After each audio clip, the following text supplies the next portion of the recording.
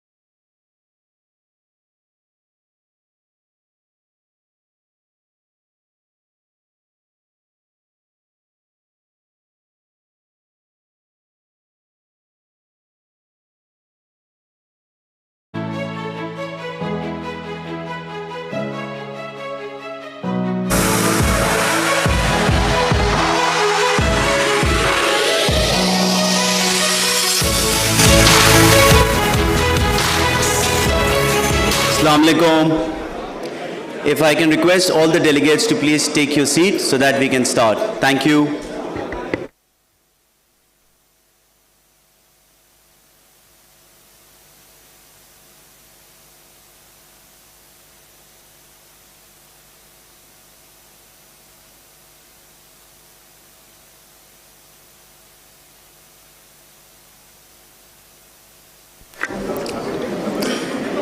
If we can request Mr. Rehan Sheikh, Mr. Waqar Siddiqui to please take their seats on the stage. Thank you.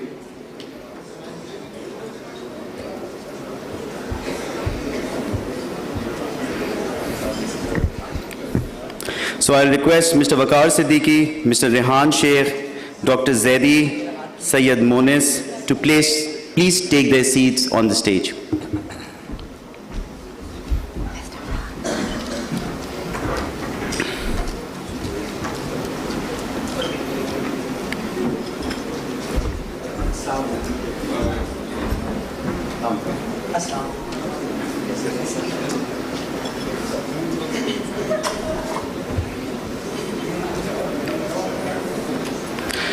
Bismillahirrahmanirrahim. Assalamu alaikum and good morning. I am Saad Ahmed and I'll be your master of ceremony for today. On behalf of OICCI and Shell Pakistan, I welcome you all to the Pakistan Energy Symposium 2024. Your safety is important. We request your attention for the following safety announcement. There are no safety drills planned by the hotel today. In case of an alarm, you will be guided to the outside assembly evacuation area, which is on my right-hand side. Let us start the symposium with the recitation of the Holy Quran.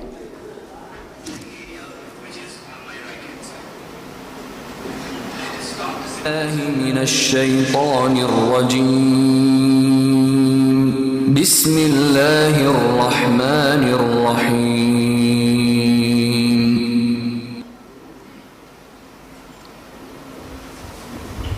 قل هو الله أحد कहो वो अल्लाह है यकता الله الصمد अल्लाह सबसे बेनियाज है और सब उसके मोहताज हैं لم يلد ولم يولد ना उसकी कोई औलाद है और ना वो किसी की औलाद ولم يكن له كفوا أحد और कोई उसका हमसर नहीं है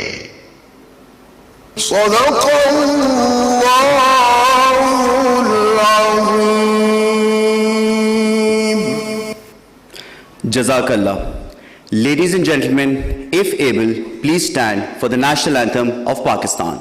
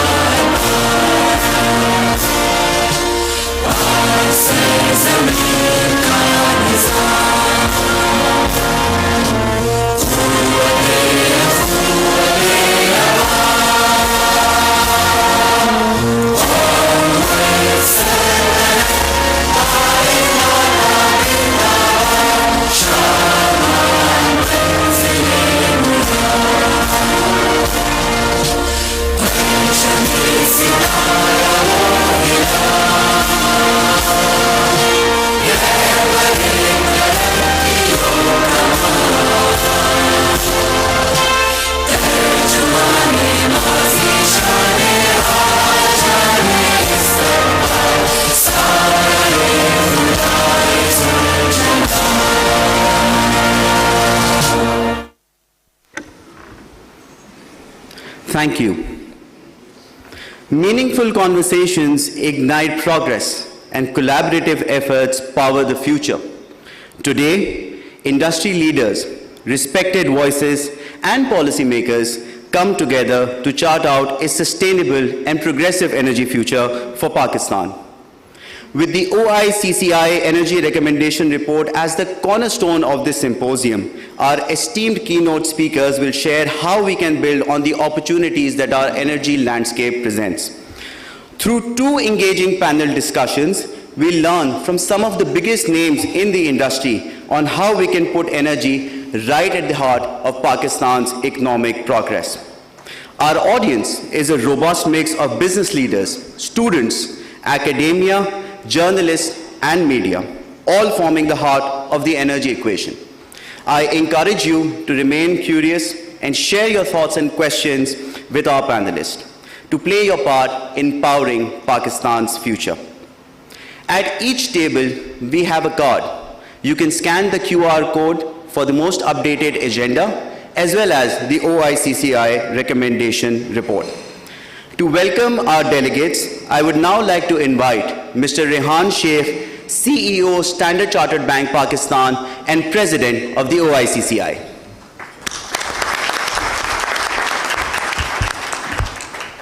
Ji, Bismillahirrahmanirrahim. Assalamu alaikum, distinguished guests. It's always difficult to be in a company which is not really your subject matter and talk about issues that, while you're aware, but you're not really an authority on that. So pardon me, अगर मुझसे कोई गलत बात हो जाए आपके subject में, तो प्लीज़ मैं उसकी माज़रत चाहता हूँ. It's an absolute pleasure to welcome all of you on behalf of OICCI to the Pakistan Energy Symposium. Organized by OICCI, the purpose of this symposium is to foster robust discussion and collaboration between foreign investors, private sector and government of Pakistan on a matter of key strategic importance. हमें ये जो एक crisis है जो बहुत अरसे से चल रही है, जब तक हम एक कोलैबोरेटिव अप्रोच से इसको आपस में बात नहीं करेंगे, ये इसकी रेजोल्यूशन नहीं होगा. And as I said, through the constructive dialogue and strategic partnerships, we aim to unlock new opportunities, address challenges, and more importantly, propel sustainable economic development across the nation. No doubt, we are actually at a pivotal juncture on Pakistan's energy journey. Our country, though rich in natural resources and human capital, faces a unique set of challenges and opportunities in its quest to ensure a sustainable, reliable, and affordable energy supply. As we navigate this complex landscape, it is imperative to address the multifaceted dynamics of our energy sector with a forward-looking approach and thinking, and more importantly, a strategic approach. Energy security and self-sufficiency are fundamental prerequisites for the progress and prosperity of any nation.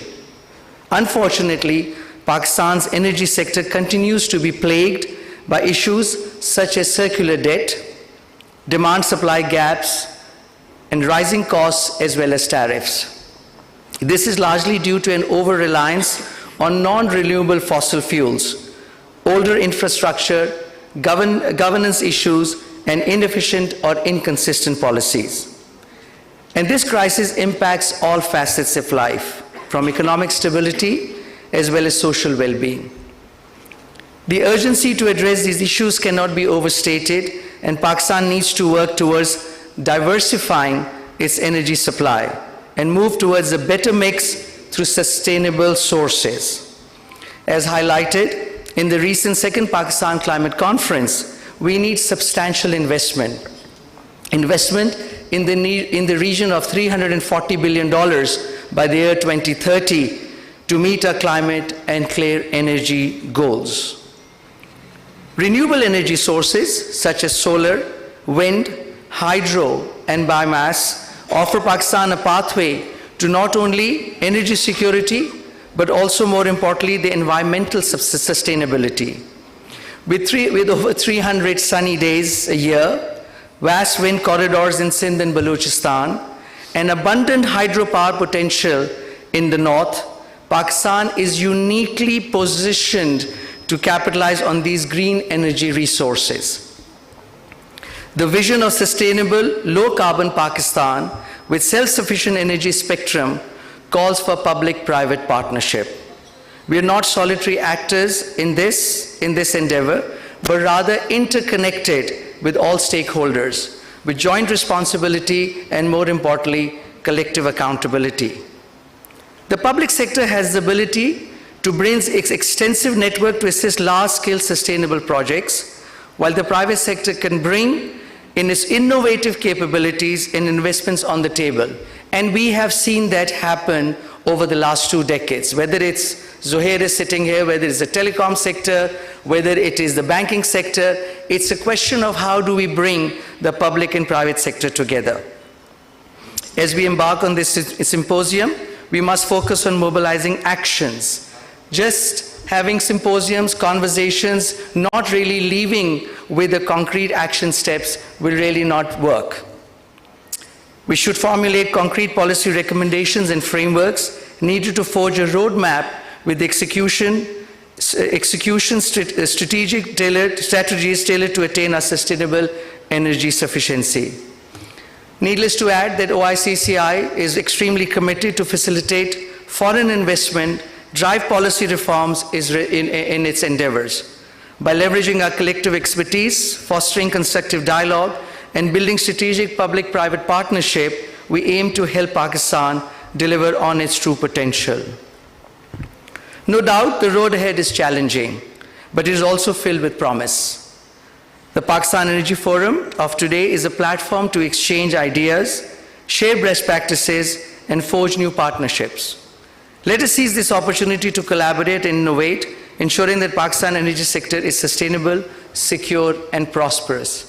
I mean, when I looked at the panels, when I looked at the gathering and the people around it, you are the practitioners. You are the people who have actually made it happen. It's now a question of what holds for Pakistan for the next 10 to 20 years. So that roadmap is very important. I must extend my gratitude to all the organizers, sponsors, and participants who have made this symposium possible.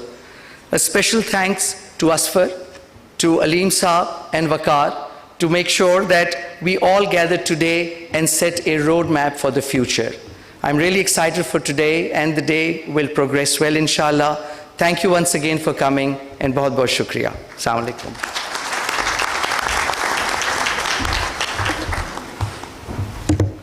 Thank you so much, Rehan Saab. And now to deliver his opening remarks, ladies and gentlemen, please put your hands together for Managing Director and CEO Shell Pakistan and Chairman OICCI Energy Subcommittee, Mr. Waqar Siddiqui.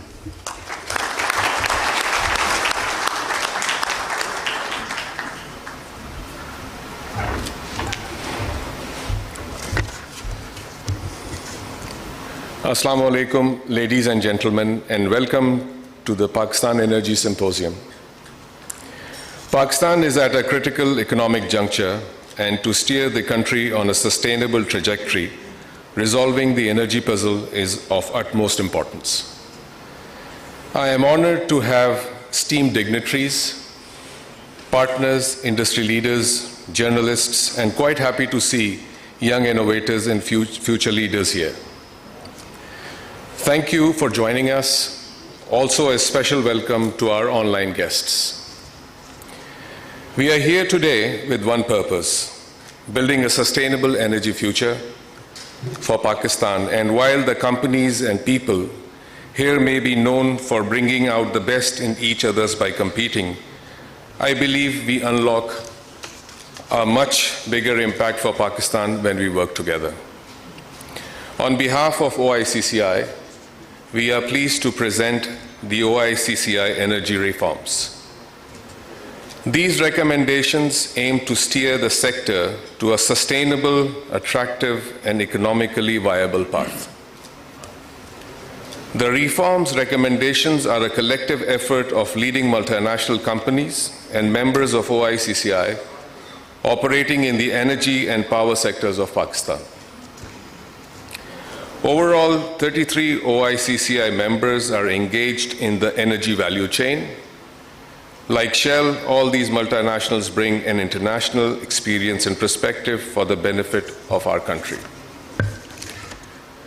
There is tremendous opportunity for growth in the energy sector of world's fifth most populous country, with sizable potential for investments. Other countries have gone through this period of expansion, growth in energy sectors, and transition of energy sources, some more successful than others. Pakistan electricity consumption per capita is approximately 0.58 megawatts, which is mere 13% of the global average and lower than most of our regional neighboring countries.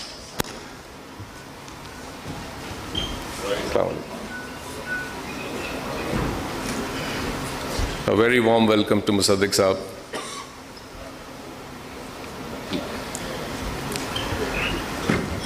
So, continuing, Indonesia per capita consumption of electricity is more than double of Pakistan. What does this metric mean for our country? Simply put, energy consumption per head is a reliable indicator of country's level of economic development. It means well-developed manufacturing and services sector, good transport and movements for business and for the people. What the numbers show is what we are behind compared to other developing countries.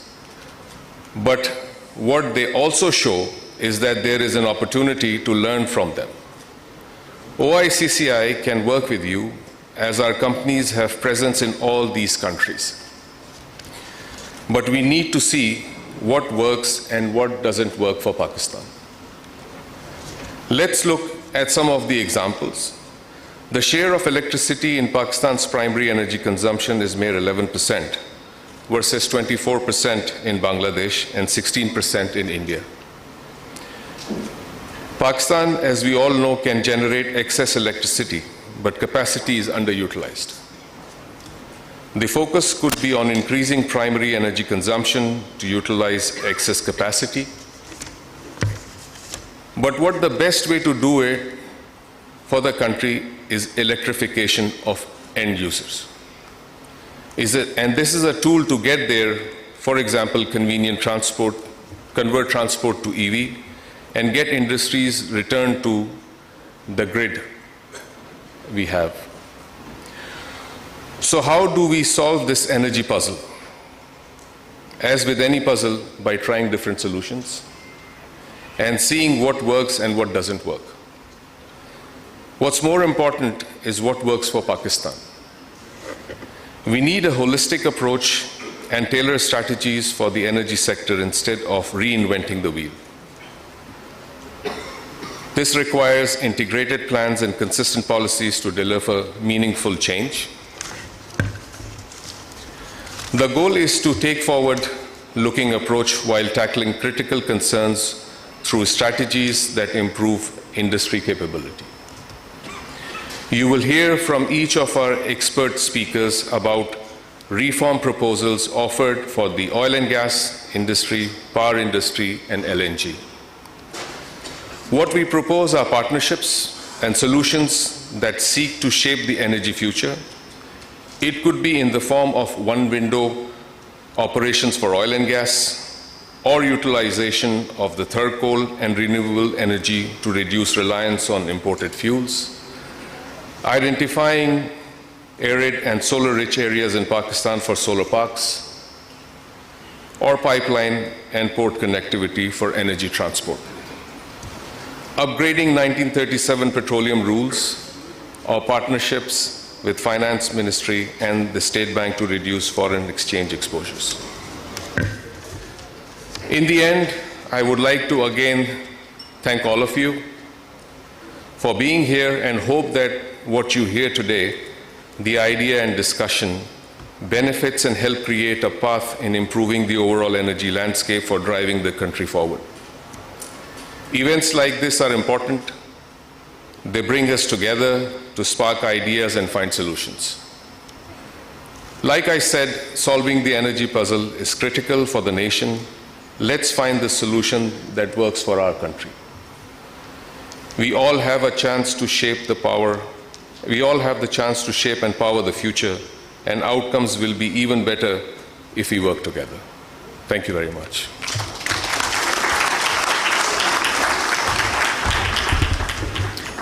Thank you, Vakar.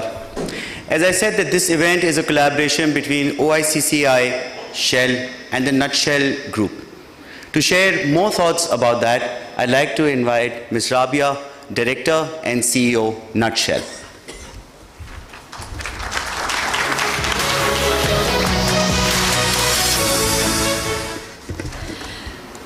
Assalamu alaikum, everybody. Very nice to see all of you here again. Normally, I'm standing here in the capacity of a moderator. This time, thank you, Saad, for taking that off me. On behalf of the organizers, I'd like to welcome all of you, our worthy delegates, our speakers, to this symposium initiated by the Overseas Investors Chamber of Commerce and Industry, powered by Shell Pakistan, and curated by Nutshell Group. I'd like to take a minute to mention that the association of Nutshell Group with the OICCI actually goes back a very long way. We've been working together with the OICCI for over a decade to help highlight the issues of the investors, to create an enabling environment, to promote a healthy investment climate for foreign investors in Pakistan. And through the platform of the Nutshell Group, we have been trying to put forth the business narrative of the OICCI through the various conferences that we've been curating. I'd also like to congratulate our good friend, Mr. Rehan Sheikh, on being elected President OICCI. Congratulations, Rehan, and we're very confident that you will be achieving bigger, loftier goals, inshallah, and we will be standing right there with you. Waqar Sahib, I'd like to mention how thrilled we are to be working with Shell Pakistan. You have an amazing team, mashallah, and we hope that we will be working much more with you in future, and we will tell you later about the little heartaches that we've been having over the past few days, but alhamdulillah, it's a great show. These little dialogues are, of course, very, very important, as all of you know, and most of the audience here has been participating in Nutshell curated dialogues over the past many, many years. These dialogues breed debate. They bring forth workable integrated solutions, which is something that both Rehan and Waqar Sahib have mentioned. And Nutshell is known, alhamdulillah, for curating such dialogues which can bring together multiple stakeholders from different sectors of the economy under one roof. And we're very happy to see all of you here today. We are grateful to all our worthy speakers. Thank you very much for being part of the Pakistan Energy Symposium. Particularly grateful to Senator Dr. Musaddiq Malik, Federal Minister for Petroleum and Water Resources. Dr. Musaddiq has been part of our dialogues for a very long time, and he's a very big supporter of these debates and dialogues, and we look forward to hearing from him and from Professor S.N. Iqbal, Federal Minister for Planning, Development and Special Initiatives, who will be joining us shortly. So I wish all of you the very best. Best of luck, Shell Pakistan, OICCI and Nutshell teams, as you take on this extremely critical topic, this very important area of the economy. I wish you all the best. Thank you.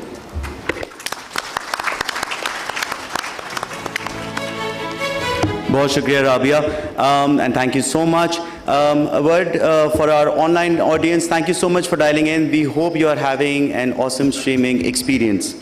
Now, to elaborate more on the government's effort to develop the oil and gas sector, I'd like to now invite the Honorable Federal Minister for Petroleum and Water Resources, Senator Dr. Musaddiq Malik, for his address.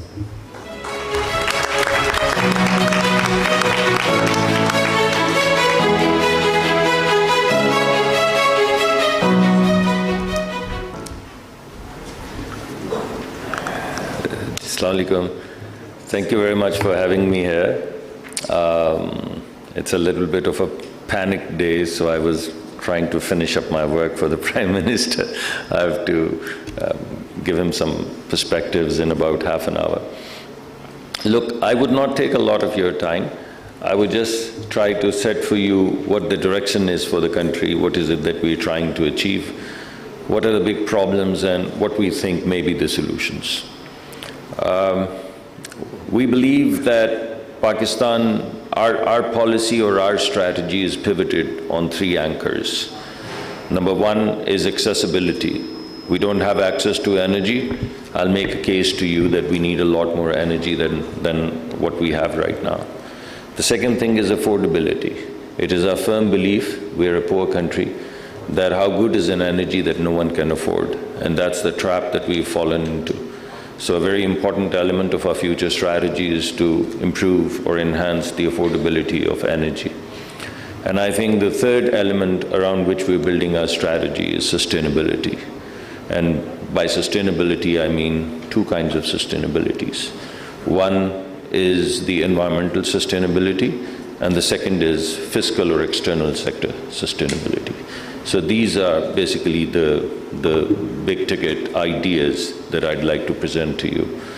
So I'd like to first make a case for access to energy, or what people fondly called energy security. We are a large country. We are about, I think, about 240 million people by the latest census, and we're growing.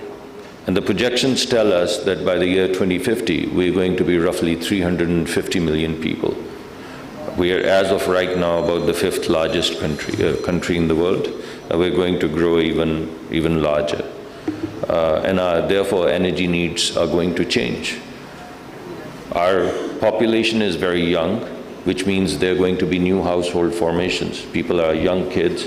They're going to grow up. They're going to get married. They're going to create new households. They're going to need energy to move forward. So just the growth of population alone, from 240 million people to 349 to be precise by 2050, tells you how much energy do we need. So that's the first part.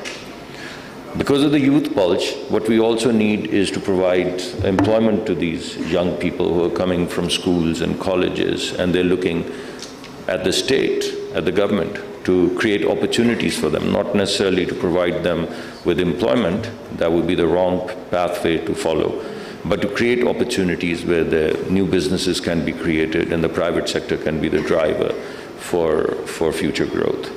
Now, if we were to go in that direction, it's amply clear from global experience, for every 1% growth in GDP, we need anywhere, depending upon the kind of industrial footprint or commercial footprint, you either require 1.2% growth in energy to all the way to 2% growth in energy.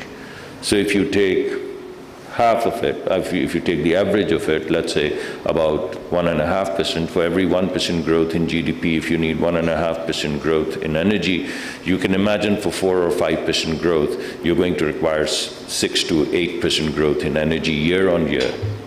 And that's the problem of access or security that we have. You also know that we all know that Pakistan has modest means, and a very large number of people in Pakistan, they find it very difficult to carry out their affairs. So there's a lot of poverty. There's a very large chunk of population which is lower middle class. And these people are struggling. They're finding it very difficult, extremely difficult to move forward.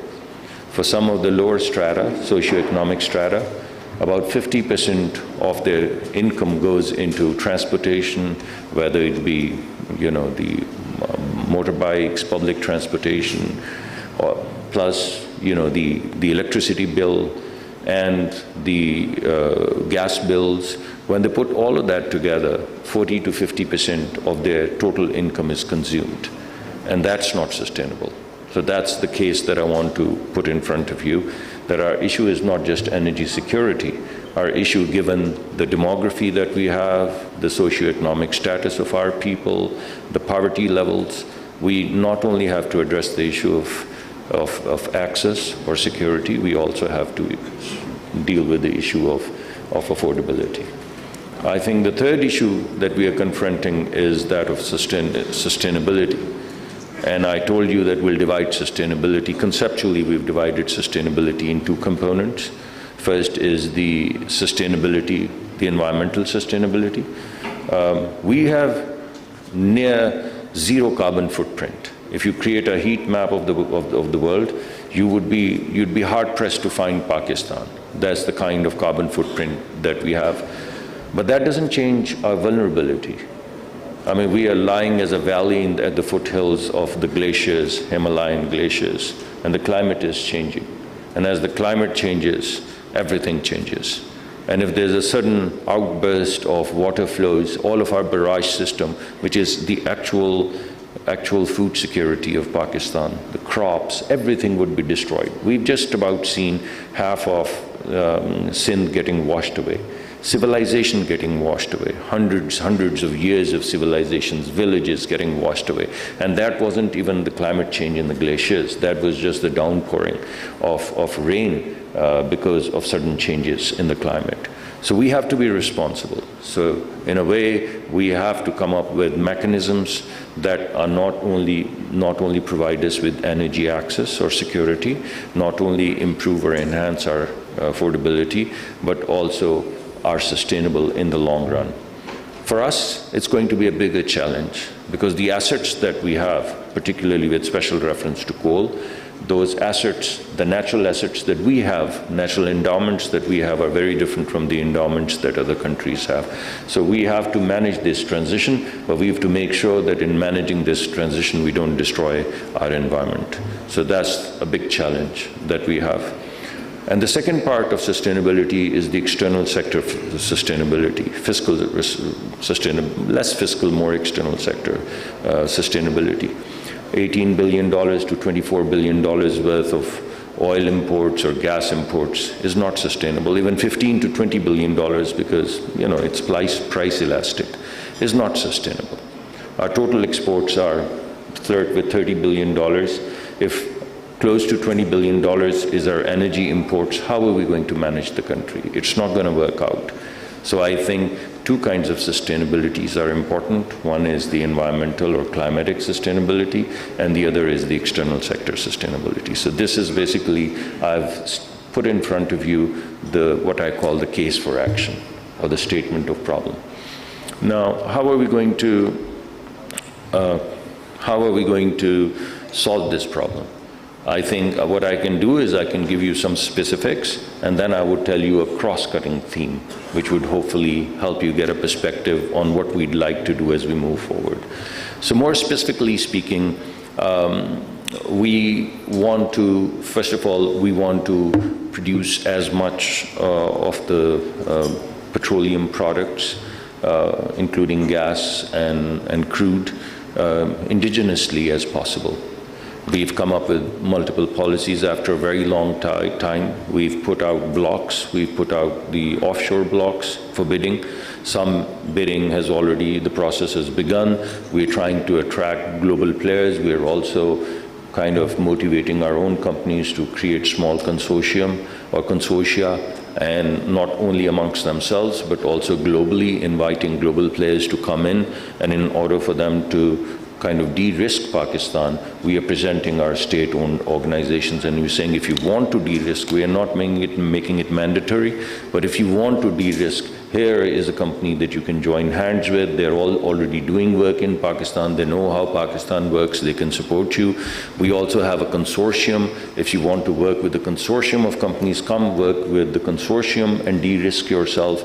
But if you are a big hitter and you want to do it all by yourself, please feel free. It's not mandatory. We're not telling people coming to invest in Pakistan that don't form some kind of JV or alliance with Pakistani companies. We're not going to let them work. So we're telling the world that Pakistan is open for business. Our regulatory process, particularly the petroleum concession process, is very dense, extremely dense and opaque. And we are committed now to completely digitizing it moving forward and making it completely transparent and almost like putting it on a wall. Just like your visa applications. You can only upload the application once you've fulfilled all the requirements. And once the requirements are fulfilled, no one comes back to you and say कि आप ये letter लेकर आ जाएं जी, मैंने आपको letter लिख दी है, अब आप ये एक और चीज़ लेकर आ जाएं. So once basically the application is uploaded and it's digitally available, there's no questions asked. The fact that application gets uploaded means that all the requirements have been met, and consequently the entire walked process of taking forever, incrementally requiring information, that would be done with. And you'd be able to see how the process flows. What we are also trying to do is put limits. So for example, if you don't hear back from the regulator within a certain period of time, it's a deemed yes. You can just move forward. So all of those controls that we have, politicians have, or the bureaucrats have, in terms of check is in the mail, dog ate my homework, I wrote you a letter, all of that nonsense would go away if we are able to digitize and we are able to make it visible and transparent to the people of Pakistan and also to the international community. I think words don't mean anything. Every single time I come here, I say transparency, ease of doing business. But what does it mean? If we are able to achieve this goal in the next year or so, I think people would get the message, people would get the signal that Pakistan is actually open for business and they would come and invest in Pakistan. So that's what we're trying to do. There's going to be a big digital and transparency push, particularly in the upstream arena. And that would solve some of our problems. Not all of our problems, but some of our problems. We're also pushing very hard on TAPI. TAPI is another framework which we've tried to champion. In the last time I was given this job, I tried very hard to work with the Turkmenistan government and also with Afghanistan, which has its own issues, challenges. The world doesn't recognize Afghanistan's administration and funding is not available. And the entire TAPI framework, which I think is a very interesting framework, and we are championing it with the government of Turkmenistan, entails this very big challenge of country risk. So we are trying to work around the country risk. We've come up with various value propositions, including submissions where we are saying, we'll take the debt on our balance sheet. So some of the debt we'll take on our balance sheet, some of the debt Turkmenistan can take on its balance sheet. So rather than international agents or multilaterals funding Afghanistan, which they would not, they can fund Pakistan and Turkmenistan on our balance sheet, and we can risk kind of going in and building the infrastructure through Pakistani companies or Turkmenistani companies. So some of these things are underway, and we are hopeful that if that comes about, then we would have access to less expensive gas and continuous stream of gas, because the Gilgamesh reserves are nearly as large as the Qatari reserves. So you can imagine how big the scope is if we are able to put a pipeline from Turkmenistan to Pakistan. That's also, I think, important for Turkmenistan, because they're land-bound, and they also, other than through huge pipelines, I believe, going to China, they also don't have any consumers, locked consumers. We are hoping, if it works through, our desire and our aspiration is to put up LNG trains somewhere on one of the Pakistan's coasts, and have a JV with Turkmenistan and European countries. We'd like to invite European countries to come and put LNG trains in Pakistan using Turkmenistan's gas, so that their energy security can also be ascertained. I think politically it would also be beneficial for us, because if the European energy security, just like Azerbaijan, is partly contingent upon Pakistan, the gas flowing through Pakistan from Turkmenistan to Pakistan, then our energy problems get resolved. Pakistan kind of begins to participate in creating energy security for Europe, and the investments also would also be forthcoming. So that's the big idea, that if we're able to solve this problem, if we're able to attract Europe to come to the table for its own energy security, then we'd have these big pipelines bringing gas into Pakistan. TAPI would be a small part, which is mostly for our own use, and then additional gas to set up LNG trains for the energy security of Europe. And that's an idea that we are trying to sell to Europe right now. We already rolled some conversations. I can't say the kind of, people are saying interesting, and interesting doesn't mean yes, but interesting also doesn't mean no. But that's kind of the big vision that we have in terms of creating a hub for energy trading as well as energy security, and putting Pakistan on the energy map.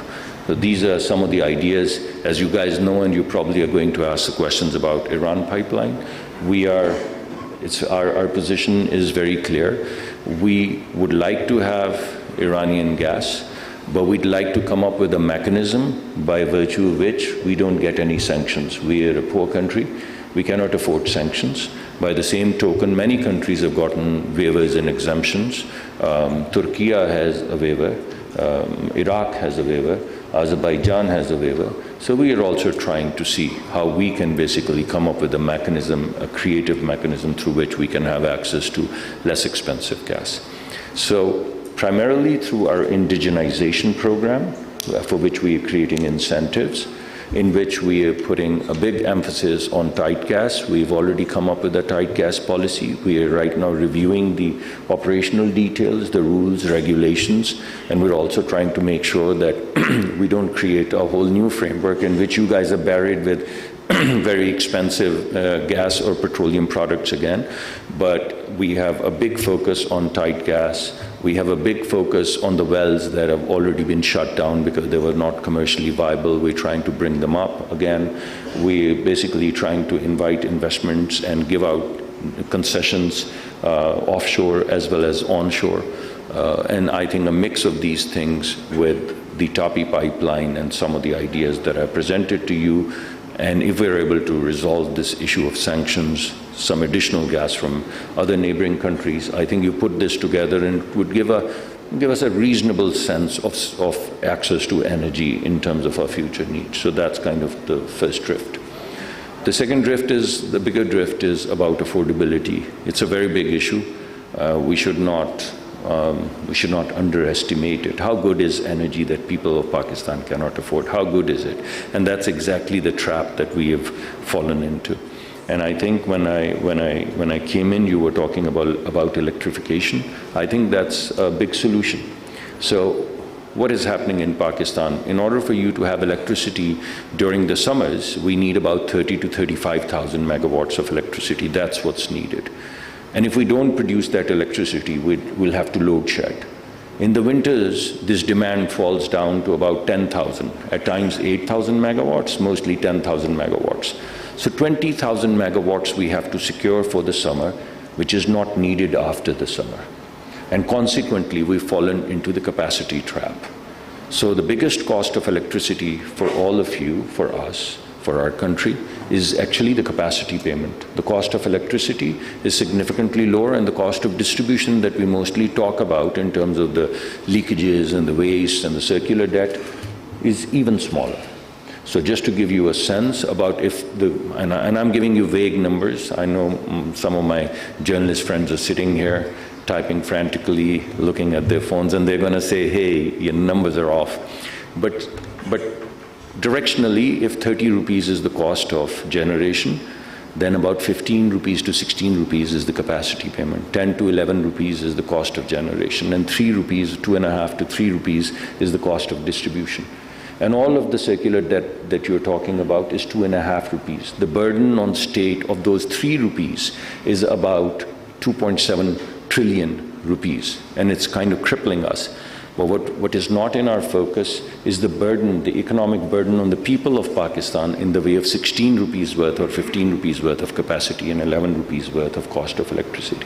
Imagine how much crippling is taking place to the people of Pakistan in terms of the economic framework. So we have to bring this capacity down, and I think we have many suggestions right now, many options are at play. We believe that the inexpensive wellhead gas should be directed towards electricity, and this whole idea of ring-fencing most expensive LNG towards the production of electricity, I think is ill thought. I think it's not a great idea. So most efficient plants, electricity plants that we have, if we give them LNG, the cost of production can range anywhere from 24 rupees to 26 rupees. If we gave them the wellhead gas, this cost of generation would be 12 to 13 rupees. And at previous prices, it was actually 10 rupees, 8 to 10 rupees. So imagine 24 rupees, 26 rupee electricity dropping to about 10 or 12 rupee electricity. And as the electricity price decreases, obviously the demand would increase because it's highly elastic. You know what you're doing to your air conditioners right now and fans and light bulbs. That is price elasticity. So when the price of electricity would come down, the utilization would increase, and winters and summers are counter-cyclical. You need gas during the winters, and you don't need electricity. And you need electricity during the summers, and you don't need gas. So if you direct gas towards the production of cheaper electricity and you enhance the electricity utilization during the winters, the capacity payment would come down. So that's basically the big idea towards which we'd like to move. We'd like to direct cheap gas towards electricity production, decrease the burden of electricity, motivate the people of Pakistan through price, not through enforcement, through price to move towards electrified equipment, much like the rest of the world, towards electric electric water heaters, electric space heaters during the summer because of the cheaper price. We also have thought about seasonal tariffs. It's not been finalized. It's also not my jurisdiction. But these are the kinds of interesting ideas that we're thinking about to make sure that the capacity payment burden is decreased in the country, and you can have not only sustainable, not only have access to energy, but also have low-cost, affordable access to electricity, to energy. Sorry, I kind of. I'm getting confused with the words. So that's kind of the big idea. The other big draw from the petroleum perspective is the efficiency of our SUI companies. And I think there's a lot of UFG. The UFG in SSGC is concentrated in Balochistan because it's a poor area. It has extreme weather. People cannot afford. So there's a lot of abuse, a lot of meters are tampered. We have about 40–50% of the total loss of SSGC just comes from Balochistan. And Balochistan uses a very small part, very small percentage of the gas. So it's not using 50% of the gas, which is causing 50% of the losses. It's using 16–17% of the gas and 50% of the losses. Similarly, there are pockets in SNGPL as well, where our recovery is really dismal. And we need to sort it out. But in major areas, we are now meeting the OGRA requirements. For example, in urban areas of Sindh, we are almost meeting the OGRA requirements for losses. And in the urban areas of Punjab, we are also meeting the losses of OGRA. Not everywhere, not universally, but in most of the areas. But that is one area where we need to have a fix, because the gas that is stolen, you're paying for it. So the inefficiency of the SUI companies, where the gas is either lost or stolen, you guys end up paying for that, and we have to fix it. We've come up with a plan where every single TBS and SMS, TBSs and SMSs is like feeders and transformers, just for your own kind of mental models, because those are the things that are more visible. So imagine if you were to have feeders and transformers in the gas sector.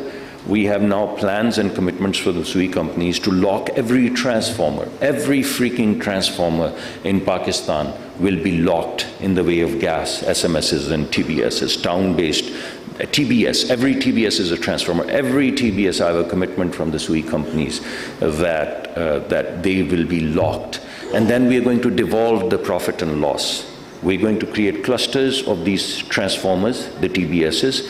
We're going to have someone responsible for the profit and loss of a set or a group of those town-based monitoring kind of meters. And if they're unable to provide the accountability and profit and loss statement for, let's say, 10 TBSs or 20 TBSs, they'll have to find a place for themselves. Or I'll have to find a new job, one of the two. Because if we are not able to do our job, then we shouldn't have this job. Someone else should have this job. So that's kind of the idea, that we are going to lock 100% of the TBSs in Pakistan. It's already underway. 99% of the TBSs in Sindh have been locked. About 80-some% in SNGPL have been locked. But there are issues, as I said, in certain pockets where we are unable to lock, because every single time we put in a meter, someone comes and shoots and destroys the meter, or the meters are tempered. About 60–70% of the meters in certain geographies are tempered or destroyed.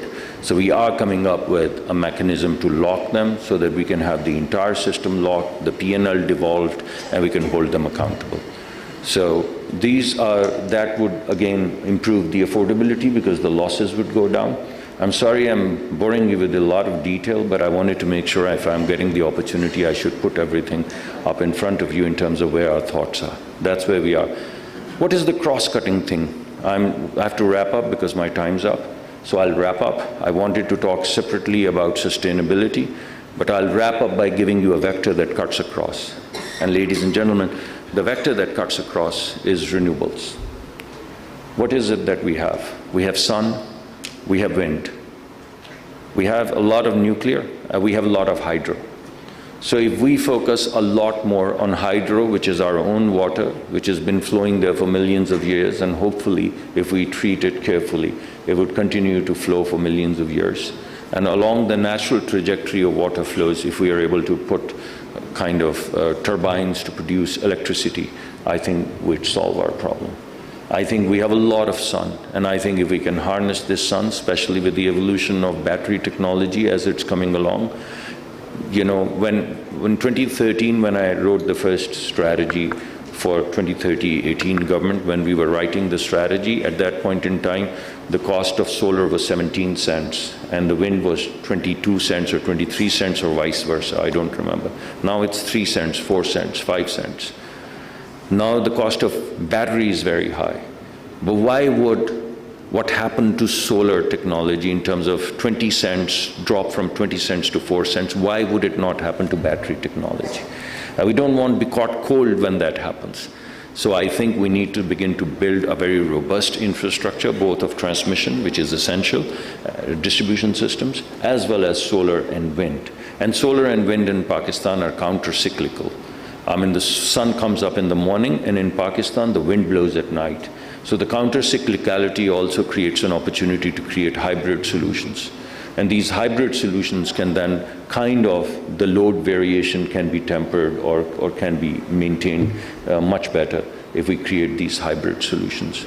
So in the long run, our own water, our own sun, our own wind flowing, we need to harness this. And the battery technology is moving forward.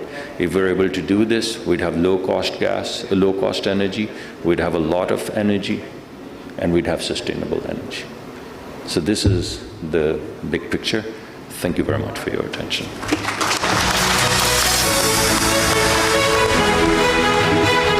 Thank you so much, Musaddiq Saab. I know you are pressed for time, but if possible, we would like to request if we can have 1 or 2 questions if you would like to introduce. No worries. In that case, can I just request Mr. Rehan Sheikh and Mr. Waqar Siddiqui to present a small token of appreciation to Dr. Musaddiq Malik.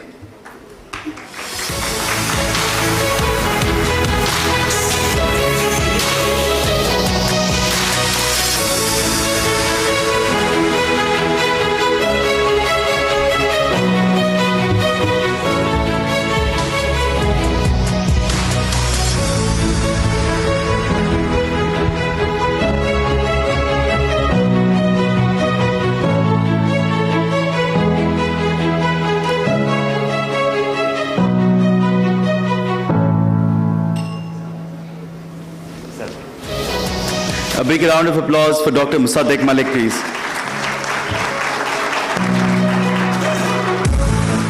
I would also like to welcome Syed Monas Alvi, CEO K Electric, who has joined our panel on stage.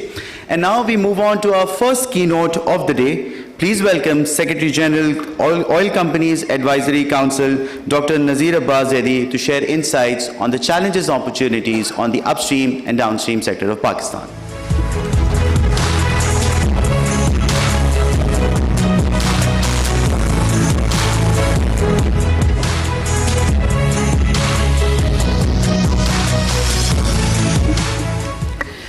Assalamu alaikum everybody. After a speech by Dr. Musaddiq, Waqar and Rehan Saab, what everybody has said, I'm interested to present data, and the problem with data is it never lies.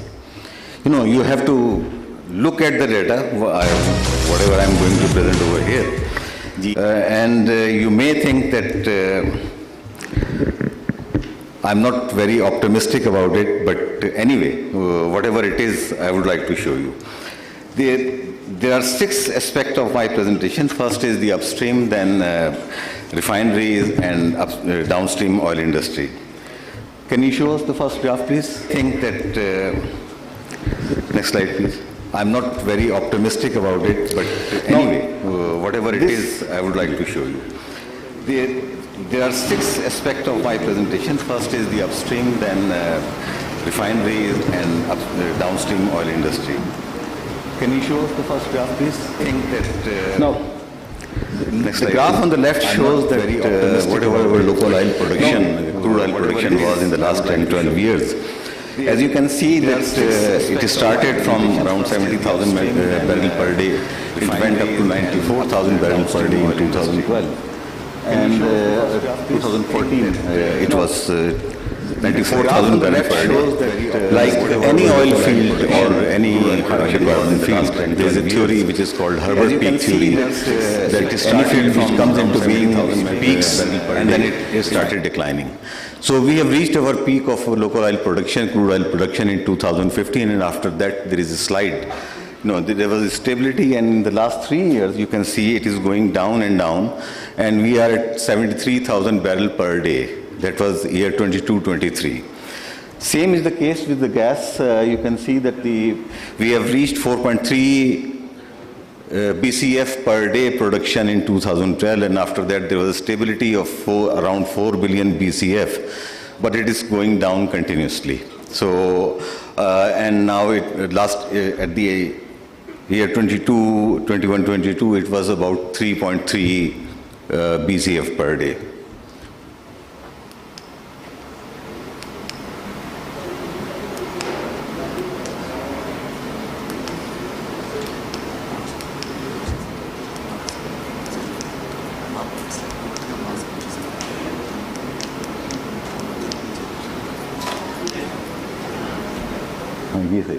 Yes. And this slide shows the data of last fiscal year. And after about 10-12 years, we have gone down below 70,000 barrel per day of local oil production. And so it is very clear that either the fields which were producing oil, they are depleting, and they are depleting at a very fast rate, and the new fields are not coming to replenish the production which we were having earlier. That is one. And secondly, the same, there are 4 big major players which are producing oil. 90% oil is produced by 4 companies, namely OGDCL, UEP, MOL, and PPL. 90% crude oil is being produced by those companies. And if you look at the other slide, it shows that 80% of the wells are drilled in the Indus, middle and lower Indus basin. And the drilling density per 1,000 square kilometer is around over 5.4. And in Balochistan, this density is 0.22. And same as in the other areas. So 80% wells are drilled in Sindh, 16% in Putwar and Kohat region, and around 4% in the next other areas. The overall drilling density is around 1.42 per 1,000 square kilometer, which is quite low. Next, please.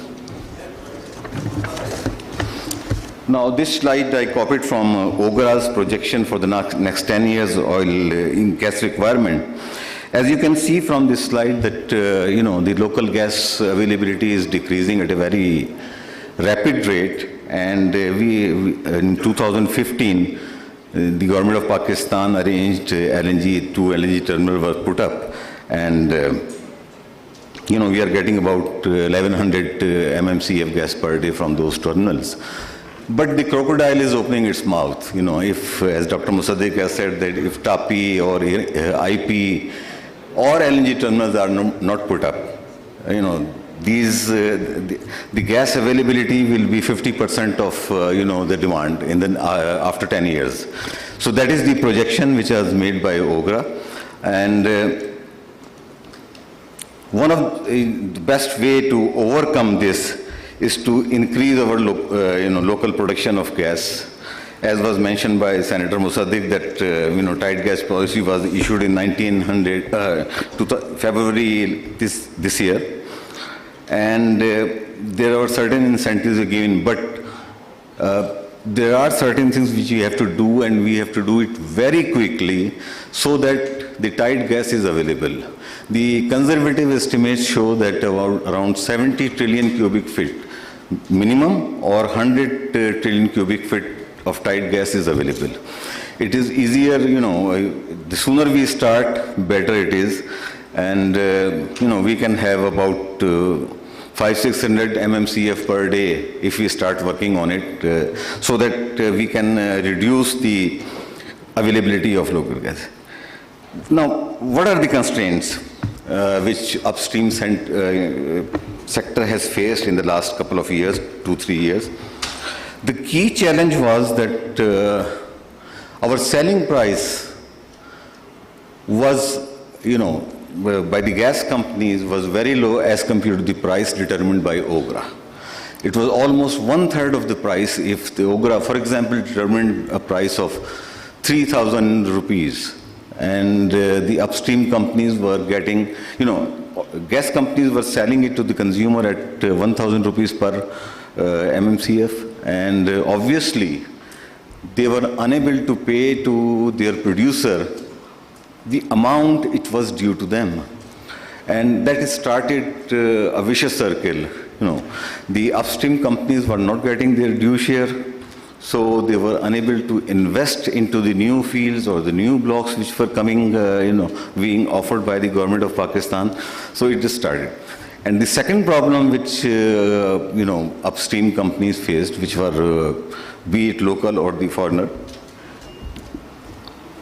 their dividends, repatriation of dividend was a major issue up till, as I understand, I, listened to a speech by Deputy Governor, State Bank, Dr. Inayat, in which he said that, the repatriation till 2022, still some portion is left. So, 18-month dividends, which has to be, we have to work on it so that the upstream company has the sufficient resources to invest. This is a very good indicator that last year about 18 wells or blocks were offered for auction, and there were bids for only 3 blocks. What does it tell us? Number one, either these blocks are offered and re-offered, and the companies are very well aware that the potential of success there is quite low, or second is that they don't have money to invest in those blocks. There is no other way. So in order to increase, I was discussing one of my friends, Mr. Asrar, sitting over here yesterday at Karachi airport, and the conclusion is that local hydrocarbon, be it coal, be it gas, or be it oil, it will always be much, much, much cheaper than the imported hydrocarbon. There is no rocket science about it. So our focus should be to increase our local hydrocarbon, be it the old field, aging field. We have to develop policies for the aging. There have been recommendations by OICCI team, our oil-producing companies, to the government of Pakistan to make a special policy for the aging field. More gas we get or more oil we get from the aging field, it will be better for us. It will be much, much cheaper than the imported LNG which we are getting. Number one. Number two, when a field, a lease is expired, certain, it is the rentals are increased and the other values are increased. We lose dollars to earn pennies. We have to make, I'm sure, I hope that Dr. Musaddiq didn't have to go to PM meeting. What we need a fundamental change in our approach. Everybody who is working, they are trying to have their own KPIs and working on those KPIs to improve things without looking at the bigger picture that what we are losing at the end of the day. So the few pennies earned from the extra charges on the renewal of lease or rental increase or whatever it is, at the end what we are losing in importing billions of dollars of LNG or oil, it's not worth it.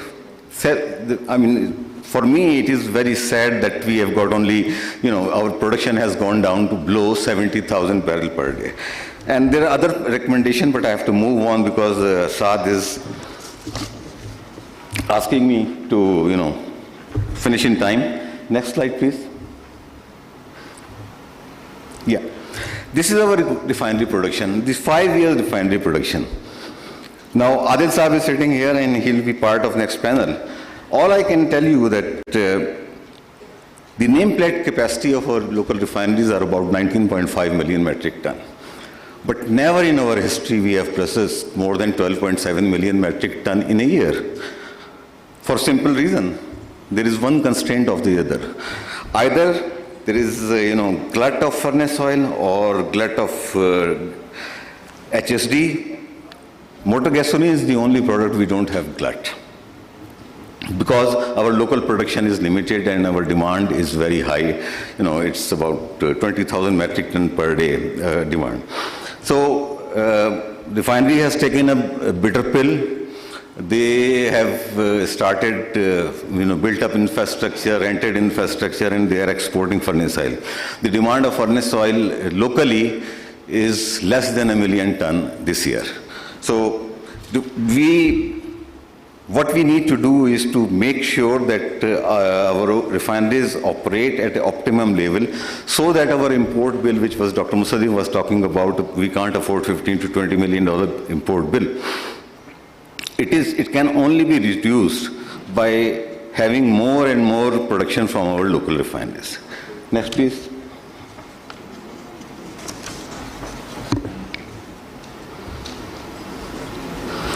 These are petroleum product sales, and again you can see a roller coaster over there. 2019-20 was COVID, and then there were 2 years of recovery, and after that, we are again in a slide. We have lost 25% market in 2022-23, and this year, 10 months, again we are losing about 8% of the total market. What are the reasons? Obviously, petroleum product sales are linked with our GDP growth, and when the GDP growth is 0.23%, we don't expect market to grow. But at the same time, industrial activities are, at a lower side, large-scale manufacturing, everything. But the biggest curse on us is the movement of product from our western borders. Unabated movement of product from the western borders. And we have done whatever we could, to highlight this issue to every forum possible, the highest forum in Pakistan. We have started seeing some results in this month. We are seeing some growth in our gas oil sale. One thing is for certain, the number of motorcycle, number of cars available in this country, our baseline of motor gasoline consumption is 20,000 metric ton per day. Now, our local refineries, who are producing about 6,000, 7,000, 8,000 metric ton per day, sometimes they struggle to sell their own product. A product which is short 4.5 to 5 million ton is being imported every year, and local refineries are producing 2.5 million ton. Still they struggle. This is something which baffles me, that why this happens to us. Why people prefer to, import and sell that product instead of, taking local product, which is readily available at notice of hours, but still it is going on. Next slide, please. I'm trying to rush through my, you can see that some of you may ask, why we had, 21-22, both motor gasoline and HSD were sold around 9 million ton. Now, HSD was, the demand in this country was not 9 million ton. It was only because of one reason, the subsidy. The subsidy which we offered for 59 days, which cost us about 243 billion rupees in subsidy, that resulted in consumption of gas oil or HSD 9 million ton in the year. So much so, the power plants, after subsidy, gas oil was cheaper than the furnace oil. The power plants were burning, and in the May, I remember in May 2022, we sold highest tonnage of HSD, which was 917,000 metric ton in a single month of May 2022, just because of subsidy. And 243 billion subsidy was given by the government of Pakistan to this. Next slide, please. We have got 3 ports in Pakistan. One is KPT, the oldest port which was established before our independence. Then Fortco, which came into being in 1990s, late 1990s, and BICO SBM. KPT claim they have got capacity of to handle 24 million metric ton. I have not seen them operating over 12 million ton. I'm talking about petroleum product, and 1 million ton of non-POL product. So they are operating at less than 50% of their capacity. The condition of peers are such that every week, and mind me, I'm not, this is truth, nothing but truth. Every week, one of the peer goes on maintenance. Every week. Either it is 1 or 2 or 3. Some vessels, some companies who are sitting here, I would not name them, they will not berth their vessel on a certain pier because it is so dangerous according, HSC. We need to, work on these piers. I know it is very difficult for government to make investment of 150 million or $200 million over there, but at the same time, if they don't have the money, they have to go for public-private partnership to make our piers safe for us. God forbid if, if there is a spillage in the sea, what will happen and what will be the consequences, and what we are talking about over HSE over here. And same is the condition with Fortco, the capacity claims are 9 million metric ton, but it was only achieved 8.1 million ton in 1 year when the furnace oil import was 2.1 million ton. So the port capacity, nameplate capacity, which they claim is X number, practically at 50% or 60% capacity, industry is paying through their nose millions of dollars in damages because of the inefficiencies of the port. So something has to be done about it. Now, in the downstream sector, I will take only 2 minutes and my time is up, but these recommendations are very important. There are 2 very serious issues which industry is facing. Number 1 is the turnover tax. Last calculation, before this price change, which we made, that our margin, OMC margin for any oil marketing company is 7.87 rupees per liter. Now the turnover tax, which was increased, and Waqar is sitting here, after great efforts, we were able to get it reduced from 0.75 to 0.5% here. We are losing 1.20 rupees per liter in turnover tax. And if, God forbid, any company make loss, previously it was allowed that you can adjust your loss up to 5 years. Now they have reduced the period to 3 years. And we have met successive chairman FBI just to find out why you reduced this period from 5 years to 3 years. And we did not get any answers from them that why they reduce. So we are losing 1.20 rupees per liter over there in turnover tax. Similarly, GST was abolished on petroleum product in February 22. And all the industry which works, whenever they buy something, they pay GST. Now they cannot adjust their GST. Now the GST claims, outstanding GST claims have exceeded 65 billion rupees as of last month, which means to finance 65 billion at the current borrowing rate is about 1.30 rupees, 25 paisa per liter. So practically, whatever margin we are getting, 30% of margin are being, washed away in these 2 heads. Secondly, there is a problem, big problem of illegal retail outlets in this country. There are about 2,500 retail outlets. I'm not talking about Dabba station, which we so-called call that, there is a drum and there is a bottle in which they're selling.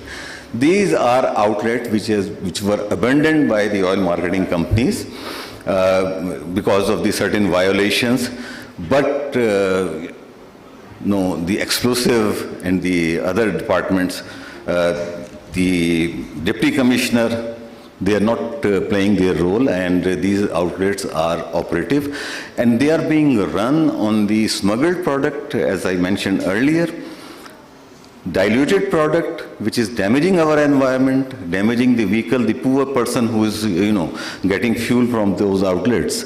He doesn't realize how much damage he is doing to his car. The third point, and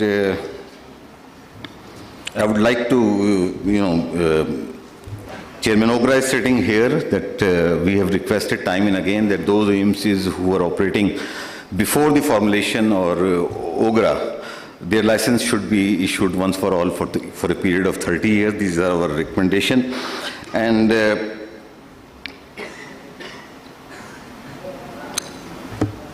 infrastructure cess, my last point before I finish my presentation. Sindh government and Balochistan government imposed 1.25% cess on petroleum products, on all the companies, refineries, and Ministry of Petroleum, took up this issue. Punjab Revenue Authority, KPK Revenue Authority abolished it, but Sindh and Punjab are still, charging it. And we are getting our product cleared by giving a piece of paper or undertaking that in case Supreme Court decides this case, we will pay. The amount has gone up to over $400 million. If the cases are decided against the industry, I don't think anyone in the industry has the capacity to pay that kind of. So this provincial taxes on regulated product issue has to be resolved once for all, so that we can operate with the peace of mind. And this is not part of my presentation, but I think the cases which are pending in the courts of different companies in the high courts or other, I think it is about time that we put up a proposal to our legislator to set up special courts, hydrocarbon courts, to settle the issues of hydrocarbon where judges are being trained in the subject so that they can decide in a period of 90 days to 180 days max, they can decide the cases. Instead, a case which is going on for years and years, and someone take a stay, that stay stays there forever. And thank you very much. I wanted to, I always end my presentation on poetry, and today I chose a verse from great Ahmad Fraz, and he said that शिकवाए ज़ुल्मत शब से तो कहीं बेहतर था, शिकवाए ज़ुल्मत शब से तो कहीं बेहतर था, अपने हिस्से की कोई शम्मा जलाते जाते। तो ये एक एफर्ट है OICCI की, शेल की, जो पार्टनर हैं हमारे, हम सब की एक एफर्ट है कि जो अंधेरा है जो उसको कम करने के लिए हम रोशनी जलाएं, अपनी तजावीज़ आपको दे दें, अमल करें हो ना हो, लेकिन बहरहाल at the end of the day जब अपनी खबर में लेटेंगे ये तो कह सकते हैं ना अल्लाह से कि हमने अपने हिस्से का काम किया था। Thank you very much.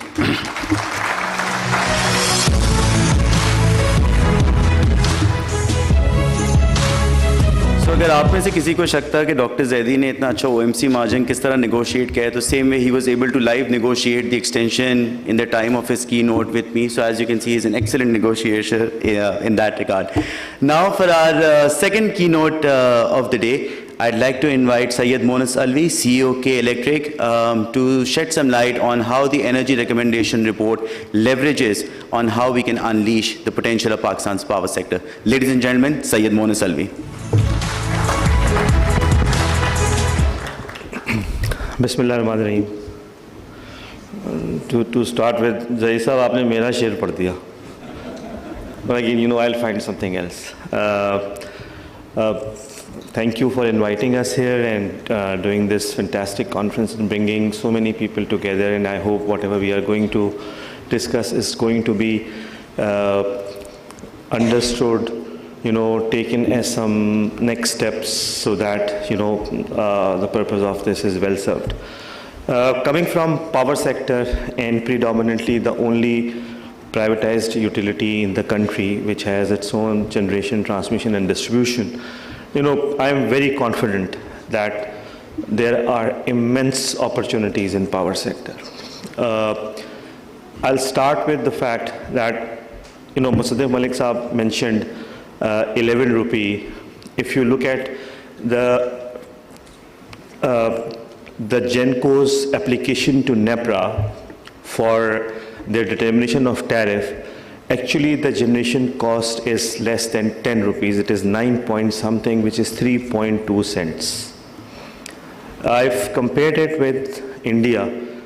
The EPP, this is the EPP content of the power generation cost. In India, it is around 6 cents, 5.5 to 6 cents.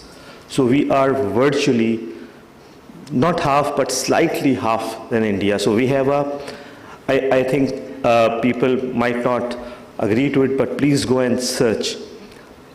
Our energy mix is probably amongst the best in the world, with the nuclear, hydel, solar and wind to some extent, imported coal, LNG, and with the fact that in certain months, because of some transmission issues in winter, we burn furnace oil and somehow we were unable to use plants which are commissioned on local coal. So if we take into account all these inefficiencies in the system, our energy cost probably will be even more lower.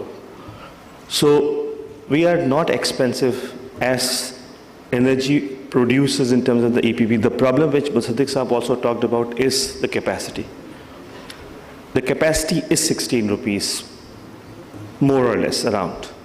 And again, then the O&M cost, which is again not too much. And then there's PHL surcharge, which is the circular debt. And then because we are unable to collect taxes, we have to pay around 25 to 30% in some form or the other.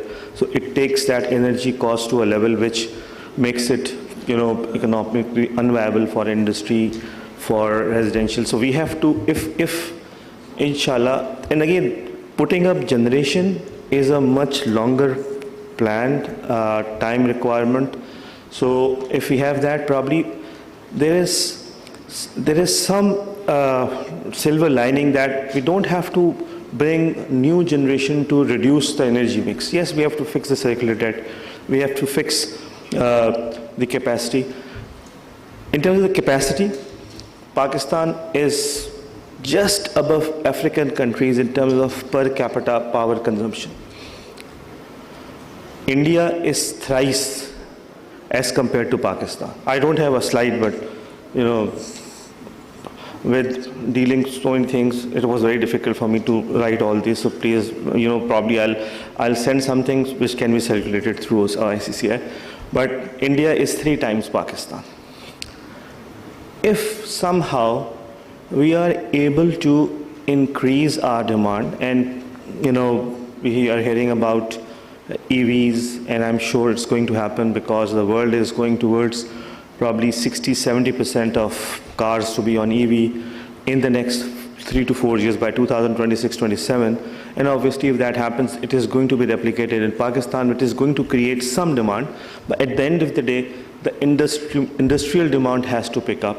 And I'm sure that the government is negotiating with IMF in terms of how they can price industry at a level where their demand can grow, and obviously there are many factors. If that happens, then the energy cost of 16 rupees, it can go down. I can tell you in our case, in K Electric's case, the capacity cost is not more than 2.5 rupee per kilowatt hour if you operate the plant, on an optimum level, which if we are able to in Pakistan, energy price will go down substantially. So I think if, and probably in Pakistan, we are kicking the can for a very long time. and all these inefficiencies which are there because of the entire power sector is being run and managed by public sector, which again, saying this in Islamabad is a bit dangerous, but I would still say that, it has created those inefficiencies. So if somehow we are able to handle the inefficiencies which are created because we are kicking the can down the road, but now the problem is that it seems that the road has ended and we have to do some difficult things in order to ensure that all these unnecessary costs which are part of the tariff, they go away, and we have a sustainable tariff available for industry, for residential, for commercial houses. So the bigger problem, I think, today is that because we are unable to collect taxes, so yes, there is a pressure on the economy because of which the industrial consumption has gone down. The people have to pay for the capacities which are not utilized. But at the end of the day, another element is that if we are able to collect taxes, then we will have the capacity to fund the costs which are there because of low utilization of plants, which unfortunately is not there.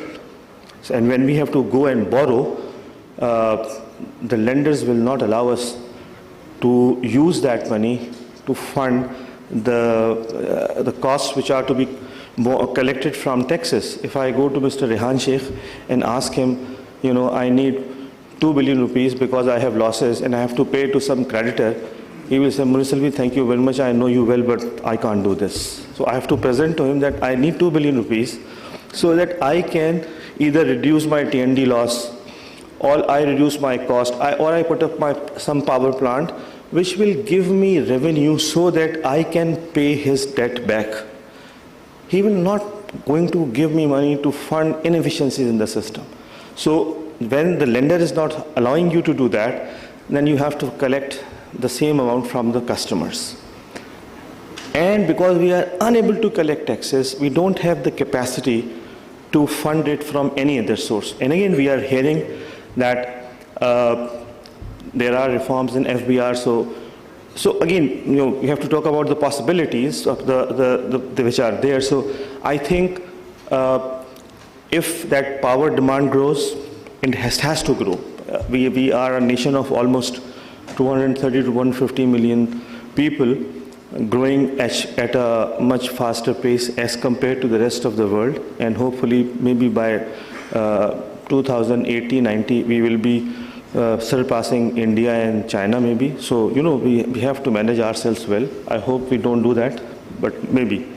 So if we are able to fix these issues and our energy demand grows, then the opportunities are in terms of incremental power plants, incremental distribution system, incremental transmission lines, incremental industrialization, huge.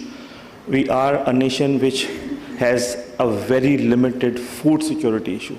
I am confident that probably insignificant people in Pakistan sleep empty stomach.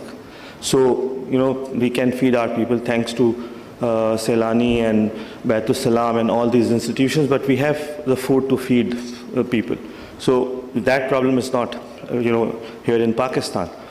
So if we are able to fix these issues to some extent, demand will grow and there is huge opportunity. Coming from a privatized utility, I don't see a solution without privatization. And the government is talking about it. We have been in SIFC offices and they are actually not keen, they are enthusiastic to do it ASAP. So if that happens again, there will be a lot of opportunities for, investors to take control of these distribution units. And, with some utilities having T&D losses of as high as 40%, again, there will be huge opportunity to improve, make money, and also invest. When we talk about opportunities, obviously every opportunity should require some return. So something which again has to be understood by everyone in the country is, if you make money, it's not a crime. You know, you have to make money. If you don't make money, then probably the problem is much bigger. So I think that power sector reform would definitely create all those opportunities that has to be tapped by people like investors, and most of who are here, you know, they should be looking at all those opportunities. EV solutions are coming. We have seen, you know, as KE also, we have launched 640 megawatt of renewables. We have been approached by fantastic investor base. Already we have at least 40 people who have registered with us. We have international investors who are looking to put up solar plants, you know, which will supply power to K Electric, and it's going to reduce, obviously, the cost and sustainability, which is something which we have to, again, in terms of whatever we are doing, we have to inculcate it in our processes. It is important. And I think we are all cognizant of the fact, although Pakistan is not major contributor to the emissions, we are only 0.6%, but you know, we have to understand our responsibility.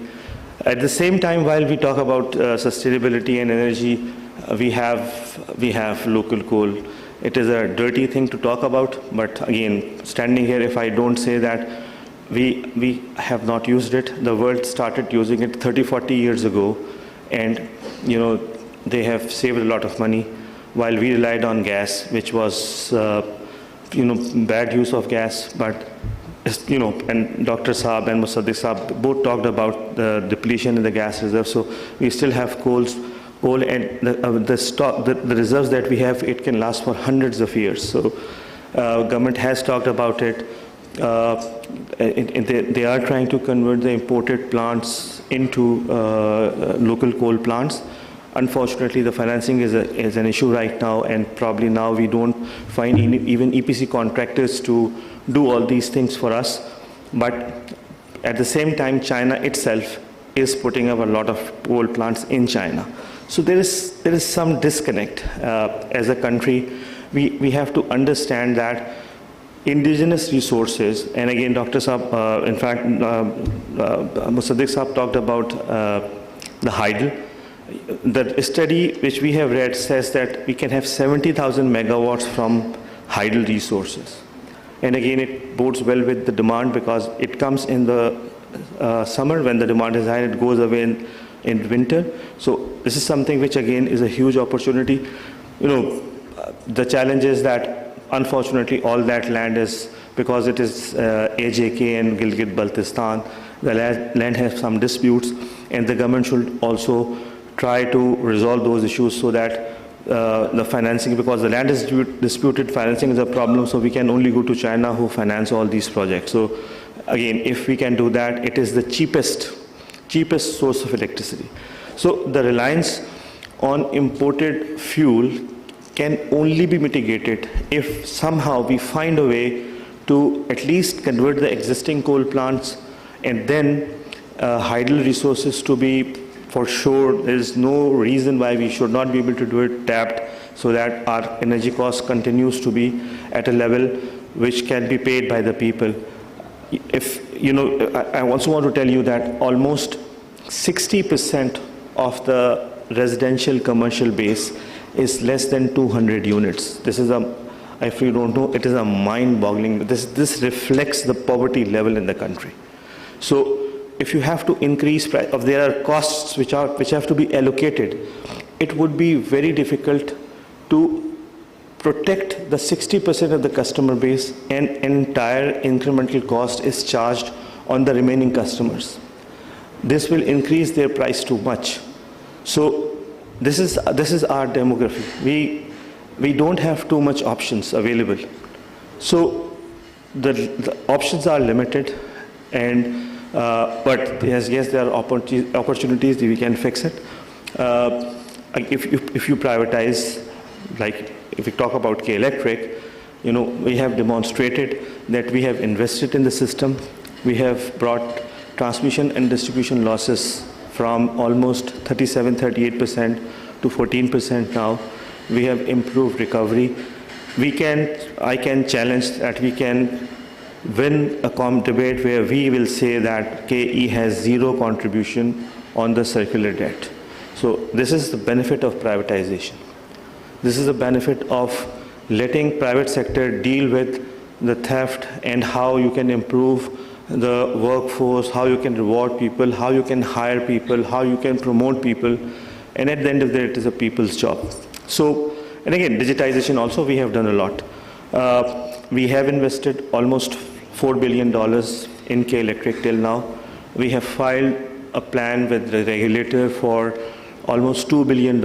Another opportunity is that of that $2 billion in the next 7 years, almost $1.4 billion will be imported material. So we are talking to local investors, local industries, House of Habib, Fast Cable, many, to just look at what we have planned to buy in the next 7 years, and it is going to be a recurring buy because the system has to be upgraded or modernized with the same equipment that are there right now. So it is going to be very predictable. So we are requesting them to please, if you can convert some of the imports to local, the made in Pakistan concept, and we are working with all these big houses in Pakistan to ensure that if we can produce some of these things the next 7 years, the target is 30%, we will save foreign currency, we'll create employment, tax, so on and so forth. So again, I'm very confident that Pakistan power sector can only go up, inshallah, and let's see, hopefully, inshallah, it will happen. Thank you very much. Pakistan, Zindabad.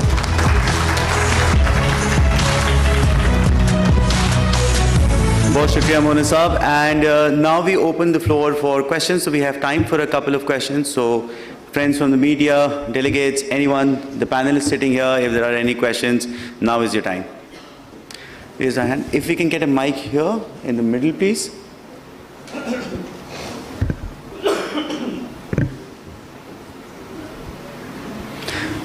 Sir, if you can just share your name and who your question is directed to. Yeah, my name is Saeed Akhtar and I'm Can we check his mic, please? आवाज इनकी थोड़ी सी कम आ रही है. Yeah. Ji. Is it loud and clear? Yes. Yeah, my name is Saeed Akhtar. I'm representing LMKR. So during the discussions, we talked about renewable energy, we talk about wind, we talk about solar, we talk about hydro, but we never talked about geothermal. So for those who are not familiar with geothermal, that's a heat coming from the earth. So maybe from the panelists, especially maybe Dr. Zaidi, he can respond back to us if we have any progress towards the geothermal thing. Okay. So Dr. Zaidi? Actually, geothermal, if you look at the history of geothermal, it is there from the Roman times, And so far, Indonesia, America, and certain countries have harnessed geothermal energy.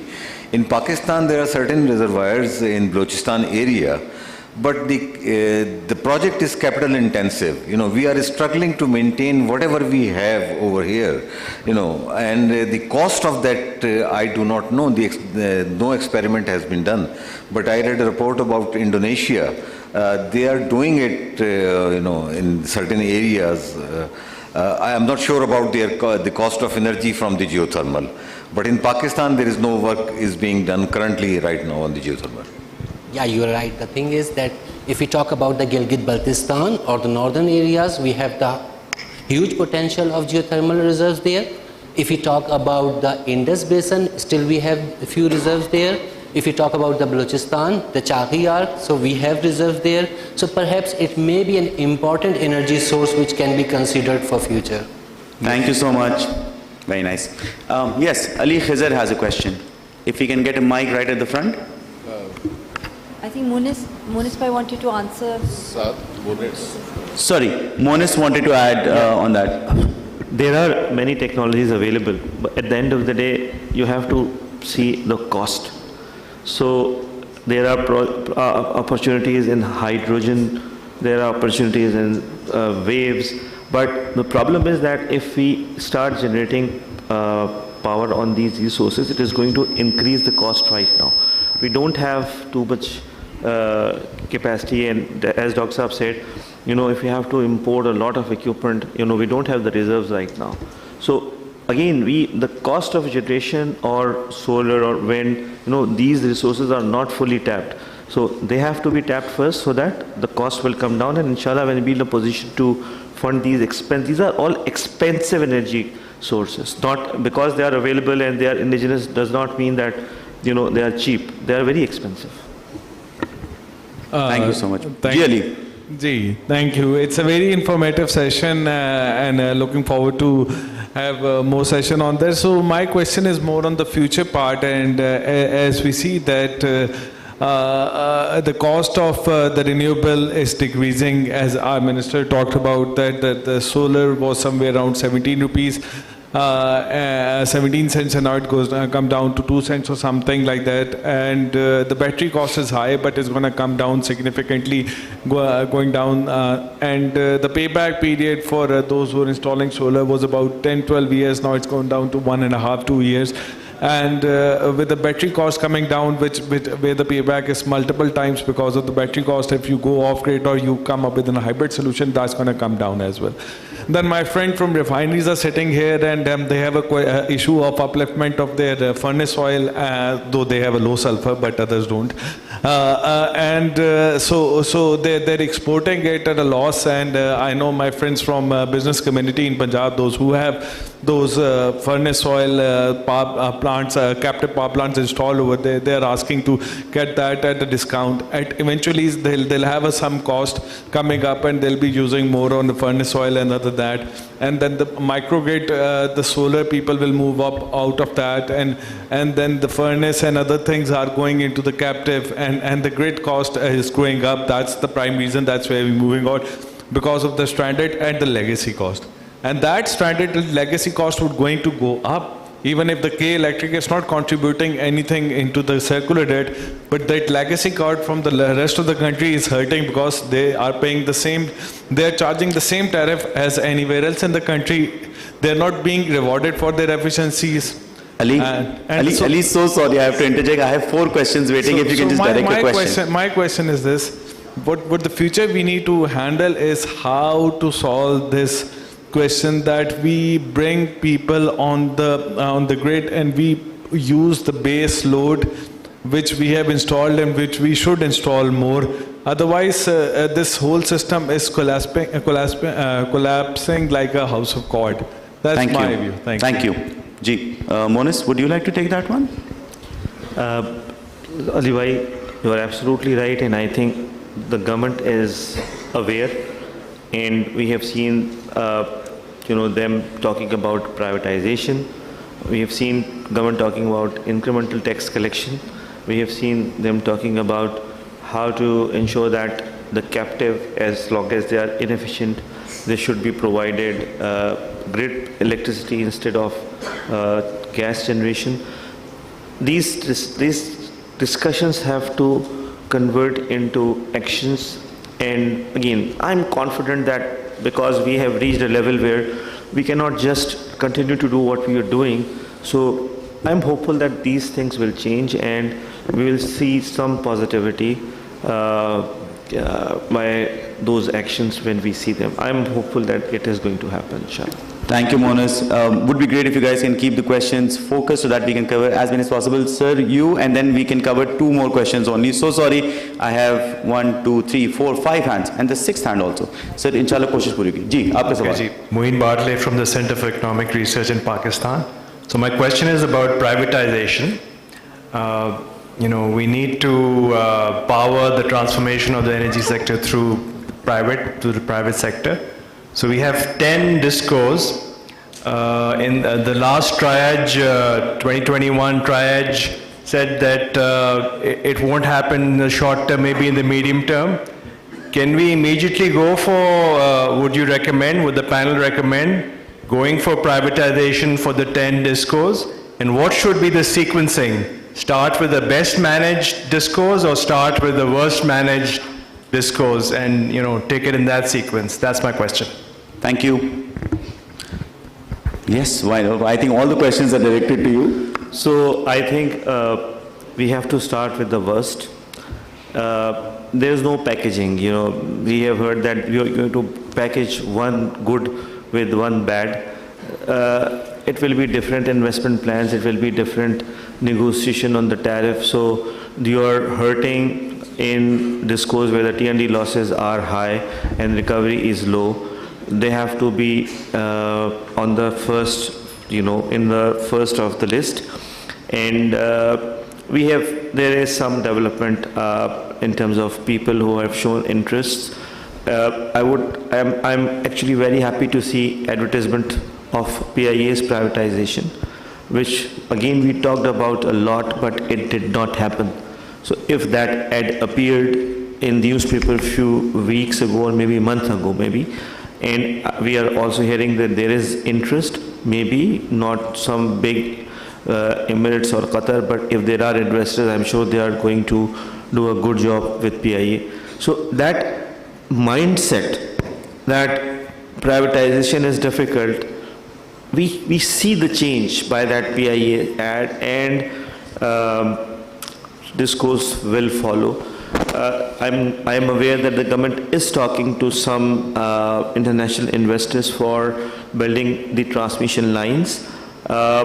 Yes, for sure, there is a need to bridge the gap between north and the south, because we have seen that cheaper generation was curtailed because the transmission line was not there, or the power cannot be evacuated from south to north. So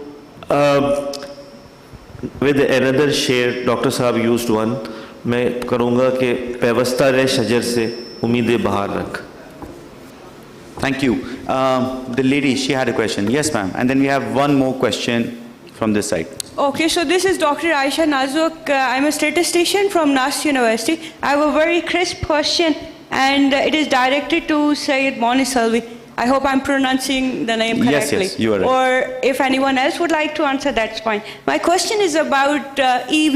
Do you think that the Pakistan infrastructure is ready? What will be the impact of IMF intervention? Because nowadays there are a lot of rumors even in the market about the net metering and gross metering, or even of the solar system. So how do you see that? And how do you see the future ownership concentration in the EV market in Pakistan? Secondly, another different aspect is... Ma'am, so sorry. We have more questions. You have had two questions. I need to move on to another one. Fine. So Monis can pick one of the questions, and then we'll move to the gentleman here. So should I ask the other one or just... No. I think you have had... Okay, fine. So in terms of the EV solution, I think that when we'll see EVs on the roads, the supply will create that demand for charging stations. If you look at the world, the charging stations are in shopping centers, and people charge cars at their houses. Once we see those cars, I'm sure we are going to, and deployment of EV chargers at locations is much easier as compared to bringing these imported cars and creating that market, and whatever can be done, it requires a much shorter timeline. In terms of the solar and the net metering, government has announced that they are not discontinuing the net metering, but I'm sorry, and I will need to escape from here after saying this, but the 22 rupee buying rate is too high. I think the government is going to reduce it to something close to maybe 9 rupees. I can tell you in many countries, please search, and you are from research institutes, in many countries net metering has finished. The governments are saying you can come up with your solar system, but do it for yourself. The grid is not asking you to provide power to itself. You want to reduce your cost, you put up solar, but grid is not going to buy. In UAE it has happened.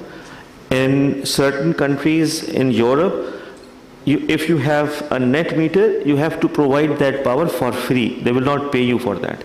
So in Pakistan, we are still paying, and the payback in certain cases is less than 2 years. So And the people who have to pay for that payback is the people who don't have solar. So please understand that 20 rupee becomes the power purchase price, and it is allocated to people who are not using solar. So this price has to come down, which will happen. And when it will happen, don't look at your own solar return, look at the country itself. Thank you. Yeah. Thank you. So I think, Vakar, you want to add something? Yeah, so going back to the point of EV, there is one side of it which is about electrification of the grid.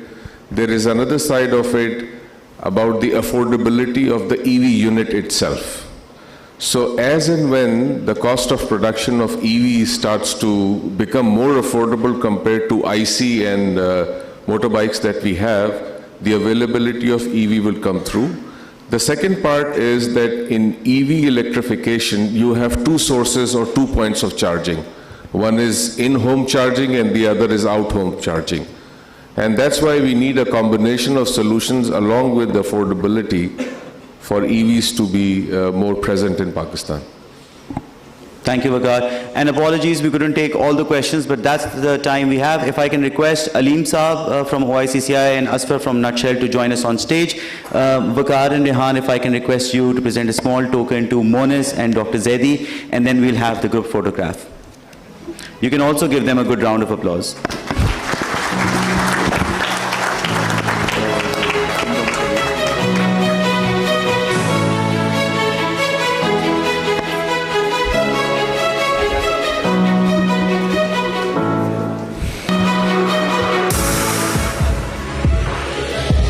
So Vakar and Rehan will be presenting the first token to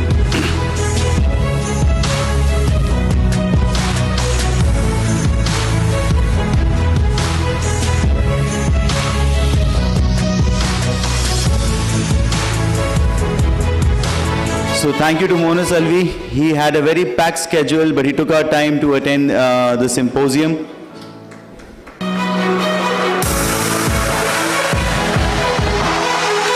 And thank you to Dr. Zaidi as well.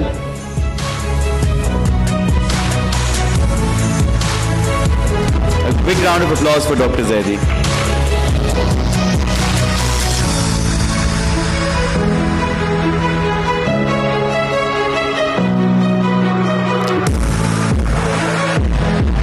And with that, ladies and gentlemen, we come to the sorry, yes, of course there will be a group photo.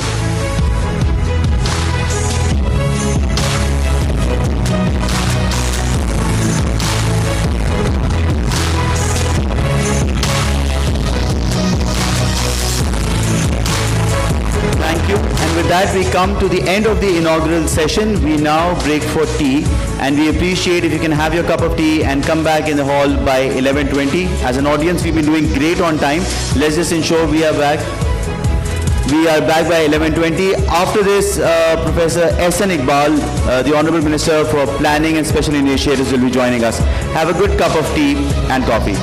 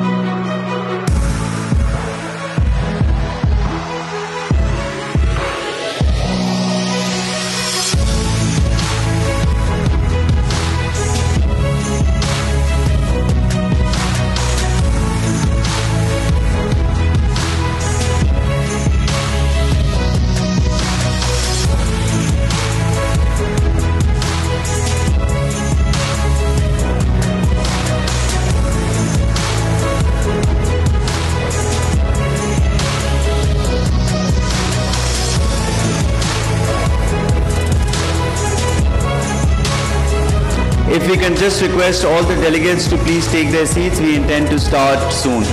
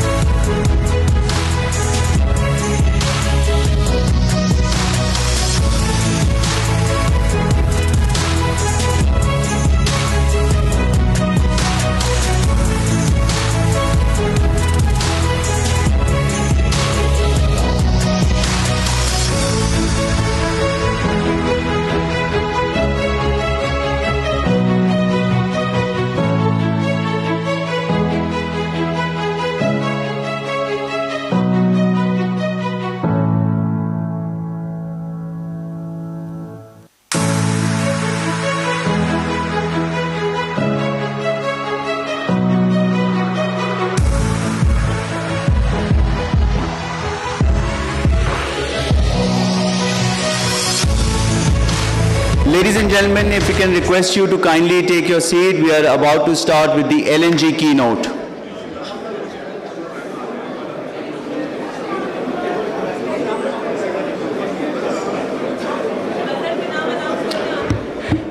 If I can request Mr. Mazhar Hasnaini to make his way on the stage, please.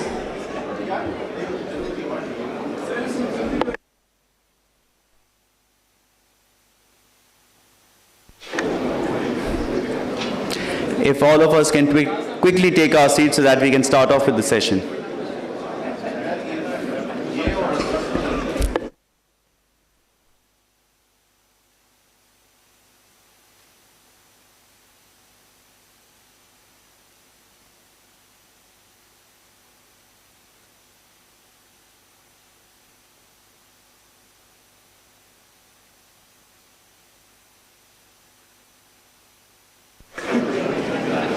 Again, just a quick request to quickly take your seats so that we can start with the session.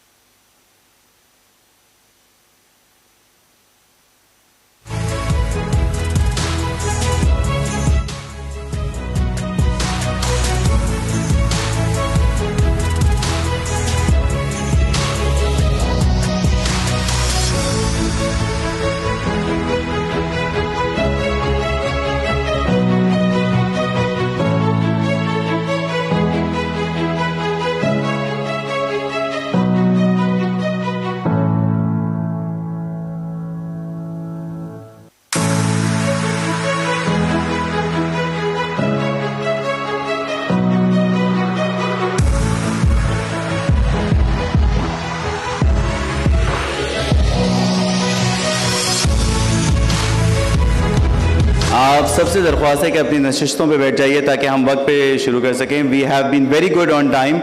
Let us ensure we take the maximum out of this opportunity and cover as much as possible.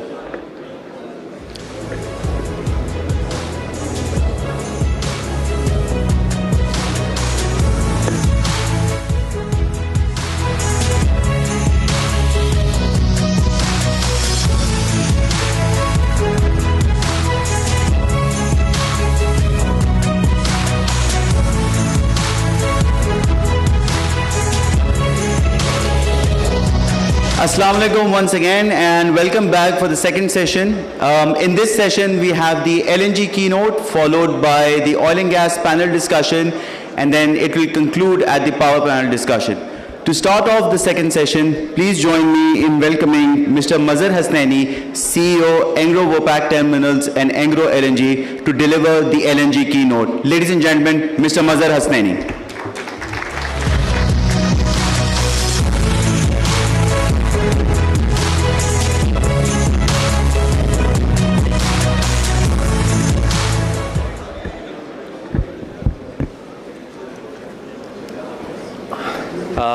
Ladies and gentlemen, Assalamu alaikum. Rehan, Aleem Saab, pleasure to be here. And thanks for giving me the opportunity to come and have this conversation. Asha, so we've been talking about localization, saving FX, a lot of things, but let's have a slightly different perspective. As you know, the LNG segment was one of the conversations that we had at the Energy Forum discussion at the OICCI to really understand what is the role that LNG can play in help solving Pakistan's problems, gas problems. So let's start with something. I'm going to flash a slide that was similar to what Dr. Zaidi flashed in his presentation. Thank you. So let's take stock of where we are. And if you're with me, our current requirement of gas in the country is about 4.4 BCF. This is per the OGRA report that they issued. And that 4.4 BCF is served by about 70% of local indigenous gas. 20% is served through imported LNG that is served through the 2 terminals that exist today. And you have a shortfall still of about 10%, or equal to about 400 MMSCFD of gas. The rate at which the depletion of gas is happening in the country, which is about between 7 and 10%, your picture in 2030 is going to be fairly bleak. You're going to be looking at numbers where your demand is going to be at about 5.5 BCF. Your local gas will only be able to serve close to about 38% of your demand. Your LNG will remain stagnant, and your shortfall will be about 40% or 2.2 BCF. Let that sink in for a second. This is how things look like today. If I were to move forward, next please. This is your typical situation in a particular year of gas demand and supply in the country. If you look on a month-by-month basis, we have to understand the fact that now gas shortage in the country is persistent mostly through the year. It's not a winter phenomena, it's not a summer phenomena. Now, one can argue that right now, given where we are with the power demand slipping and the country going through its own economic challenges, you don't need that much gas for power generation. But assume, and let's all hope, that we get out of this slump, and you will require that demand. Now imagine, I purposefully did not do this graph for 2030, what that gap looks like on a consistent basis. Now the outcome is very simple. We should have indigenous gas. But what does that situation look like? Most of the gas finds that have happened between 1950 and 1960, where we actually discovered close to, if I'm not mistaken, 30 TCF at the time in those 10 years. That was followed the next 40 years by about find of close to 22 TCF between 1970 and 2000. And then in the last 23 years, we've just had about 10 TCF of fines in the country which are pipeline quality gas and where fines are over 1 TCF. Now the other picture that I'm not showing here is the fact that you should visualize on this timeline how many E&P companies we had in this country, foreign E&P investors, and where we are today. And that number shows a similar trend. So what do we do? Next, please. Well, let me stop here. Please go back for a second. So this is a chart which I don't know if we saw this coming. Our gas circular debt in 2014 was about 500 billion. It now is touching 3 trillion. And this is going to exacerbate the situation dramatically, because what is happening is we are currently reacting to the situation, to the shortfall. We are trying to meet demand as and when we find that it's important to meet, and we're just trying to, this is turning into a whack-a-mole, where we're trying to hit something and another problem crops up. Next, please. So what are our key challenges?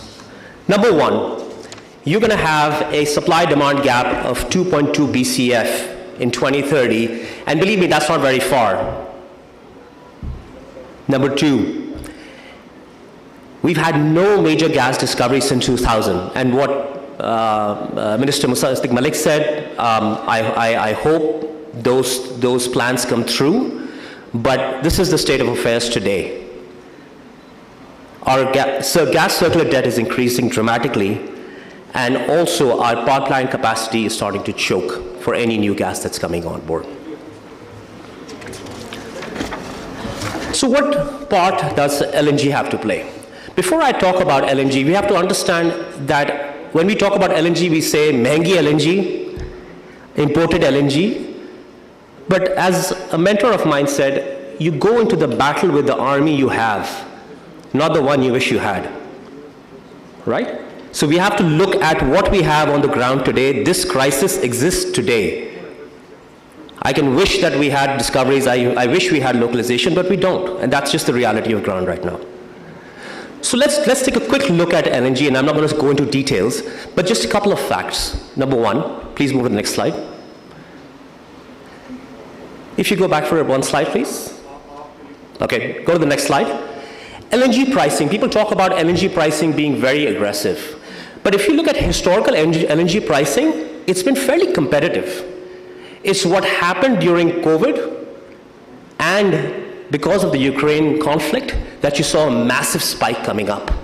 And that really put us in a siege mentality as far as LNG was concerned. What you're expecting to see right now, and these are not my numbers, these are numbers given by S&P Global, projections of where LNG gas is going to be, they're going to be fairly competitive where they're going to land in the future.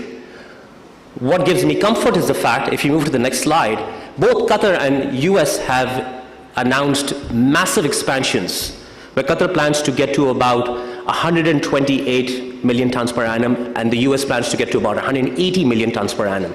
That obviously will have played into the demand supply of global LNG, and that should make it a competitive molecule. Next slide, please. So what are we recommending? First of all, we have to use the infrastructure that we have today. You have 2 terminals present today. Look to utilize them, look to expand them. Those are low-hanging fruits, which the graphs that you saw month-to-month changes address that and arrest that. Secondly, what is extremely important is to deregularize the market, so the question about whether LNG is competitive or non-competitive comes out of the question. Third, we need to devise solution around how to deal with the gas circular debt. We need to address it, and this has to be a comprehensive dialogue that needs to make it happen. Fourth, we need new LNG terminal. Your current infrastructure, LNG infrastructure terminal that exists is not going to suffice. Let's be clear about this. We need to create these terminals on a fast-track basis and give them the right policy solutions and create a task force to give them the right regulatory support. More importantly, and I'll touch on that in just a quick minute, we need to develop strategic onshore LNG terminals. Ukraine. Let's not forget what happened in Ukraine and what happened to Europe after that. Last, we need to solve for the pipeline capacity. That is through either through utilization of the pipeline capacity we have with gas depleting, or we put in the new north-south pipeline that needs to be worked on, that needs to get done, because please keep in mind, no new terminal will get an FID from providers of capital if you don't have pipeline capacity sorted out. So in summary, what am I saying? Number one, LNG is part of the solution. Transnational pipelines happen, that's fantastic. We have local finds, that's great. LNG has to be seen as one part of the equation, number one. Number two, this is a sector where I can tell you from personal experience, foreign investors are lining up to invest. They would be happy to come in and invest in this country. And number three, we need to make sure we look at it from a strategic lens. Please keep in mind that long term, having onshore strategic terminals is going to be very critical. We are located in a very interesting geographical location. Please look at what happened to Europe when the Ukraine-Russian conflict happened. With all the pipeline gas they had, they were scrabbling. So that's it. Thank you very much.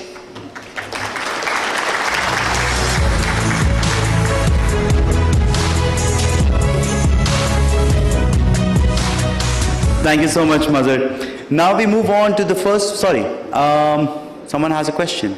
I think, we'll cover the questions once we are done with this panel. Thank you so much. So now we move on to our first panel discussion, which is an engaging conversation on how we can truly unlock the potential of Pakistan's oil and gas sector. A diversified panel here will bring variable insights and a wonderful experience to share with all of you. Please join me in welcoming our esteemed panelist. May I invite Mr. Asrar Ahmed, VP Finance and Commercial from United Energy Pakistan Limited. Mr. Habib Haider, Director Corporate Relations, Shell Pakistan Limited. Mr. Adil Khattak, CEO, Attak Refinery Limited. Mr. Ahmed Zahir, Country Chairman and General Manager, Chevron Pakistan Limited. And Mr. Masroor Khan, Chairman, Oil and Gas Regulatory Authority. I would now like to invite Mr. Faisal Iftikhar, Head of Supply, Shell Pakistan Limited, to moderate this session.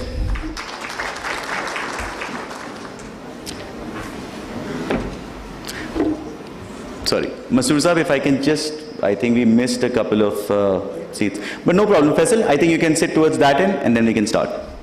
Thank you.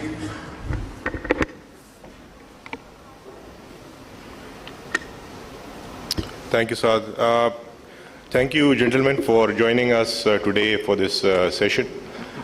Today I'll be leveraging upon the breadth and depth of experience that you bring onto the stage. And the main intent is going to be to understand the end-to-end value chain of the oil and gas sector in Pakistan, coupled with dissecting some of the potential opportunities that this sector holds and needs to be unearthed for the prosperity of this nation. So I'll essentially be starting with the birthplace of the hydrocarbon molecule, Asrar Sahab. Every outcome has a context, and we did come across a presentation by Dr. Zaidi where he presented the current state of challenges that the upstream sector is currently facing. However, we would like to understand that what exactly has happened in the last 3 decades, where in the 90s and the early 2000s, there was a very aggressive influx of companies showing interest in the E&P sector of the country. And then if you look back at the last 8 to 10 years, we have witnessed, as a matter of fact, not only tapering down of those activities, but also certain countries exiting, companies exiting Pakistan. So can you please help us with the context and how can this be arrested going forward? Thank you, Farhan. I think this is a very good question, and I will build on what Dr. Nazir Zaidi said, what Mr. Mazhar said. So, first and foremost, I would say that why do international companies, we are OICCI, so we are talking about international companies here, why do they come in a country? They come in a country to make profit. They are interested in large reserves. So, as was mentioned, that the earlier discoveries were larger, and then the discoveries became few and far in between. In fact, I think a comment was made that no big discovery was made after 2000. I would say that UEP and PPL have Nemath West, Sutiari and Shahdadpur, which is one structure, which is about 1.5 TCF. So I would say that would potentially be the last major discovery. There have been some recent discoveries as well, which are being evaluated, and Baska North, and there are others. But you have international companies operating in places like Angola, like Nigeria, like Iraq. Why do they do that? Because the size of the reserves are huge, so they are willing to take risks, they are willing to tolerate a lot of things. Here, what was happening was multiple things. So one is the reserves were not being found. Secondly, there were a lot of practical issues as well.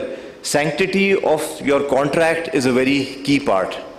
So, for example, the 2012 policy came and there was a certain supplemental agreement to modify the original concession agreement. That was signed.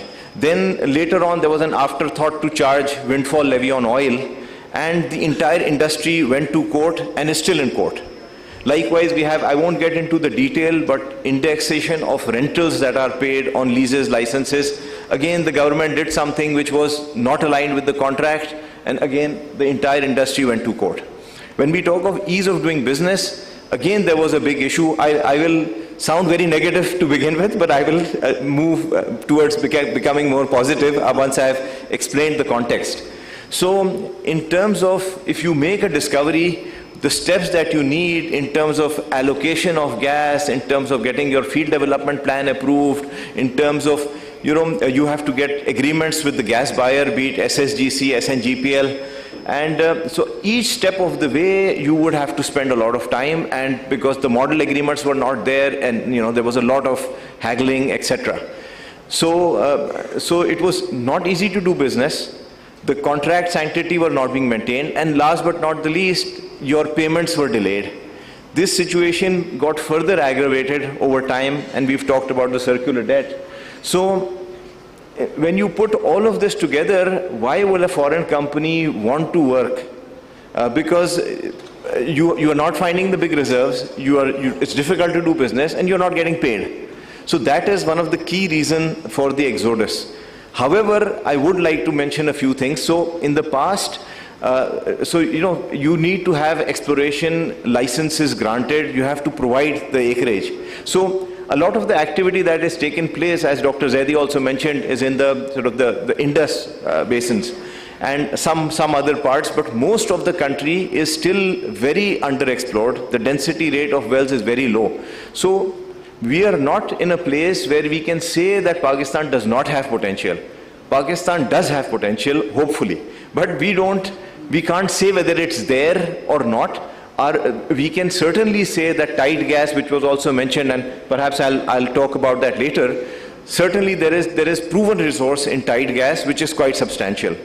Shale gas is also there, and offshore is also an unknown, but it could be huge. As far as conventional reserves are concerned, the easy access areas where the infrastructure is there, I think the low-hanging fruit has gone, which is why the discoveries are quite small today. But again, there is a lot of area that's underexplored.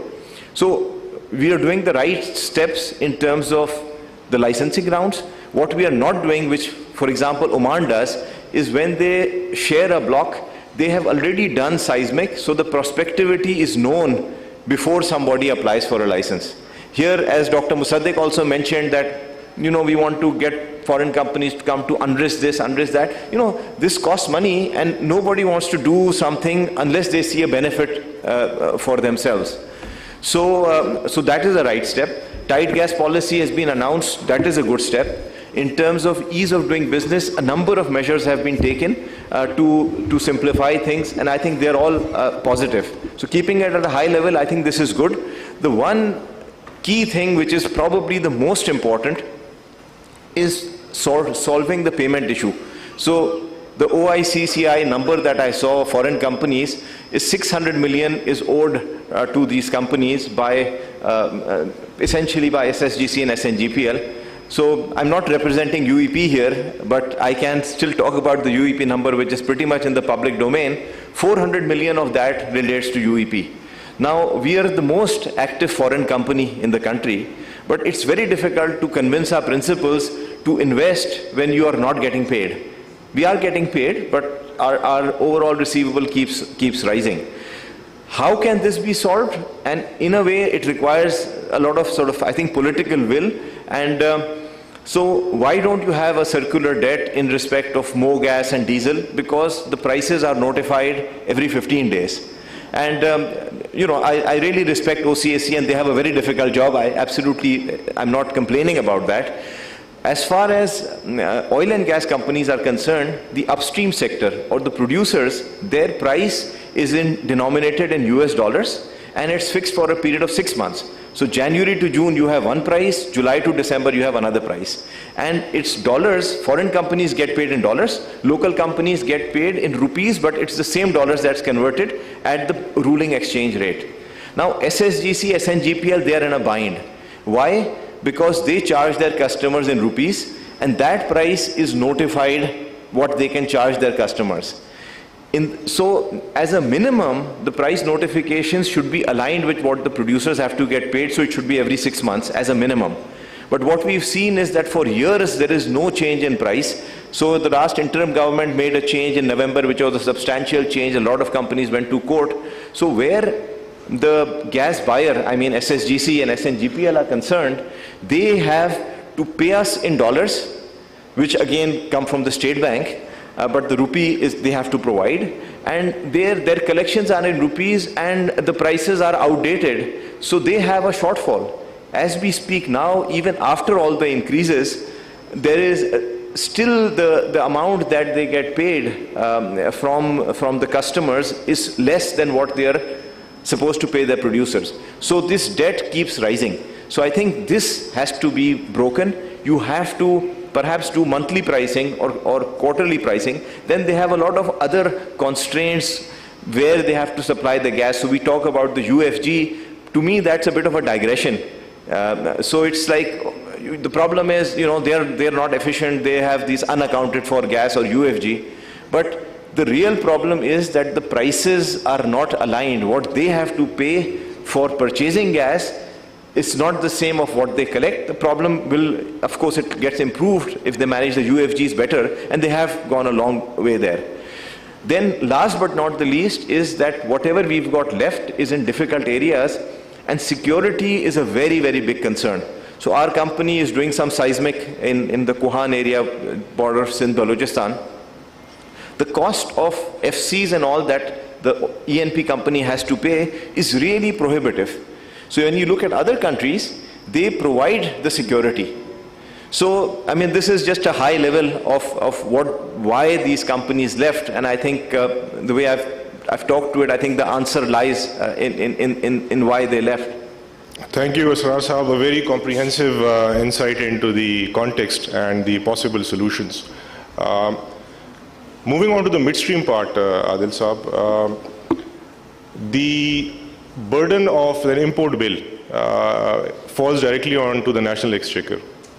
And we do know from data that almost 10 to 12% of our import bill constitutes the import of refined products into the country.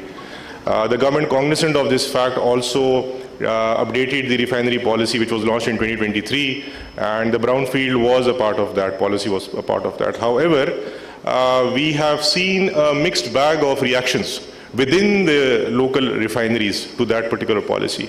Can you please help us understand what are some of the barriers that this policy beholds?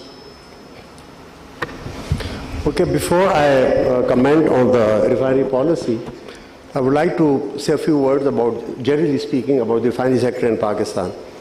As mentioned by, I think it was Dr. Zaidi presentation, that we do have the capacity for almost 20 million tons per annum, the refining capacity. But actually we have been operating for around 50 to 60% of the capacity. And at times there is a glut of furnace oil because when the power sector started leaving behind furnace oil, so there used to be a glut of furnace oil. So then we were left with no option but to start exporting at a loss. At times there is a glut of diesel, currently mainly because of smuggling from Iran. So again, at times once we don't have enough storage available, we have to either reduce the capacity or shut down the units.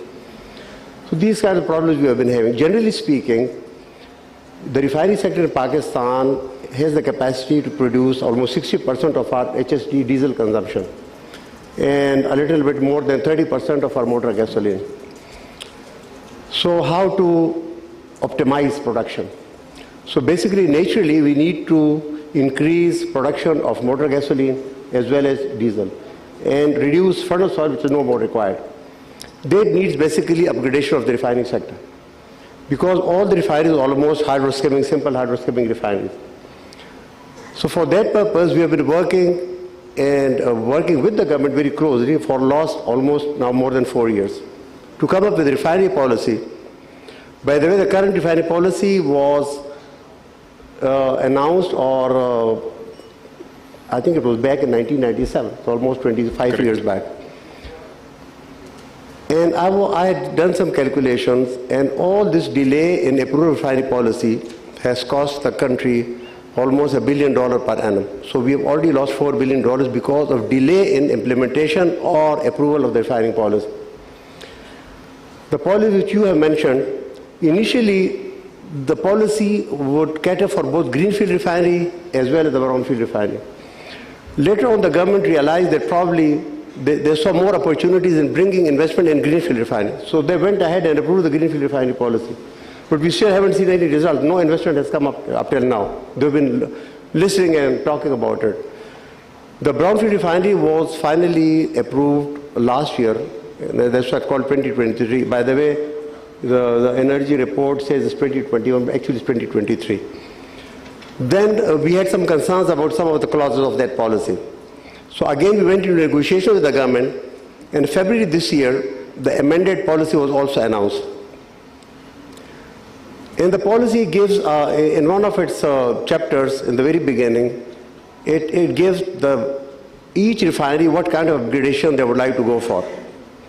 If everything goes well, the motor gasoline production would increase by almost 100%.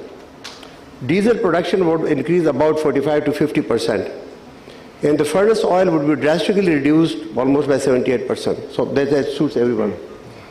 So what is still holding it back? Correct. What happened was that at least the major refinery, we have Parco, they feel they need to review their plans. So maybe it will take them some more time to come up with the configuration they would like to adopt. But 3 refineries at least, Pakistan Refinery, Attic Refinery and National Refinery, we have given our consent to OGRA that we are ready to sign the upgradation agreement. Now the policy was giving a deadline of April 22nd for these agreements to be signed. That deadline went off. Neither the policy was, the deadline was extended, nor they agreed to sign the agreement with us for whatever reason. So the current situation is that the Petroleum Division has initiated a summary to extend the deadline by another 6 months. For some reason, one reason or the other, the meeting of the Cabinet Committee of Energy has not taken place since then.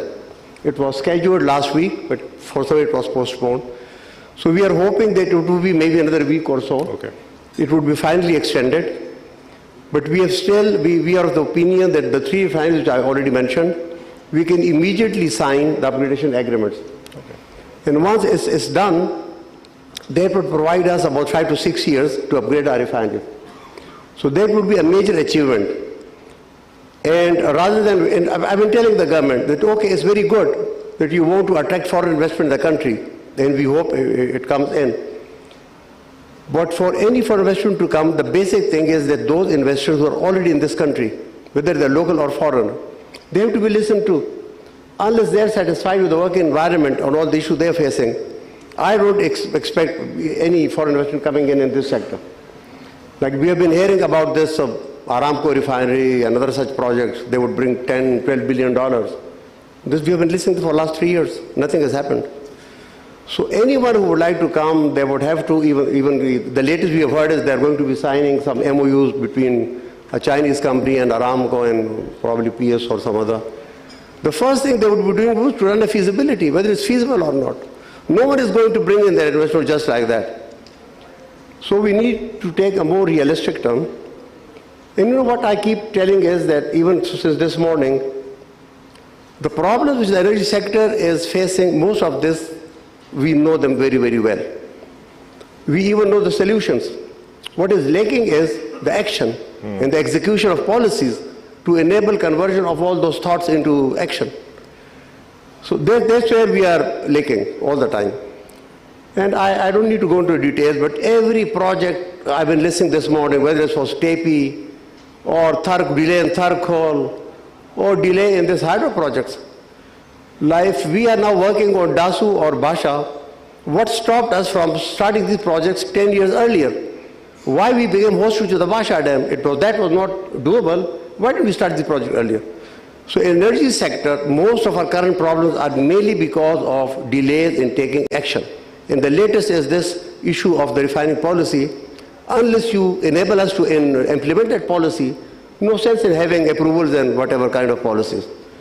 So we have to convert our vision into action. That's what's required. Thank you, Adil Saab. Alluding to Adil Saab's point, Masroor Saab, he mentioned the influx of refined products through the Grey Channel. And we saw the significant impact last month during the agri season where diesel was 30% off on the industry forecasts. And then the government did take some measures to counter that influx. How do you see these measures taken by the government in terms of their sustainability and giving that confidence back to the industry that this influx will not happen? So before I answer your question, I would like to make one clarification to Adil Saab comment around implementation of new brownfield refinery policy. So we have 5 refineries in Pakistan. So when we started having this dialogue with all these 5 refineries for the execution of upgrade agreements and the opening of escrow accounts, so 3 refineries were on board, they were aligned, which is of course Adil Khattak Saab's refinery, Attak refinery, the second is National Refinery, and third is Pakistan Refinery.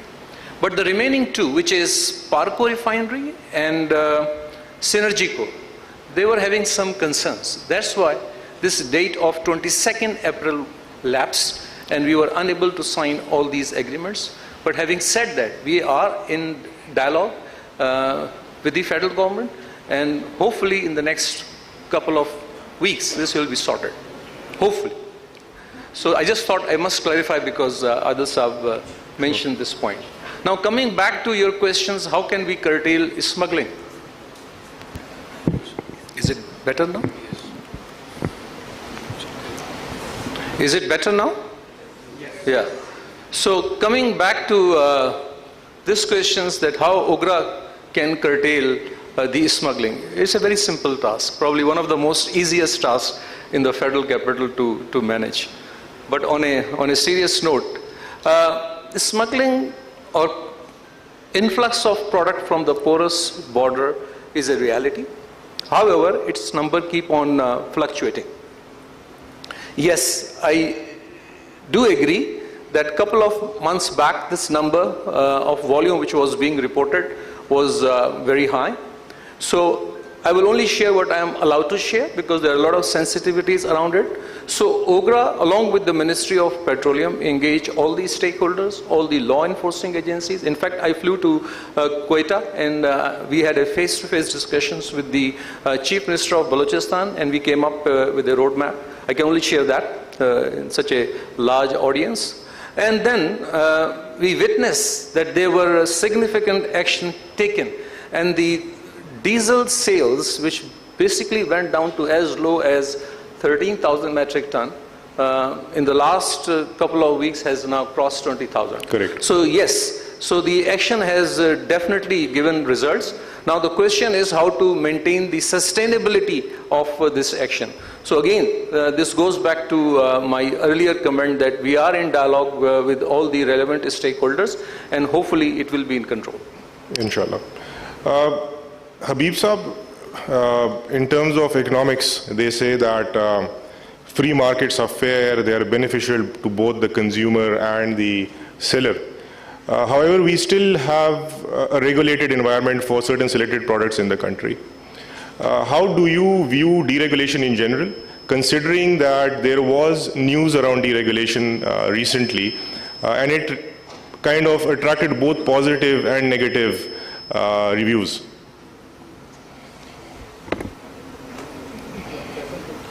Yeah, Faisal, can you hear me? I'm sorry, I have to look in no this issues. direction. So the mics are a bit, yeah. So straight up, deregulation, supports innovation, supports competition, gives more options for the consumers.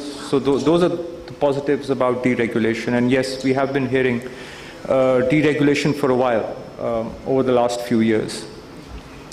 But the one thing that it does, and I've been hearing my fellow panel members as well. There is the value it brings to the table is that it gives the potential investors clarity around the operating model in your country.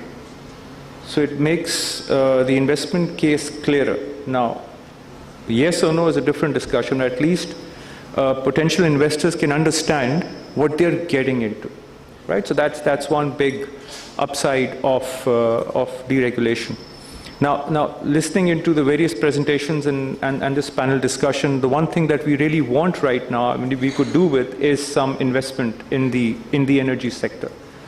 So looking at it from that perspective, yes, it's important that we head in that direction.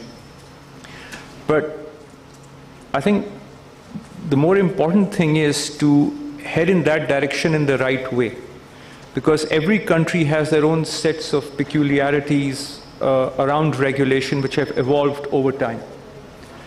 And the one big thing which OICCI brings to the table is that we can share experiences from many other markets which the regulators and the government can learn from, and then have an appropriate case for deregulation in the country.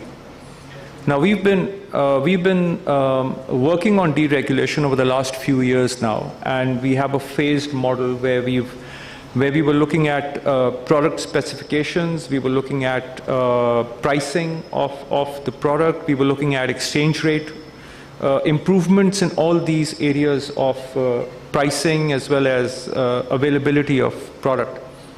Now, we have made progress, right? Working closely with the regulators, for example, you see the product specification of imported petroleum products has gone up. It's like, Euro 5. Yeah. When we look at pricing of fuels, we have moved away from pricing on the basis of PSO imports to actually Platts fortnightly, which is a very globally a global transparent means of pricing. These are all good positive changes in the right direction over the last few years. Then there was an exchange rate. We had exchange rate issues, and then the government moved to, I think, before the fortnight, last exchange rate before which was a great move. Then we've sort of slipped over there slightly, and we're working with the regulators on that, on the exchange rate, to make it current, reflective of the current exchange rate. But anyways, I think even the government is recognizing that just jumping into deregulation might not be the best way forward. So we are working closely with them, and there has been some positive progress, at least in the downstream space. And we hope that will continue, because there are a couple of big ticket items that still remain. For example, there's an internal freight equalization methodology which is so complex that I think we'll need to have another symposium to just sort of go through that, right? So simply put, there is there is quite a bit of potential to simplify that for the regulators' own sake and our sake, to make it simpler, to make it more transparent. And I think a couple of such items, if we can go through, then we can be ready with phased deregulation. I'll give you an example, a personal example, from Shell. We've been looking for a while to launch a certain variety of fuel called fuel safe. Now that's available globally in deregulated markets, but we were unable to because we were not sure that anything which is in excess of 92 RON and below 95, how do you price it? How do the taxes work? As simple as that. Now that kept us away from launching a new variety of fuel for the consumer that they could have benefited from. So yes, there are advantages, but I think we should be very careful in actually implementing the full deregulation. Should happen, but knowing fully well what we're jumping into, and learning from experiences from other global markets, which I think OICCI can bring to the table. Thank you, Habib Saab, for a very comprehensive insight on deregulation. Ahmed Saab, free markets are fair, potentially, but they have their own set of problems and they're not perfect in nature. So if you look at your industry, which is the lubricants industry, we come across a challenge of counterfeits. So can you probably just help the audience understand the impact of those counterfeits on the industry and what can be done to kind of retard these counterfeits into the market itself? Ji Faisal, thank you. I hope I'm audible. So I represent the lubricants industry, as Faisal said, the Caltex brand. And I see Asif Saab sitting here as well, and Vakar from Shell. So we are the three main sort of leading players in the lubricants industry. So before I go into your specific question, let me just give you a quick brief on the lubricants industry in Pakistan, and in the interest of time, I'll keep it short. So today, as we speak, we're approximately 400 million litre market across the country, and I would guess more than 50 lubricant companies operating in Pakistan. Obviously, the significant ones are probably the first 7 or 8, the others are all very small. And unfortunately, 25 to 30% of this 400 million litre market is either counterfeit, fake or smuggled oil, which makes it about 100 million litres, which is very, very significant. Now, companies, especially the bigger well-known brands, which I've named, and some of the others, are impacted the most because those are the premier brands. They're the ones that are sold the most. And counterfeiting is very easy in these premier brands. So companies have spent and are spending a lot of OPEX in putting up anti-counterfeit measures. Hundreds and thousands of rupees are being put in every year. Unfortunately, this market, or fortunately for them, we are such smart people that the turnaround time is only a year, year and a half, maximum 2. And we have to go back and we have to change the anti-counterfeit measures because it's copied in the market. And this is the rude reality of the situation. So that said, obviously that needs to be continued until this anti-counterfeiting and this counterfeit industry is totally abolished. But unfortunately, beyond that, what we've seen is that if I talked to you 2 years ago, this market was at least 450 million litres. And due to various reasons, the economic turmoil, due to the inflation leading into low buying power, the demand dropped. And today we are close to 400 million litres of the lubricants industry. And what has happened? Where is this shortfall gone? It's the counterfeit industry that has benefited, and that industry has started booming. People don't have the money to buy premier brands, so they've either moved on to cheaper brands or they've gone on to anti-counterfeit and counterfeit products. Other than that, the copying is so fantastic that most of the consumers don't understand whether it is a fake product or a genuine product. So who is being impacted? And coming to your specific question, so it is the lubricant manufacturing companies, it is the consumer, and it is the government. The lubricant manufacturing companies are losing revenue, they're losing sales. Their channel partners, the distributors and the retailers are losing profitability. The consumer unknowingly is using counterfeit products, which is destroying their engines. It is causing unnecessary agony and expenditure to them. And it is also giving them a negative impact on a brand which is not really that negative. For the government, and if I'm not wrong, and I think this is quoted from the Ipsos survey, 60 to 70 billion rupees of revenue in terms of taxes is pulled away, which is a potential, additional potential for the lubricants industry. And these counterfeiters pull that away from the government. Other than that, the pollution, because of using used oil, the pollution that is created. And last but not least, the impact on foreign direct investment. The potential that is being used by these people could actually be taken up by foreign companies or other local companies that are operating in Pakistan towards a genuine environment. So what are some of the measures that can be taken? I think first of all, the lubricant manufacturing companies need to continue to lobby with the government. They need to continue with the anti-counterfeit measures. There needs to be solid policing in the market. The government needs to impose penalties and even imprisonment and confiscation of property in such cases. The law enforcement agencies need to go out and police. They need to do tests in various markets to see what is happening. And last but not least, awareness amongst the consumers needs to be done. And a couple of us some time back tried to sort of join hands together and work on this, but unfortunately we were not very successful. So we really need, we're looking at the government for support, and of course the manufacturing companies need to partner up and support the government in moving forward. So I hope that answers your question. Thank you, Ahmed Saab. We have talked about challenges in detail across the end-to-end chain, but let's also probably touch base on some positives that are happening in the country. And lately I was kind of informed that Caltex is back into the country with almost 50 sites already as we speak. And 10 years back they had exited the country. So what changed in this last 1 decade for Caltex to make a move back into Pakistan?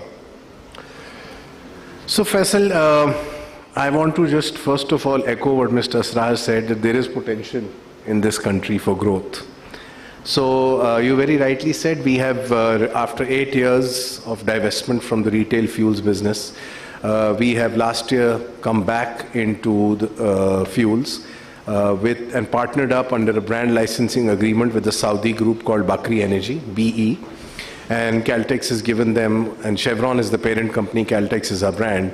So we've given them our brand, and the BE stations are being rebranded to Caltex, and we are selling our lubricants at their forecourt. So it's a full-fledged conversion of the operation.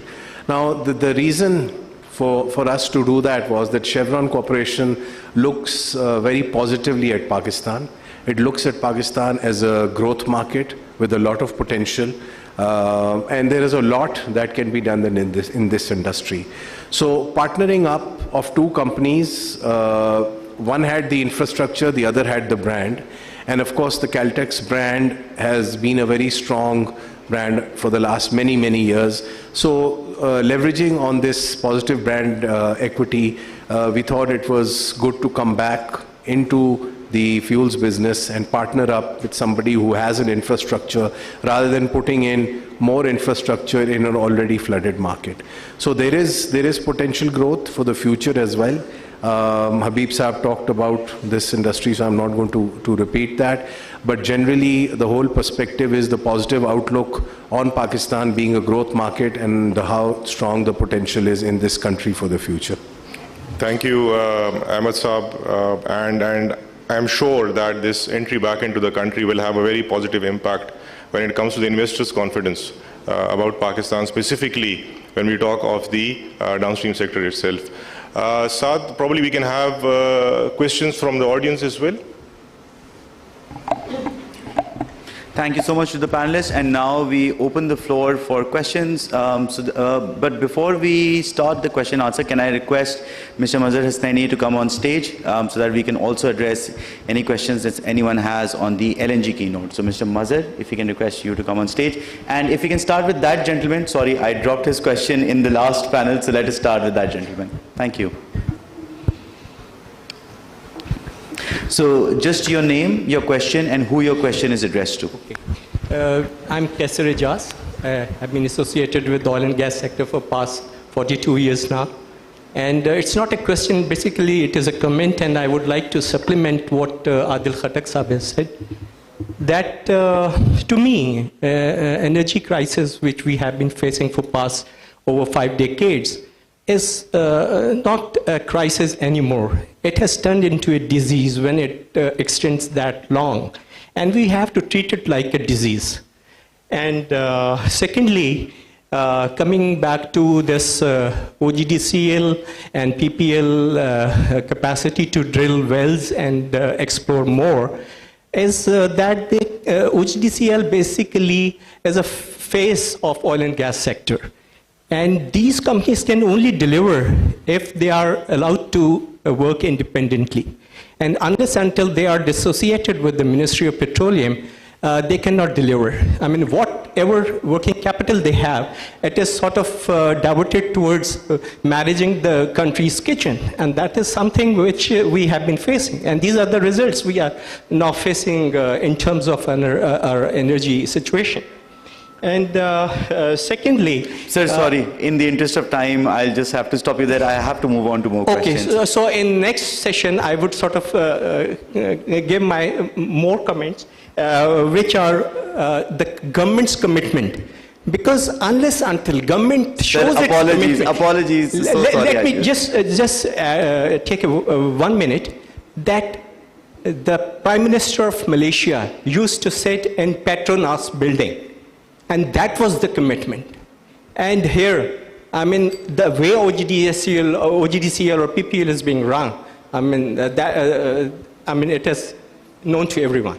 So unless until these companies, state-owned companies, are managed independently, you will not see many results. Bahut shukriya. Okay. Can we move on to this gentleman at the front? He had a question. And again, a request, kindly keep your questions and comments brief. Assalamu alaikum ji. My name is Zainul Abedin. Question from this Anglo-OPEC. Just wanted, I was seeing your slide, that was a recommendations slide. I had a few questions, but just a pertinent question I would like to ask. You were talking about for expansion that this sector should be deregulated. So what do you envisage from this statement? Because normally what we mean from deregulation is normally the price. So this, the prices, that notified prices, are meant to be for the public sector companies and for the LNG sector. If you have your own terminal, if you have your own buyers, you can bring in and sell. So what other sort of deregulation do you envisage? And from the perspective, you were talking in your recommendation slide that more LNG, these terminals may be encouraged. So I think I just have a comment and then back to my question that the installation of new LNG terminals have the same issue that our UEP guy was telling. Let's circulate that. If even not they are being paid for the natural gas, the same would be for LNG. But back, what sort of more deregulation do you envisage? Thank you.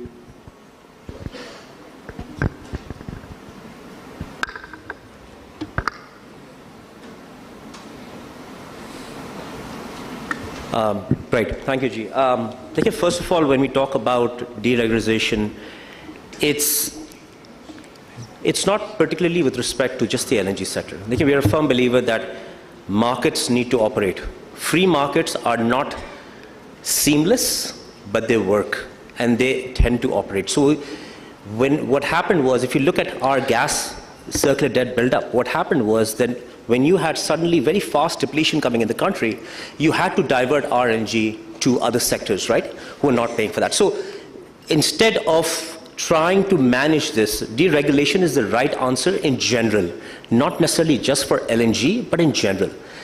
With respect to LNG specifically on the question, there is right now also headroom capacity in your existing terminal infrastructure that exists, which can be looked at as an opportunity where third-party access is, the framework is approved by the government, to utilize that to provide LNG at competitive pricing to off-takers of that LNG.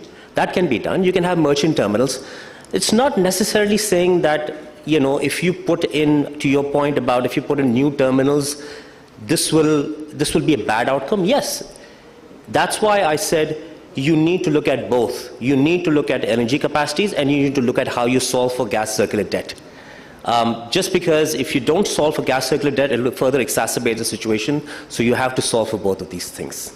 Hope that answers your question. Yes.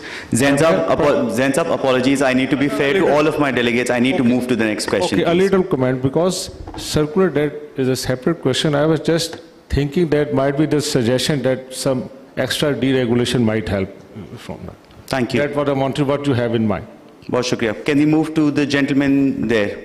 Yes, please.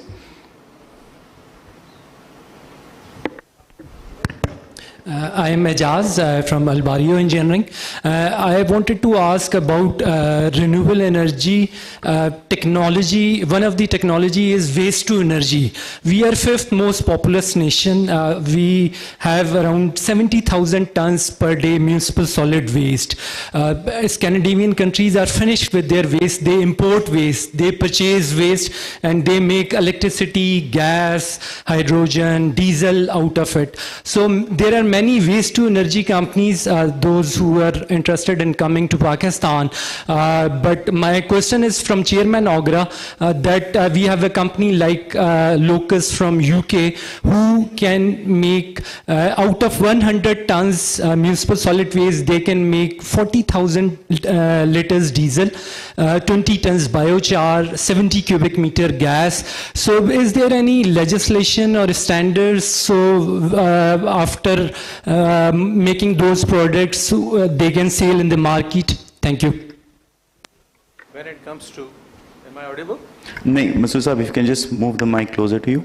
Is it better now? Yes. Okay. So when it comes to diesel and the specification of diesel, there are already a couple of entities which are in contact with OGRA. So there is no much difference. And one entity is now planning to put up a big plant. I will not go into the details because they are in a conceptual stage. So to answer your question, yes, OGRA is supporting and OGRA will support. And you can come to our office if you need some provisional license. Thank you. Thank you. I have time for 2 more questions. That gentleman.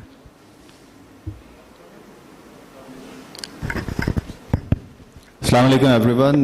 My name is Sikandar. I'm Vice President Cross Culture Asia. It's Cross Culture Asia. It's overseas business forum. We have 14,000 overseas Pakistani members in different countries. My question is, this business is actually into the cloud. There are very less companies in Pakistan, even in different countries, but our palms and different outlets spread all over the Pakistan. My question is for all dignitaries. I would request to all of you to bring some international experts in your field, like in case of smuggling, like climate change, like friendly procedure of this whole oil and gas system. So nowadays, if you see, the government really appreciate these kind of things. They really want to increase their investments. Either we don't think about which government is existing, but internationally you will see every good opportunity nowadays due to digitalization. Every government wants to take these things to increase their investment. So there should be a forum. Maybe there will be, but it's not in front of me. There should be a very recognized forum to bring international stakeholders and experts to bring here to engage with our government, so they can they can extend with the help of you people. So that's a new gateway to extend the investment and other things. Thank you. Bahut shukriya. Thank you for that advice. Any last questions? Dr. Ashfaq.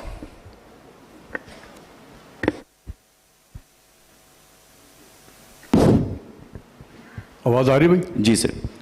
Sir, my question is with Zahir Saab, lubricant. Whatever you have explained, there is no doubt about that the genuine industries are facing problem because there are many fake industries have come up selling the fake product. Have you ever thought that what is the reason about the growth of fake industries? In my view as an economist, there must be a very high price differential that has encouraged people to enter into this business. So you should be thinking about your pricing mechanism. This is also true with intellectual property rights organization. When they come to Pakistan, they say that you are printing books and destroying the rights. They go to the government, as you said that you are talking with the government. What can government do? This is an issue of economics.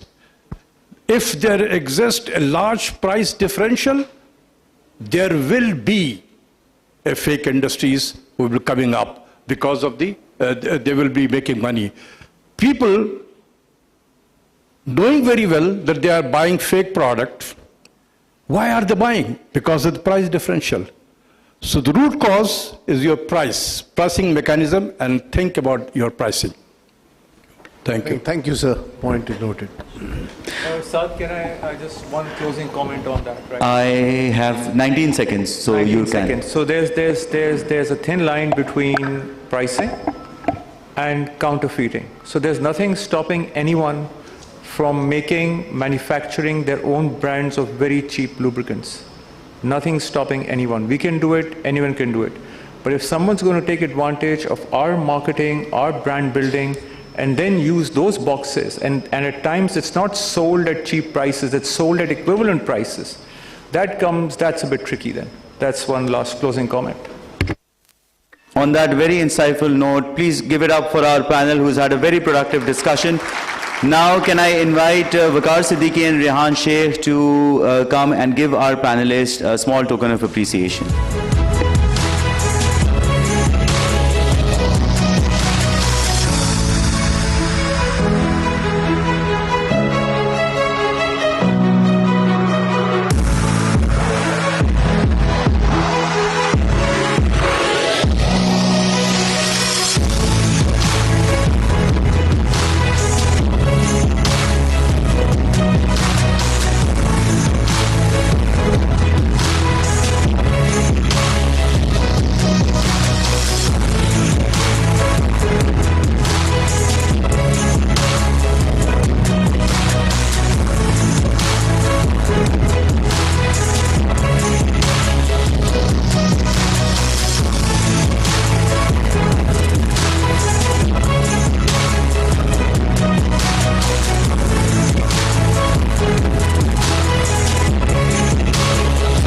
Request the panelists to pose for a picture.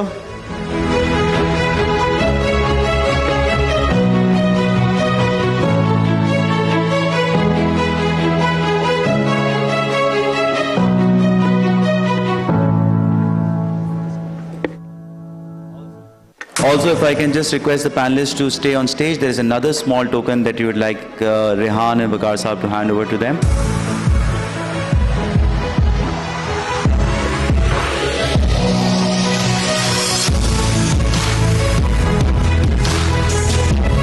Yes, so if I can request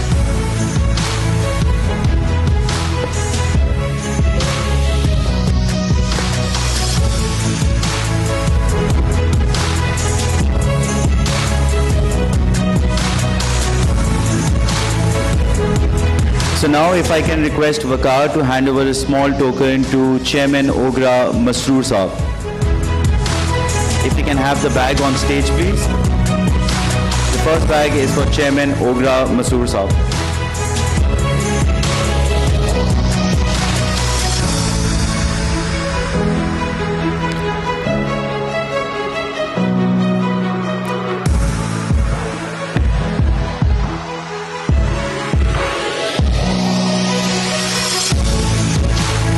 the interest of time, we'll provide the small token of appreciation later.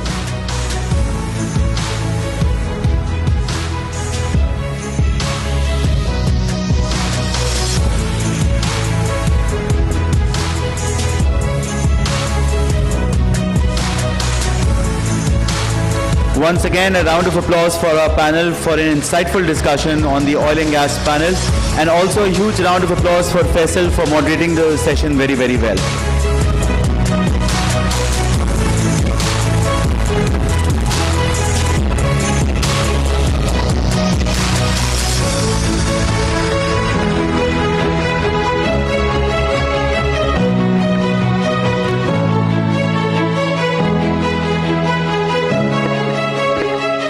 Thank you, gentlemen.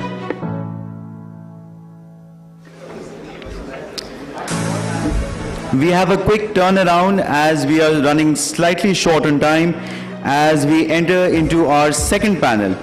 Our second panel will focus on unearthing the true potential of Pakistan's power sector. Our panel is a vibrant mix of respected voices who shape the power landscape. If I can invite on stage after the name cards are done, and please be careful of your seating position so that we are able to capture your name accurately. Now can I invite on stage Mr. Amir Iqbal, CEO, Sindh Angro Coal Mining Company. Mr. Ali Khizr, Head of Research, Business Recorder. Mr. Rohail Mohammed, CEO, Lucky Electric Power Company. Mr. Aftab Mahmood Butt, CEO, Kot Addu Power Company Limited.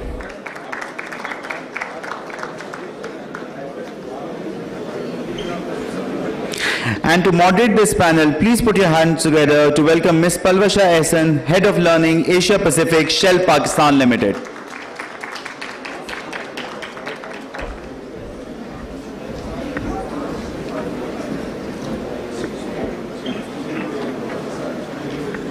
And over to Palwasha.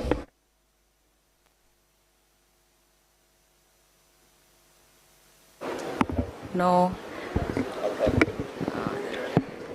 Am I audible? Yeah, I think now it works. All right, Ji, thank you very much, Saad. I feel really privileged to be here today for a number of reasons. Of course, in the company of esteemed panelists.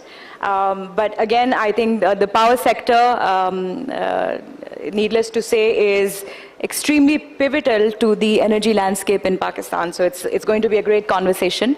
I think I also feel quite excited because as a consumer of power, this is an everyday conversation in our houses. I think in the next 2-3 days is when KE sends the power bill, and it's a lunch table, it's a dinner table conversation on how to manage this better, what's going on in the country. So we will build on some of your insights, your experiences, and also build in some of the consumer perspectives in the conversation today. So let's get started. My first question is to you, Rohail Saab. What role do you see the power sector play in the energy security of Pakistan at a national level? And then how are we looking after consumer interests, if you can also cover that? Right. So I think I'll start with the second question first in terms of how we can try to bring down the ultimate consumer power tariff. So the solutions are well known, they're in the press, but I'll try to summarize them, the top 5 or 6 measures the government can take. So the biggest component in the tariff is capacity charges, and you probably hear about this. And right now, 2/3 of the power tariff is actually capacity charges. And the only way, one of the ways to bring down the capacity is to increase demand. So right now we are into a cycle, a downward spiral, that we increase prices and then people use less or default or whatever. So the paying customers keep on reducing. So what we need to do is just the opposite. So a couple of suggestions as far as this part is concerned is, one is, you must be seeing the full page ads by Aptema and the industry, is to actually reduce the industrial tariff. This will help in actually stimulating demand. So while it might be slightly cash flow negative, but the power demand will go up, and most of all, these industries which are about to shut down or are at marginal cost basis, they will get revived, and that will be happening. Similarly, in a similar manner, the winter tariff, we've tried this once before. Winter, the demand goes from like 30,000 in the summer to like 10,000. And the idea is, again, to price the incremental power in such a way that you not only recover your fuel charges, but also make a dent in the capacity charges. This will help, for example, in the consumer switch to home heating devices which are run by electric rather than by gas, and so on and so forth. So that was one set of component. The second one, again related to capacity, is that the big component of capacity is Chinese investment in coal and nuclear plants. Together, the number must be something like 1.2 trillion a year. The dollar component alone must be like $2.5 billion or something like that. Now, these are, the way the tariff structure, these are front-loaded. So the debt repayment is in the first 10 years, and therefore the charges are high. What needs to be done, and there's a one-stop shop, which is the Chinese government. We need to speak to them to increase the tenor of the loan, as well as reduce the charges, because they are effectively government guaranteed debt, but the charges or the interest rate is really commercial debt. They're like 10% in dollar terms. So depending on how much, what tenor and what type of pricing, and making a GOP explicit guarantee, we can reduce something like 200 to 500 billion in capacity charges every year. So that's like a significant 3-4 rupees dent in the power tariff as such. Moving on, in terms of coal conversion, Amir will speak more about it, but one of the proposals is that there are 4 plants which are already on Thar coal, but there are 3 imported, or in fact 4 if you count Jamshoro. Those can be converted. The tariff impact is less, but the FX impact is huge, because they, at full load, can import more than $1 billion of coal as such. Moving on, then, there is a grid limitation. What is happening today is that most of the economical plants are in the south, but we are unfortunately running expensive plants in the north, because that power can't be efficiently transported to the north. There are a lot of projects going on, but we estimate that about 200 billion a year can be saved if this is done over, say, 2-3 years as such. The final proposal, which is already there, is DISCOs, right? Whether to hand it over to private management or privatize or provision, whatever you do. The elements are political will, which needs to be done. Governance, because a lot of the theft, etc., are with collusion of these distribution companies, so they need to be there. And now technology has come there. You don't need to do, say, for example, load shedding in an entire area just because the recovery is low. You can actually go right to the last household and try to improve that. So that discourse overall is about 500 billion rupee drain. Now, it can't be done overnight, but if you make a 8-10 year plan and you can chip away at it at 50 to 100 billion. So these were the top 5 or 6 areas which can be sort of looked at, and through all these measures, I think the tariff can be cut by 20-25% as such. Thank you. Thank you, and that does sound like good news, inshallah, whenever we're able to implement them. Would you like to speak about the energy security as well as the role of the power sector? Maybe elaborate that a little bit. Yeah, so in terms of energy security, very quickly, I think already the government has made, why did the energy security issue come up? Because of 2 reasons. Our own macro situation was such that at times we just didn't have the dollars. We were importing $15 billion worth of energy. We just didn't have the dollars to pay for it. Otherwise, the global situation, for example, when Russia attacked Ukraine, coal prices quadrupled, literally speaking. So both from our own situation and global situation, the energy issue came up. And the idea is to now move as much as possible to indigenous resources. So, hydel is already there. Amir will talk about Thar coal, nuclear. So I think over a period of time, over a few years, I think 70 to 75% we can have indigenous, where you can not only control the price as well, but there is less of a dollar exposure as far as power is concerned. Thank you. Thank you, and I think that's leading me to my next question to you, Aftab sir, which is on the energy mix, perhaps building on what Ruhail has shared. Now, globally, we are seeing a shift and a lot of voices around sustainable, renewable energy. I think there's been some talk about it as well today. How do you see the indigenous and renewable mix play up in Pakistan in the near future? Thank you very much. A very important area, and I'd like to clarify one thing, because there are lots of myths and realities in power sector. Sometimes people think that it's very straight, but it's not like that straight.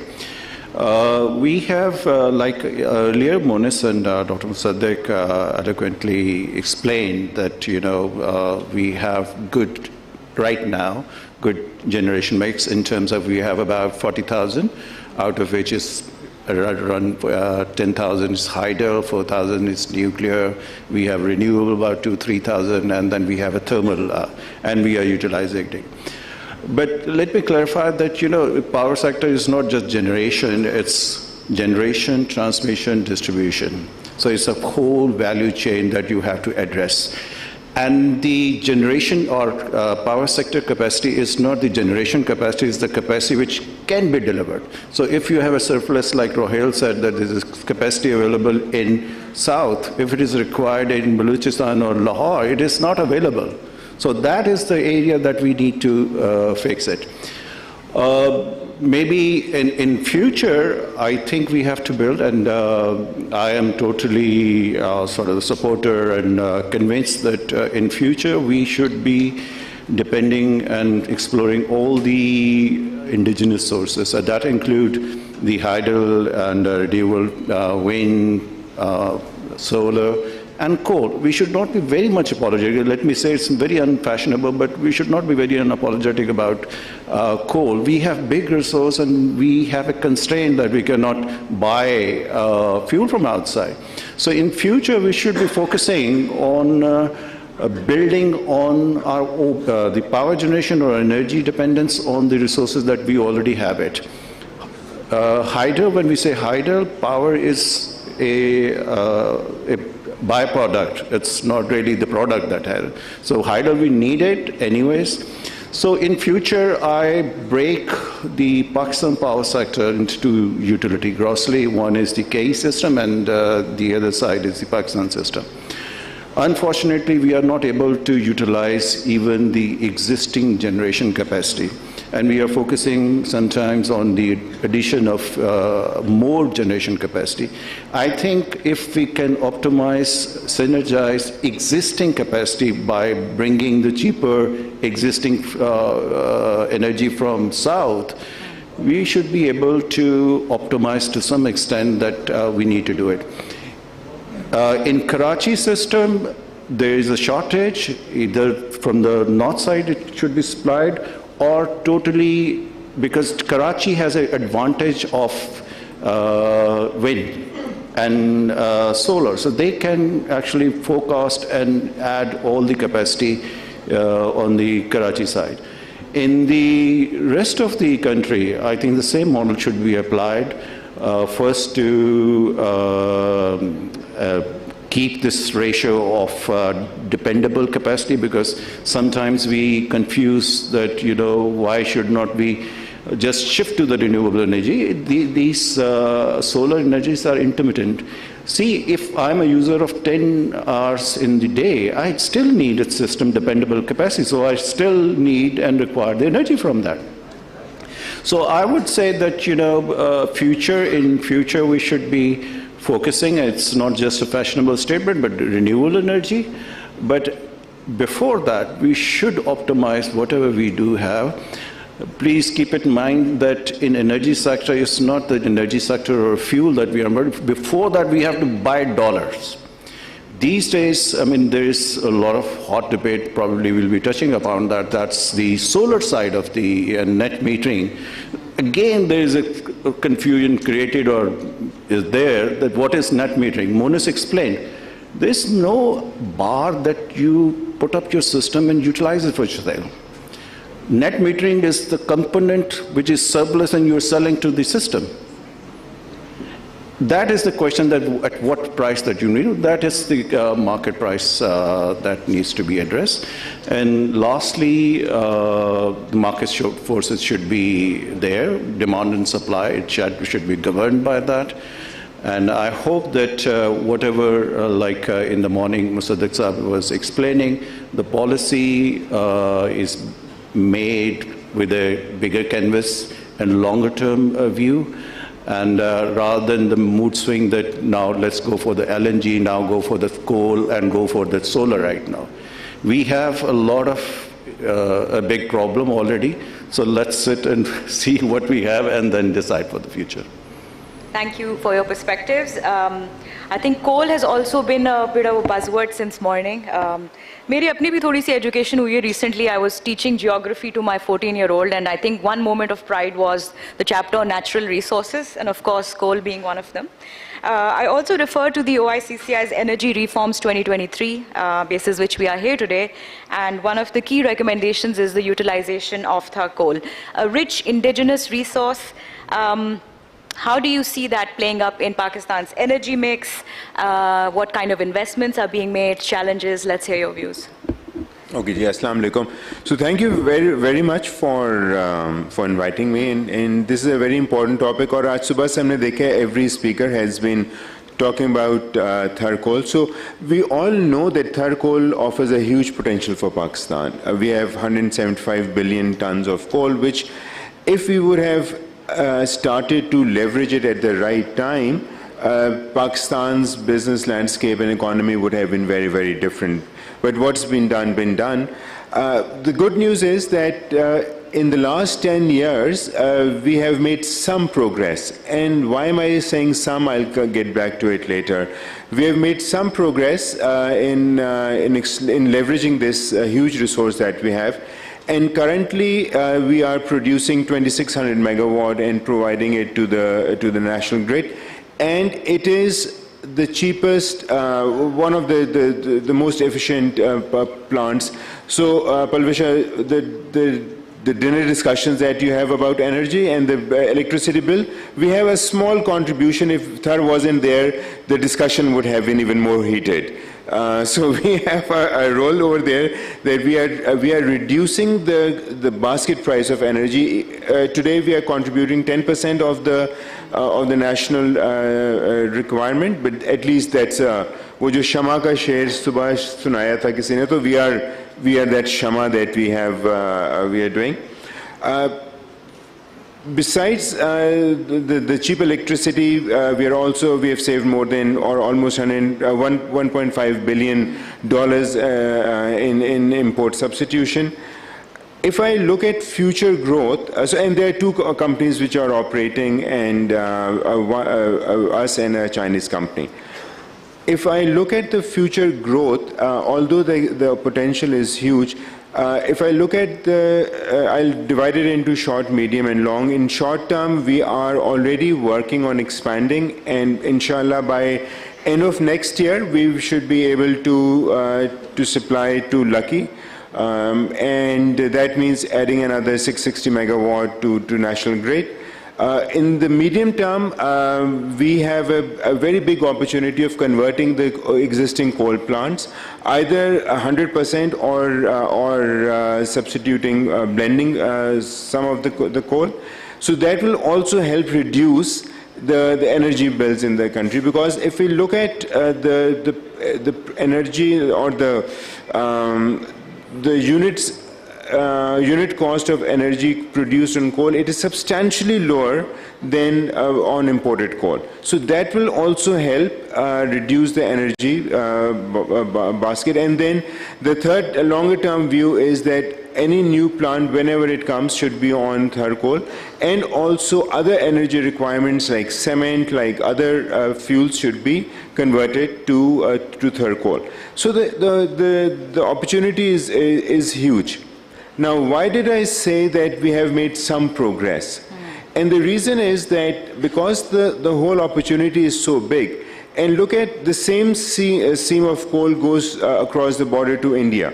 India started doing this 50 years ago, And today they are consuming almost 1 billion ton of coal, and their 60-70% of their energy is not only indigenous source but also very cheap. Hence it is helping them drive the economic and industrial revolution in that country.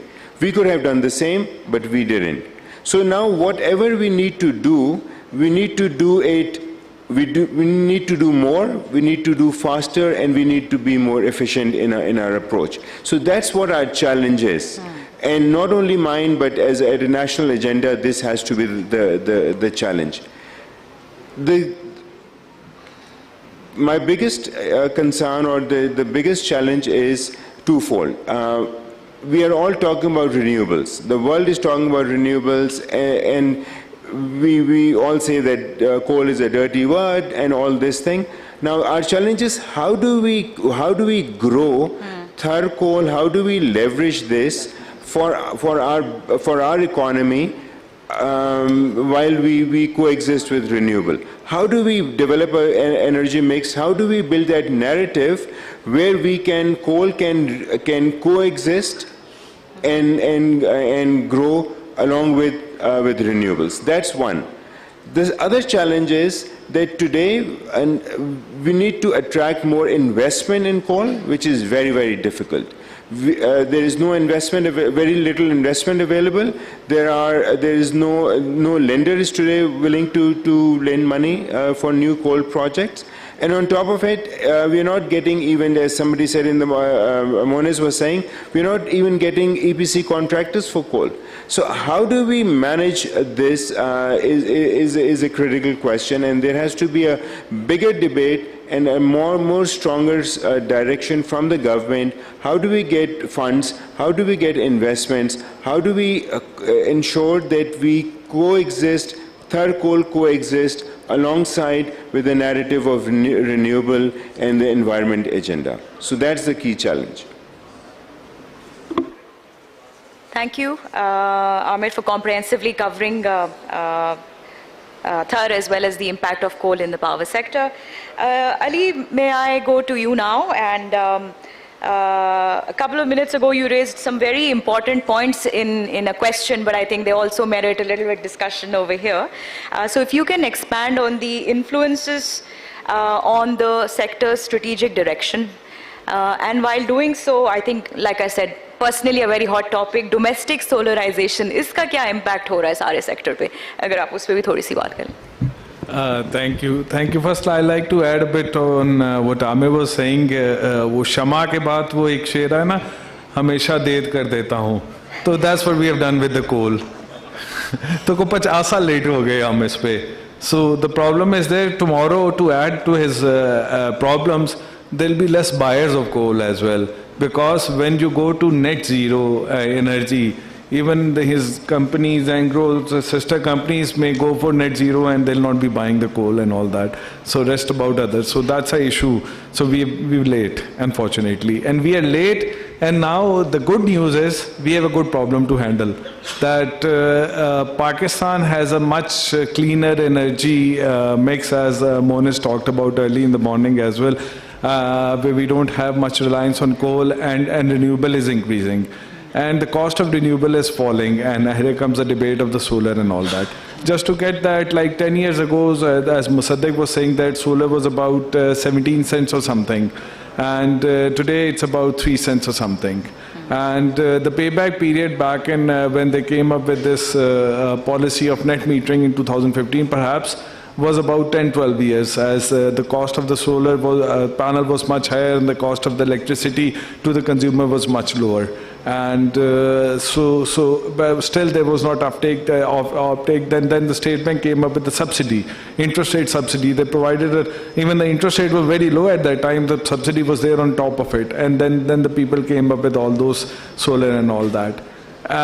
There was a push. Now is the other way around. The people are coming with the solar because the payback period is about 1.5 to 2 years in some cases, as because the cost on the grid is increasing and it's going to increase further, and the solar panel cost is decreasing and all that. So that's why people are moving towards that.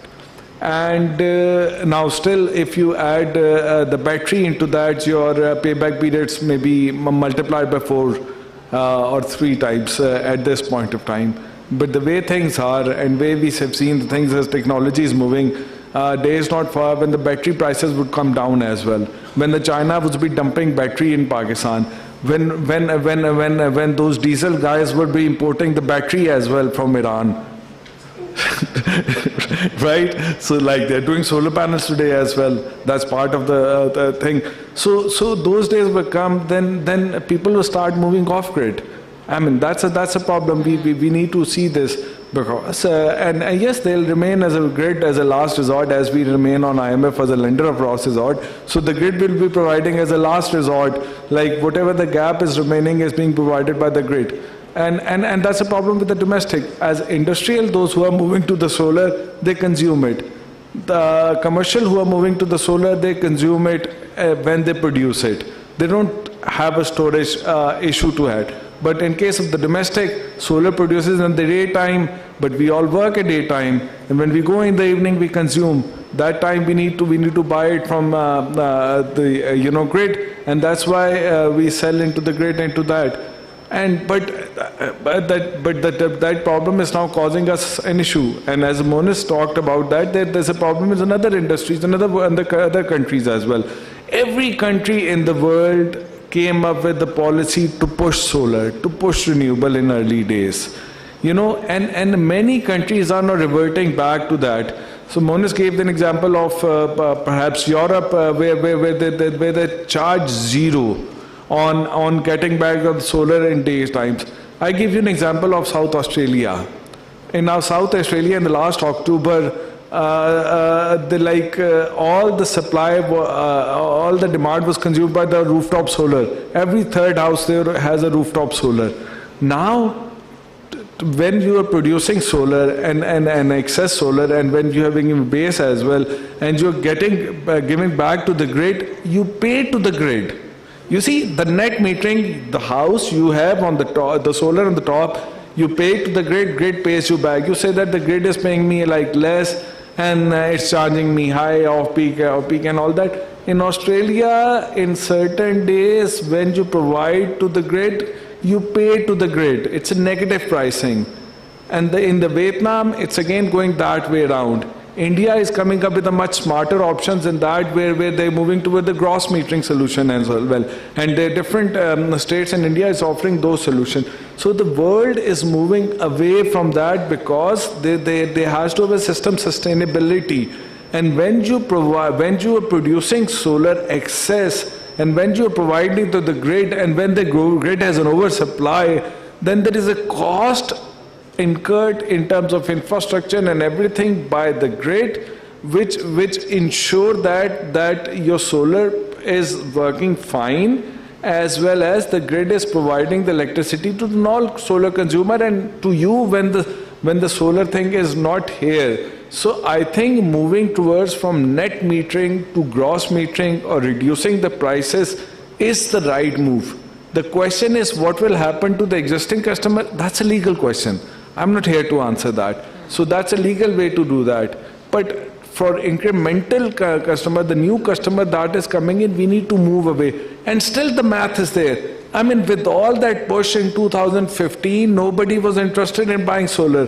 And with all the hindrances today we are having, everybody is buying solar. It's a big, simple economics, simple math.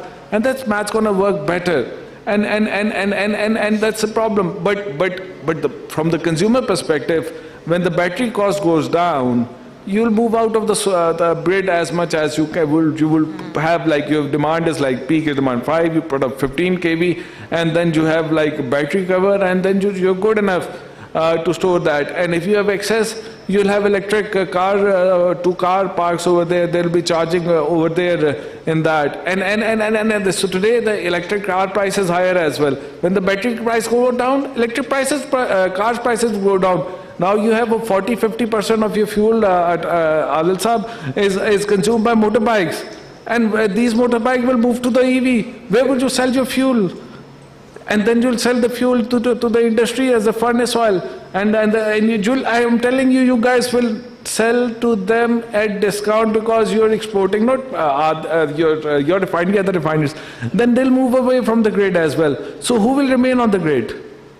The poor guy who can't afford solar, or or a peaking load time when you remain there, that you remain there. So maybe 7 years down the road, there will be much less load on the grid. Then you have the legacy cost. Who will pay the Lucky coal power plant capacity charges? Who will pay Capco, whose PPA is extended again? Who will pay them? That then, because you will charge from the capacity charges from the fixed. You say that, okay, 72% of today's cost is fixed, okay, and 2% of your bill has a fixed, okay, increase that fixed. You'll increase the fixed charges on the bill, okay, you need to have a last resort, like IMF is a last resort, whatever you say you'll do. If you want to have a discos as a last resort to supply, you'll pay extra on that, you pay lump sum on that. Then you try to move that. Then my friend solar guy sitting over there, he is already coming up with a solution. He'll making those power points and all that and selling that, okay, today I give you a battery which gives you a payback of 5 years. 3 years down the road, he'll be giving me a battery with payback of 2 years. And eventually he'll be financing it as well. If I can't afford to pay upfront for 2 years, he'll make my payback 3 years and give me the finance. These kind of a solution will be there, and we'll be importing all those solar panels, we'll be importing all those batteries. That will have an impact on the foreign exchange, but nobody will come to invest in your coal because you're dirty. That's a problem. I mean, we are late. So we need to work on those legacy costs, we need to work on those stranded costs to ensure that our grid, our NTDC, our DISCOs to perform optimally and not to go bankrupt and all that, because it's a microgridding is the option invariably. Ali, sorry to interrupt you, but I'm just interest of time. I think we've been joined by Mr. Khalid Waleed, and I want him to respond to maybe some of the challenges that you put out in the room from a policy and regulation perspective. Thank you for joining us. Policy, regulatory support, any other additional support that the government has offered and is planning to offer in light of some of the challenges that have been discussed in the last 30 minutes. Could you shed some light on that? And maybe to close off, what Ali has quite vocally raised in the room. Thank you so much. It's Dr. Khalid Waleed. I represent STPI, Sustainable Development Policy Institute. You talked about regulations and policies. Pakistan at this current point of time need integrated sort of policies which not only integrate environmental concerns with energy or power sector, but it should also integrate industrial production as well, because economy is a significant part of it. And if you take this in silos or discuss economy, energy and environment into their own silos, the policy would not work. It should be an integrated policy. Let me bring an alternate view here on the table. Let me start with Pakistan's electricity demand, power sector demand. It is being decreasing over the period of time. If you compare fiscal year 2022 and 2023, you'll see about 10% of demand has decreased. There could be many factors, exponential rise in tariff, maybe solar rooftop, maybe all sort of things, but the demand is decreasing. Another thing that is parallel to this is Pakistan's electricity consumption mix, which is tilted toward unproductive electricity demand, which is coming from about 50% of it comes from residential sector, about 18 to 20% comes from the industrial sector.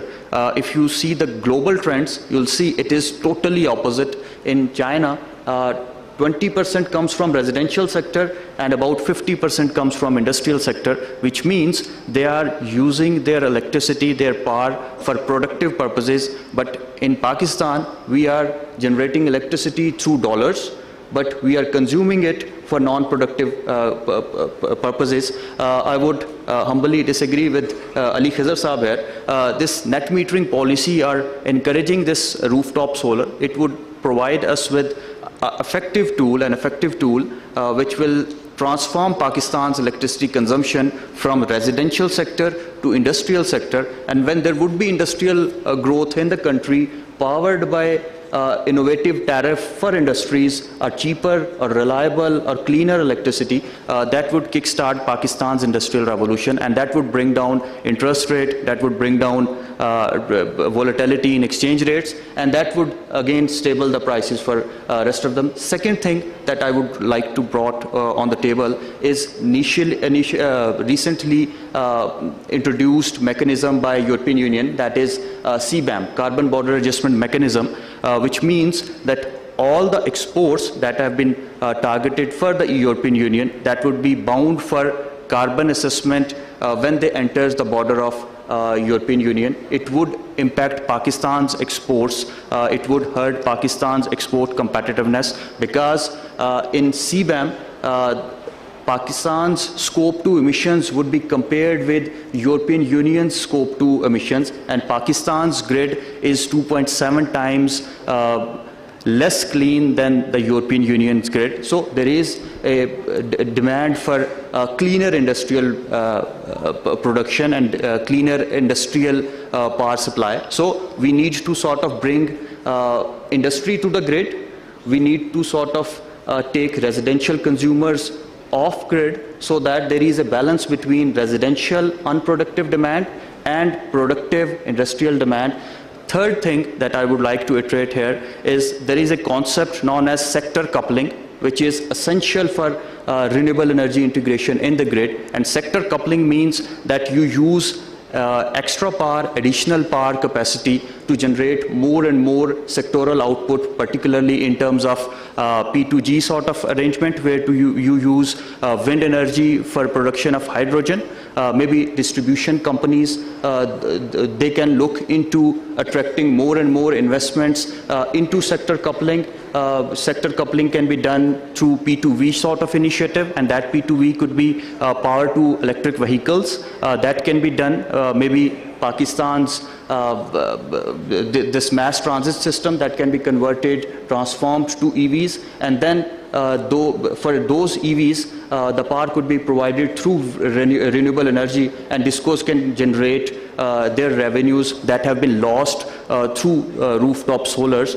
So my take would be we need to sort of introduce policies, regulations in such a way that that encourage industries to come on the grid, and encourage residential consumers to be off the grid, not, I mean, completely off the grid. They obviously need power in night when there is no solar, but that would sort of correct Pakistan's consumption mix, which is highly tilted towards unproductive demand. So in that way, integrating industrial production in the mix in this policy debate, that might generate solve Pakistan's economic problem, energy problems, and as well as environmental sort of thing as well. Lastly, there are innovative renewable energy financing mechanisms as well. You name it, Just Energy Transition Partnerships, where Indonesia, South Africa, they sort of signed this deal with G7 countries and their private sector to bring green financing to transform their power sectors. Secondly, Asian Development Bank's ETM mechanisms. There are some initial consultations are being happened at Vera to introduce coal to clean credit initiatives, where carbon markets would be used to generate carbon credits to early retire coal power plants. So there are I would say transformational or structural sort of transformation is going on in renewable energy financial landscape. Those monies, those investments could be used to transform the power sector, particularly for the developing countries where the power sector is tilted towards the fossil fuels. So this could sort of bring revolution for Pakistan, but it would be an integrated approach, not in the silos where environmental policy is just focused on achieving climate goals, industrial policy is just focused on achieving industrial growth, and economic policies, they are just focused on achieving economic stability. It should be integrated in such a way that industrial sector through power sector, kickstart this industrial revolution, and that would bring Pakistan's economic indicators to a stability. That would be an integrating policy and regulatory sort of approach for Pakistan. Thank you, Khalid Saab. I think that's a very comprehensive view. And again, we invite and we respect differences. So I think this has been quite a healthy panel in that sense. Maybe one last round, and the same question to all of you. What would you, and this is probably also to summarize the discussion we've had, right, and in terms of key takeaways, what in your perspective is the one biggest challenge, if you are to pick one, in the power sector at the moment, and what is that one action that you think, okay, if I have my list, this is the one at the top that I think we need to take together as an energy industry? And the same question to all of you, so. Unfortunately, there is no one thing that can be done and then everything is settled. And as you said, that there's a difference of opinion is excellent. And like Ali was, I'm making a small comment on that. Ali was explaining the grid constraint, and Dr. Saab very well explained the other side of it, that the solarization is very good. As I said in my earlier part, that it's not a straight sector. Sometimes excess of everything becomes a trouble for us. And not saying it, solarization should be done, but in a more educated and planned way rather than unplanned way where you cannot handle it. There are a couple of things. I have worked on the other side of the table, and unfortunately, because my introduction is I'm working for an IPP. Ali, we haven't signed the new PPA yet. But the thing is that the other side is also saying what is right. The power generation, for the net metering, you require 3-phase meter as per the existing. So slightly, I would not say, because it's already been debating that these are the elite who are getting benefit. No, there are a lot of other people who are getting the benefit of this thing.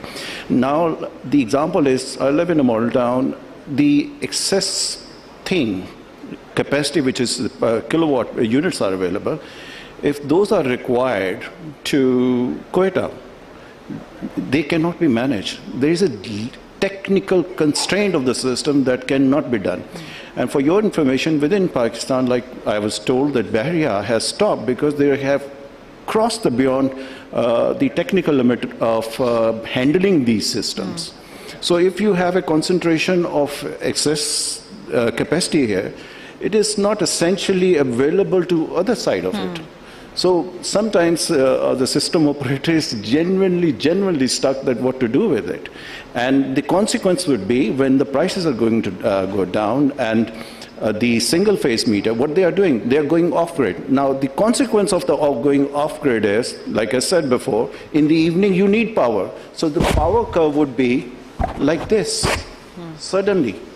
So technically handling this system is going to be a bigger trouble.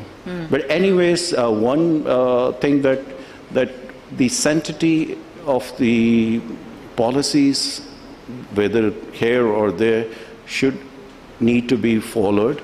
And now, if we are stuck in this problem and we are promoting the solarization, we should continue and the individual should get benefit of it. But I think government and the other stakeholders should explain that what is the problem that they are having. So that is my last comment. There is no one single thing that needs to be done. Like earlier, Anglo OPEC's gentleman said that, we need investment in the terminals. He's absolutely right. The thing is, in the whole value chain, terminal probably is the easiest component. If I took the working capital of it, the terminal cost is hardly 3 months my gas buying and selling. So the circular debt in gas is largely because of the buying and selling, not terminal. So we have to fix the cost and its recovery. The problem is that we think the generation is a problem, transmission is a problem, but the largest is the distribution system. If you collect the line losses and non-recovered or loan, you will see that your circular debt is largely settled. the bleeding is there in the whole value chain. So we need to fix the governance. We have to, if that can be privatized. Monas Utility is the best example. They are doing very best. They have reduced the line losses. Their recovery rate is better. We were also not utility, but essentially we were also privatized. We made a lot of money for government of Pakistan. So there should be a public and private partnership whereby the expertise of private sector there to manage more efficiently. Thank you. Thank you, Aftab Sahab. You have covered indeed quite a variety of actions, again, those that are important. Ruhail, would you like to build on them? As I mentioned in my first round, in my opinion, the single biggest issue for the power sector is to reduce the tariffs and increase the demand, right? And they go together. There's no one solution, but as I mentioned, I talked about debt restructuring, I talked about converting coal, privatization of discos. All of them are parallel streams that can be worked in at the same time. It doesn't mean they're mutually exclusive. So they can be worked at the same time, and that's over a, say, 5-year cycle. I think we can make substantial progress on that. Thank you.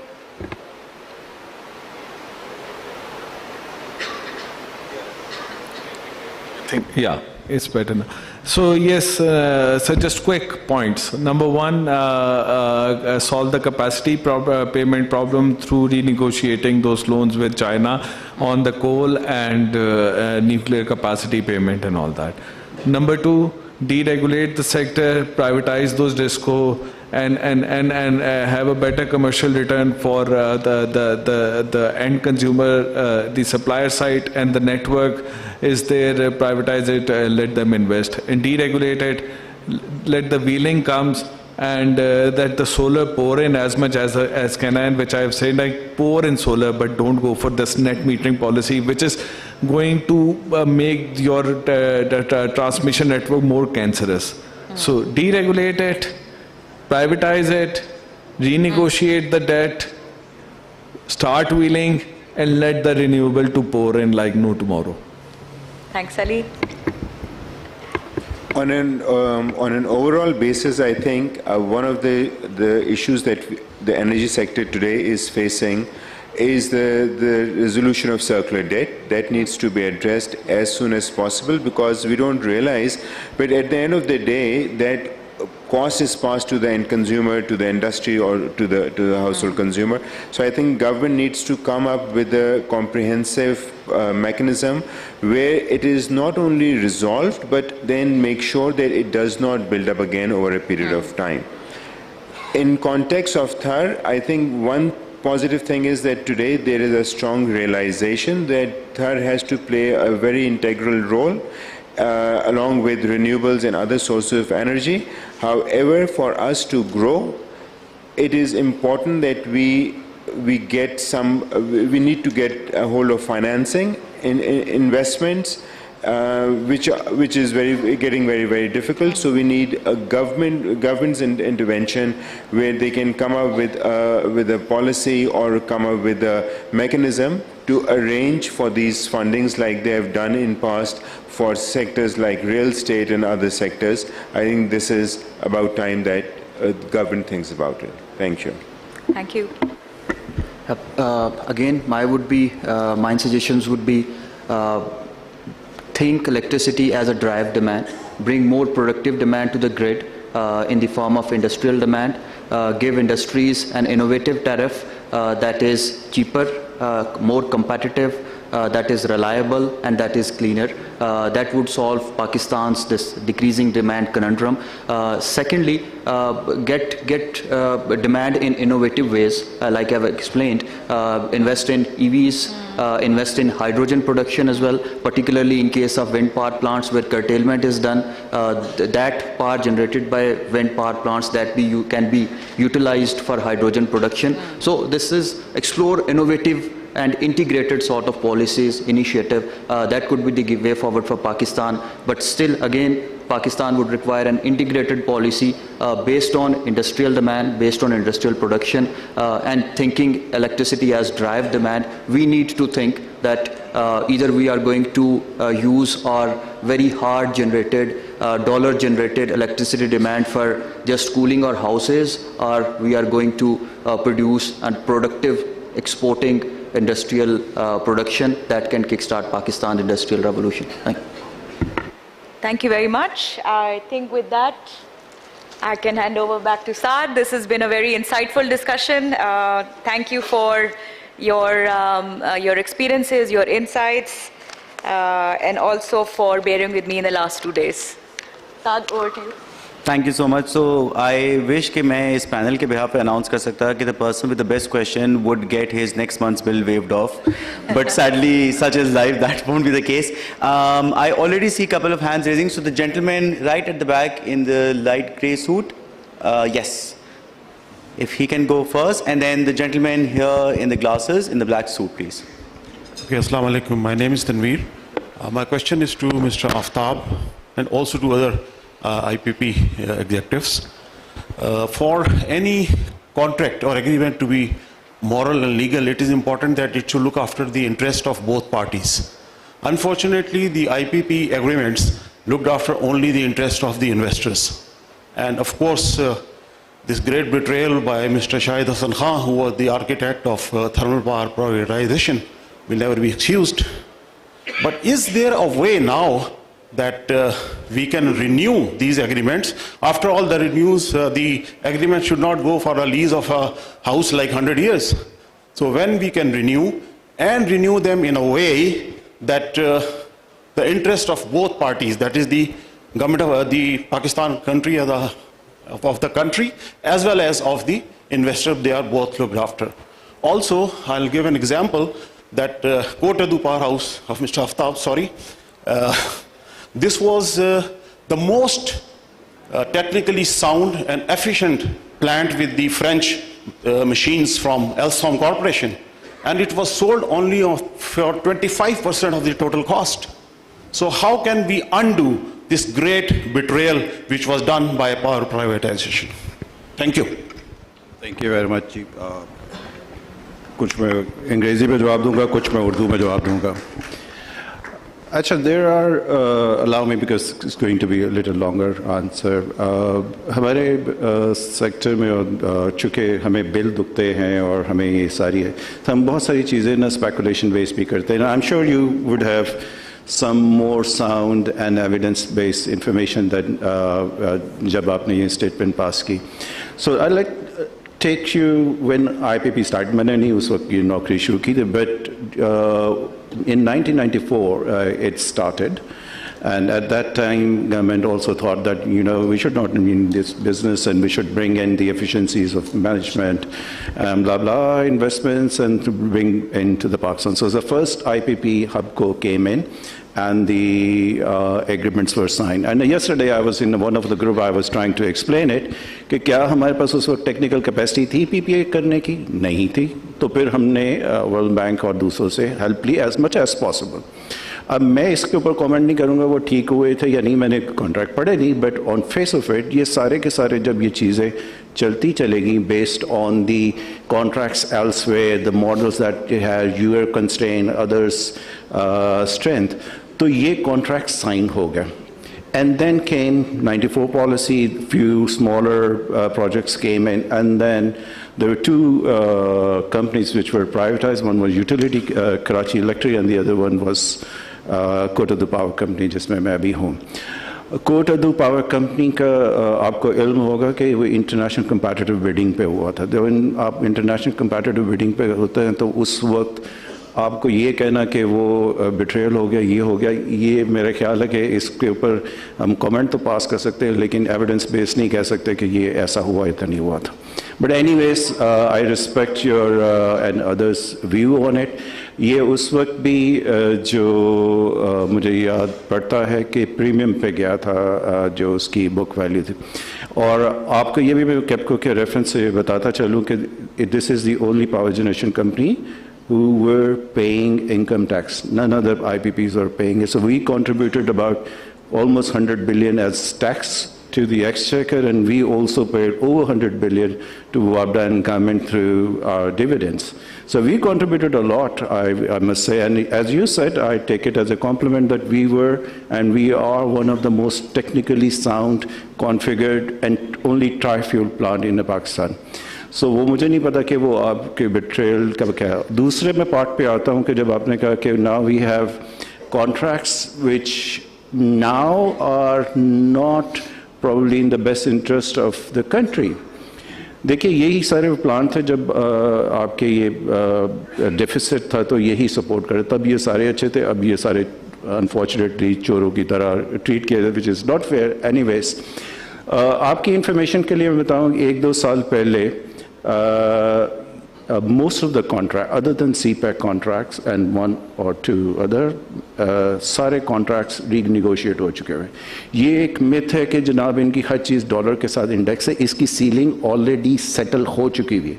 So most of the contracts are actually rupee based with आज अगर 280 रुपए का शायद dollar अगर trade हो रहा है तो ये royal correct me if I wrong, ये कोई 150 रुपए पर सीलिंग इसकी हो गई हुई है. So it's not indexed in the way that the old story goes on. ये उस तरह नहीं है जैसे समझा जा रहा है.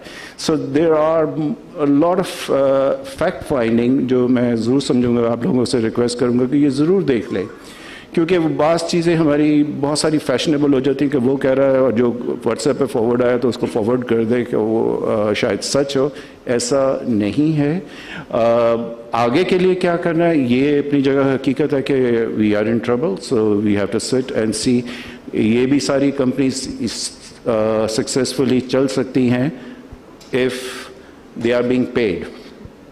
और आज सुबह से हमारी डिस्कशन शायद यही चल रही है कि whether the new policies coming in, and I also earlier said now we have to sit and see another 5-10 years how we can actually sustain. The vision statement in my view of this sector is sustainable, affordable and stimulus energy. What happened in the past, वो हम थोड़ा सा ऐसे से चलते हैं. First we get into severe deficit whereby about 10 to 12 hours load shedding. We were in trouble and everybody was saying capacity add. जब capacity add होगी at that time, the GDP was 5-6% and the forecast was even for another 5-10 years was more around that. Unfortunately, economic downturn आया. अब वही सारी जो capacity है वो excess होगी, उसकी fixed capacity नहीं add हो रही.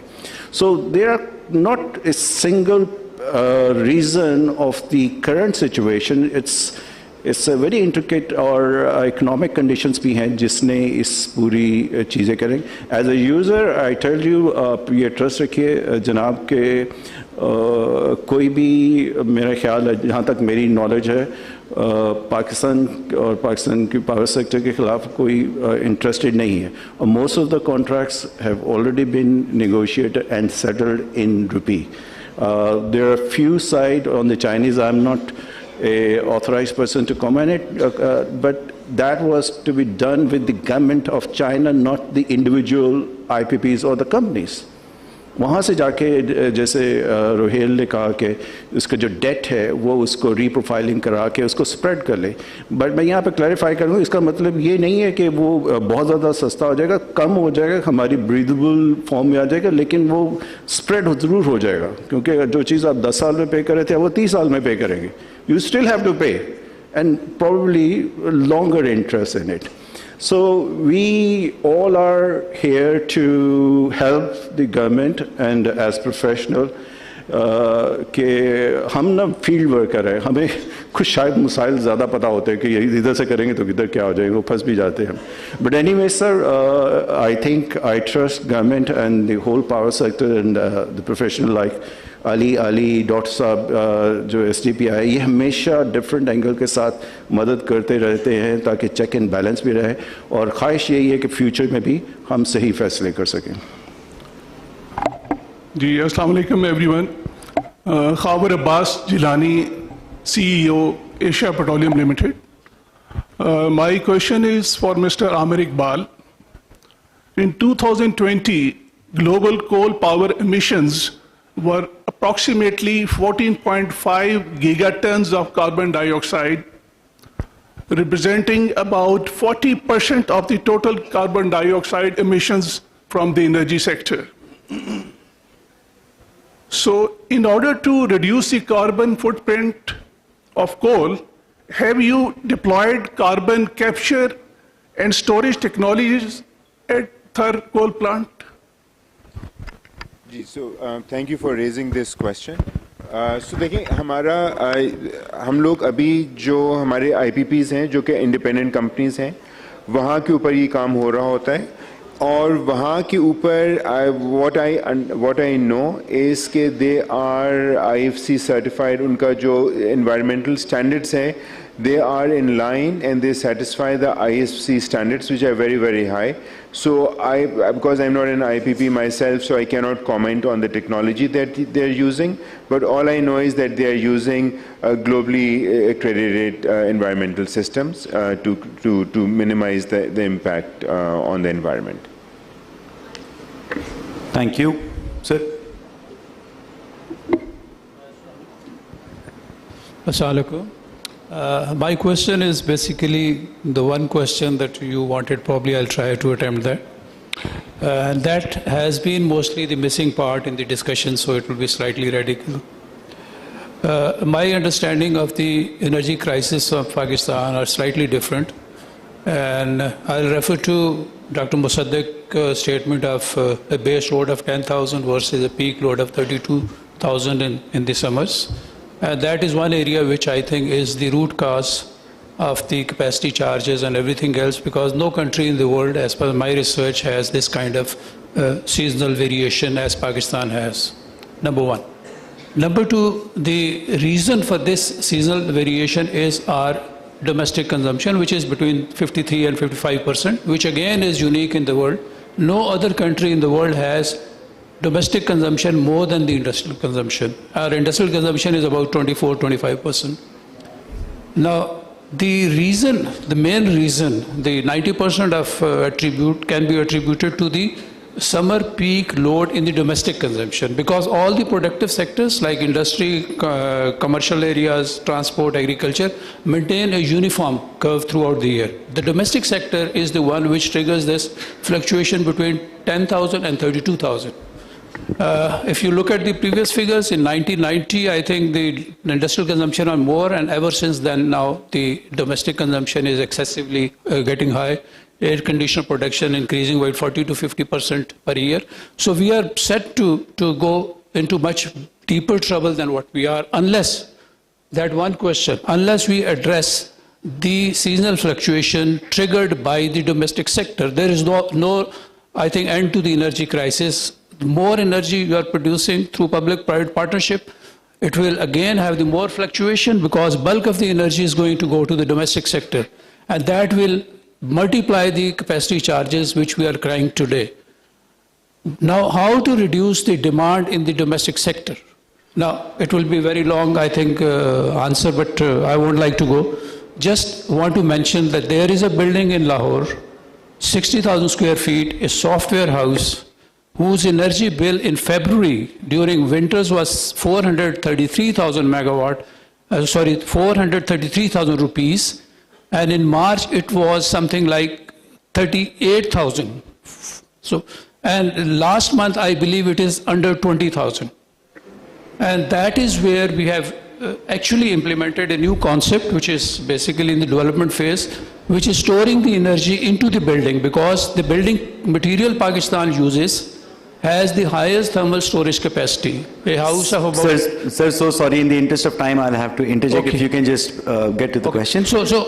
My question, in fact, is a comment that unless and until we reduce the demand in the domestic sector, which is doable, I don't think there is any solution to energy that we are talking today. Thank you very much.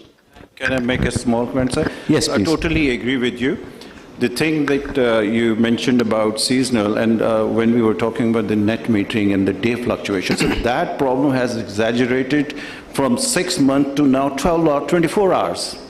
that the demand and supply and the fluctuation and the peaking, certainly, now we are experiencing on hourly basis. That is the problem the system is facing. And you're absolutely right that the peaking thing, because of the domestic air conditioning and the other gadgets, we need to address it. But unfortunately, that comes when sun is not there.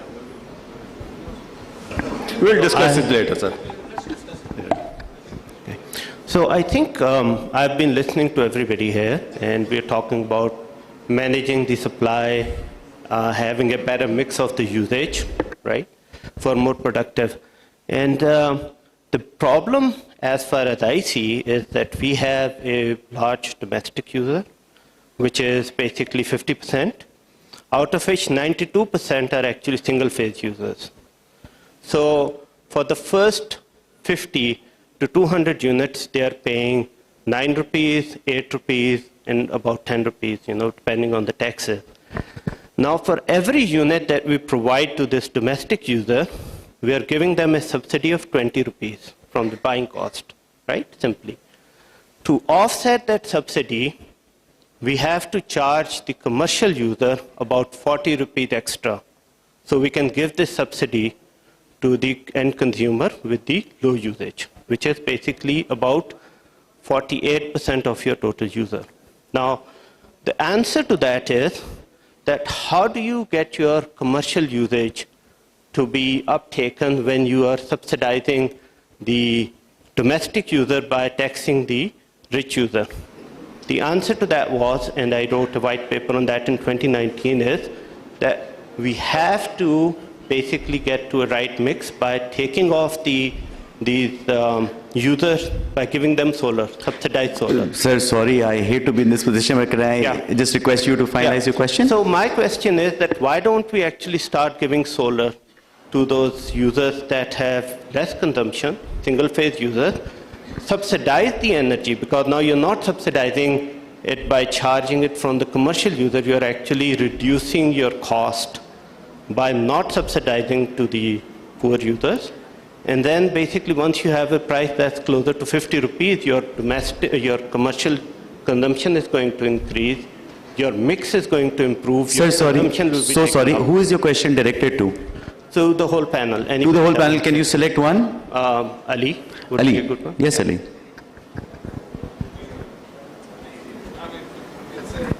Good question to have, and of course we need to work on that, but we need to work on much beyond that, and I agree with you that we need to have more solar to have a low marginal cost and all that, but how we need to solve the question how we provide it to the grid and the sustainability of the grid to continue. That's one thing that perhaps that's going to be solved and all that, and the rest once the battery cost there is no need of subsidy over there eventually. And just to add on a few things on the previous questions and all that, first the very good question, but then I'd like to see the building in Lahore. Please take me there. The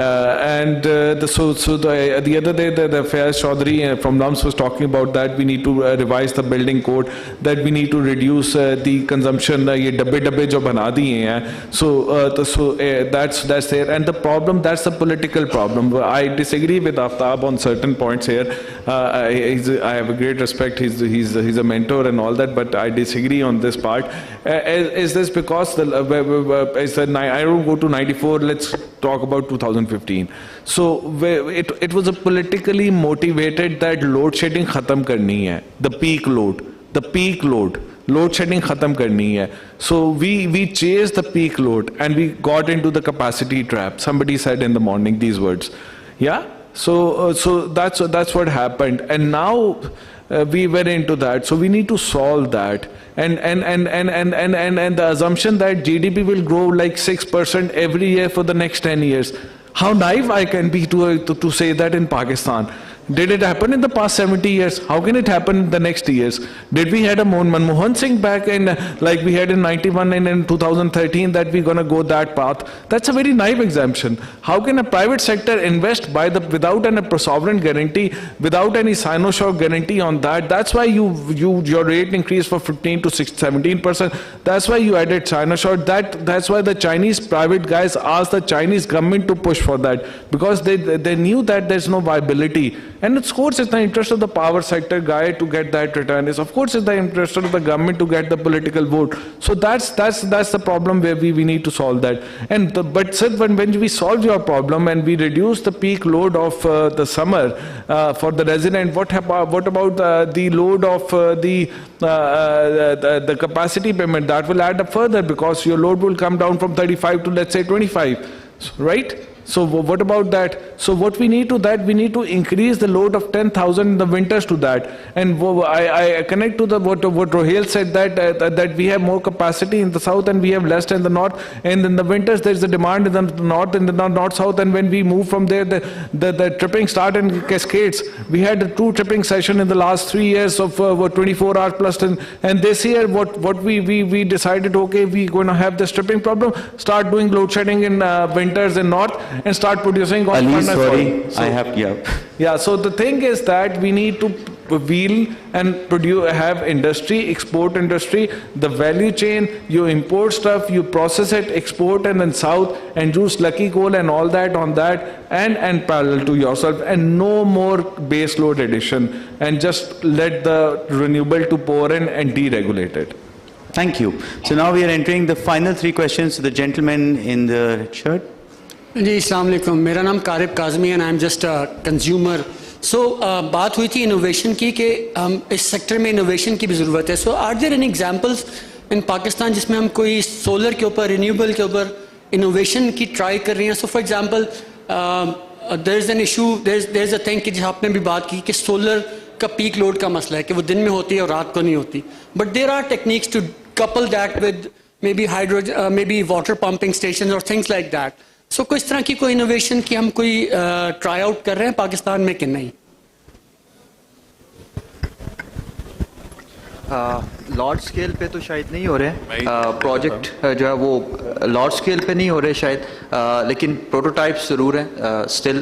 but Pakistan would need is economically feasible sort of projects, again linked with higher interest rates, higher cost of doing business.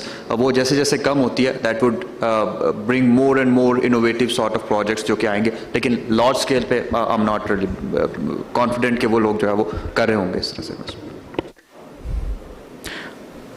बहुत शुक्रिया.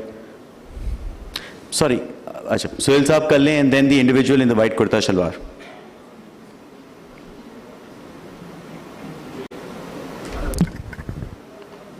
Hello, Air Chief Marshal Sohail on this side. Sometimes solutions are much simpler than the kind of debates that we have had. It's a wonderful session. Ali, आपने Australia की example दी थी, but I think let's look at the whole example in complete. The government provides the initial money and also the entire solarization. Not that every third house, every second house in Australia has it, but the user pays nothing. The government puts the money in, and the installments the housekeeper pays are spread as much as 5 to 7 years. So there's no financial load. In Pakistan, everything is paid by this. And the money and the electricity, which is completely now saved, is diverted towards the industry. And that is how a long-term 15-year strategy in Australia worked. That is how the residential, the costs are very low. The industry gets the electricity, and that's about it. So our industry is being, like it was highlighted, they pay very heavily. जो जहाँ पे हमें utilise नहीं करना चाहिए बिजली, वहाँ utilise कर रहे हैं. तो सोलर को बजाय कि हम उसको टैक्स करें and metering and non metering के और एग्जांपल्स दें, the examples of UAE and all those are irrelevant because look at the GDP here. यहाँ पे most of the people are using the electricity less than 200 watts, so 200 units. तो हमें अपने perspective में long-term strategy is required. Get the solar and of course the whole house things. The green energy is the answer. Get the green energy and put that towards the industry. उसके ऊपर बताइए कि government के साथ आपकी policy level के ऊपर क्या डिबेट्स हैं and how's that coming up? Thank you.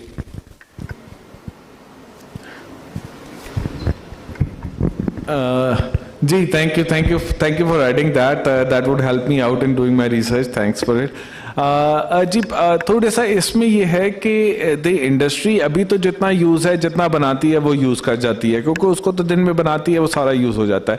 अभी ये है कि जो यहाँ से एक्सेस आता है वो ग्रिड में आता है और ग्रिड से जो है नेबरहुड में या आगे इंडस्ट्री में चला जाता है, और उसको तो बढ़ना ही चाहिए और सोलर बढ़ता जाएगा। मैं यहाँ पे बिल्कुल ये कह रहा हूँ कि सोलर को बढ़ना चाहिए, और मैं ये कह रहा हूँ कि अगर आज आप सोलर को इंसेंटिव नहीं देंगे तो भी बढ़ता जाएगा। ऑस्ट्रेलिया ने इंसेंटिव दिया कुछ साल पहले, बहुत मुल्कों ने दिया, वो अपने इंसेंटिव स्ट्रक्चर्स को चेंज कर रहे हैं। ऑफ कोर्स पाकिस्तान से ऑस्ट्रेलिया का कंपैरिजन नहीं हो सकता, यहाँ पे बिजली वैसे ही बहुत महंगी है, बट ये है कि सोलर की पेनिट्रेशन बढ़ती जाएगी, इसको आप रोक नहीं सकेंगे। को प्राइस जो है इतनी गिर चुकी है, और कल को बैटरी की प्राइस भी गिरेगी, प्लस ईवी की जो प्राइस भी गिरती जाएगी, तो हर चीज़ इलेक्ट्रिफिकेशन पे आ जाएगी और सोलर के साथ बहुत काम हो जाएगा।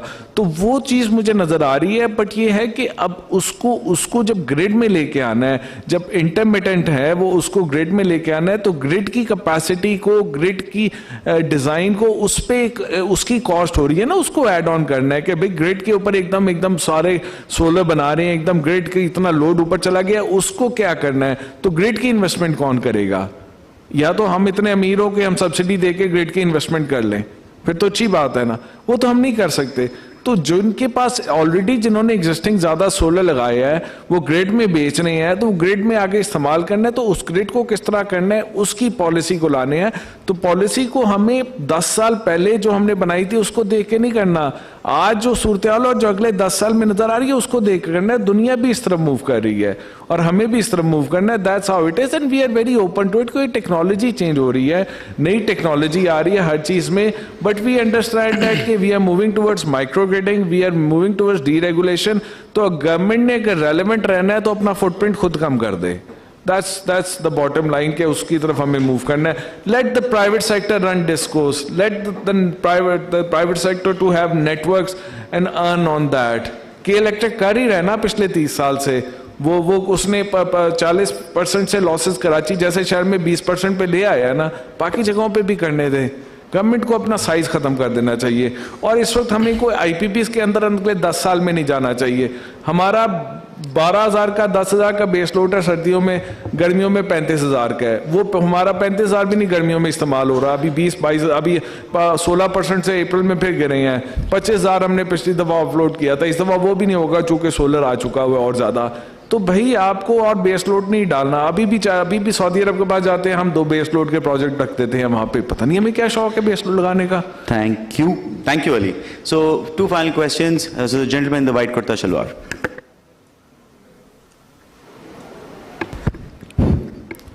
Assalamu alaikum. I am Dr. Muazzam Phatak, Director Science and Technology, Quaid-e-Azam University, Islamabad.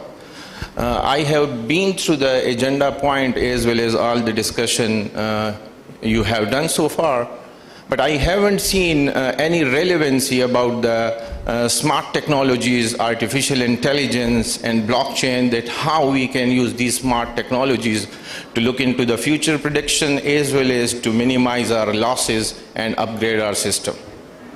So the question is to all panel, how the private sector is looking to this matter. As far as we know, the private sector is much better and as well as addressing such issues quite in a better way as compared to the government sector. So your response. Thank you. जो आप बता रहे हैं ना AI and artificial intelligence वगैरह, these are more applicable to distribution companies where they can look at efficiencies, see where the losses are, plug them up as such. Generally जो हमारे generation side है, those are traditional technologies. The private sector tries to improve efficiency, which they are already doing. But the greatest application of AI and smart metering and things like that will be in the distribution. Unfortunately, in the distribution side, except KE, everything is in the government sector. So there is no initiative or no thrust towards using the latest technology in that aspect. Thank you, Rohil sir. And our final question of the day. I am Ejaz, Albario Engineering. This is about Thar coal. We have 175 billion tons of Thar coal, one of the largest in the world.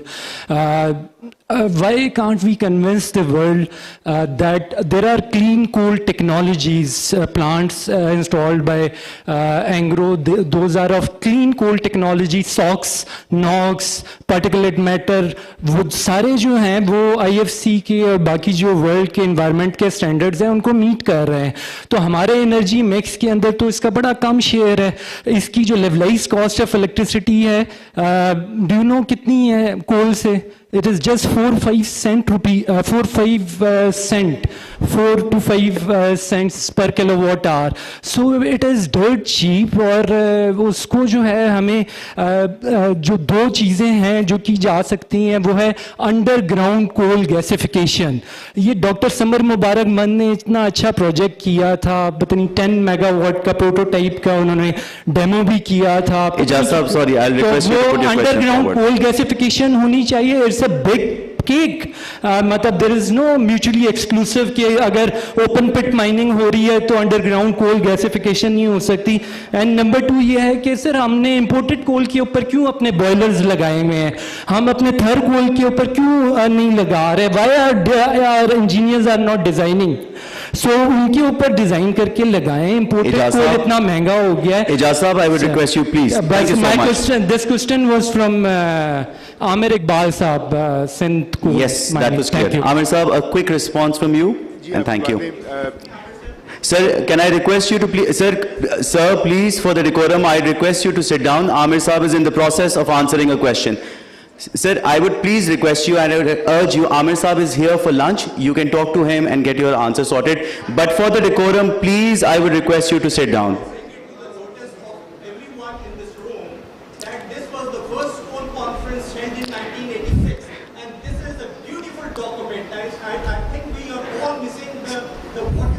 Sir, I would encourage you to sit down, please. Thank you. Amir Saab? जी, sir आपने बहुत अच्छी बात कही. आपकी दोनों बातें बिल्कुल वैलिड हैं. दोनों को मुझे सेपरेटली हैंडल करने दें. जहाँ तक कोल गैसिफिकेशन की बात है, इसके ऊपर हमने भी पूरी स्टडी की. इसके ऊपर एक बहुत बड़ा पोटेंशियल मौजूद है. लेकिन देखिए, सवाल यही आता है कि अगर हमने कोल गैसिफिकेशन करनी है, उसके लिए आपको एक सब्सटैंशियल इन्वेस्टमेंट चाहिए है. आज के हिसाब से वो तकरीबन $3 अरब की इन्वेस्टमेंट है. और आज पाकिस्तान के अंदर कोई भी इतनी एपेटाइट नहीं है कि कोई भी इंटरनेशनल पार्टनर, इंटरनेशनल इन्वेस्टर जो है वो $3 बिलियन की इन्वेस्टमेंट का प्रोजेक्ट पाकिस्तान में टेकअप करे. अनफॉर्चुनेटली हमारे भी इकनॉमिक कंडीशंस ऐसी हैं. इसी तरह से आपने बात की बॉयलर्स की जो लगाए, तो वो ये सारे वो बॉयलर्स हैं जो कि अब लग चुके हैं, पहले लग चुके थे. अब गवर्नमेंट भी इसको काफ़ी इनकरेज कर रही है, उन IPPs को रादर पुश कर रही है कि उनको कन्वर्ट किया जाए into local. We are also working with them and government is also pushing with them. तो ये दोनों चीज़ों में डायरेक्शनली वी आर मूविंग. तो इसलिए जब मैंने कहा था कि हम मीडियम एंड लॉन्ग टर्म हमारा क्या है, तो मीडियम एंड लॉन्ग टर्म हमारा यही है कि हम इन बॉयलर्स को कन्वर्ट करें और थर्ड कोल को गैसिफिकेशन की तरफ लेकर आएँ. Thank you so much, Amir Iqbal Saab, and thank you so much for the questions. I'd like to now invite Rehan Sheikh and Waqar Siddiqui to come on stage and give the token of appreciation to our esteemed panelists.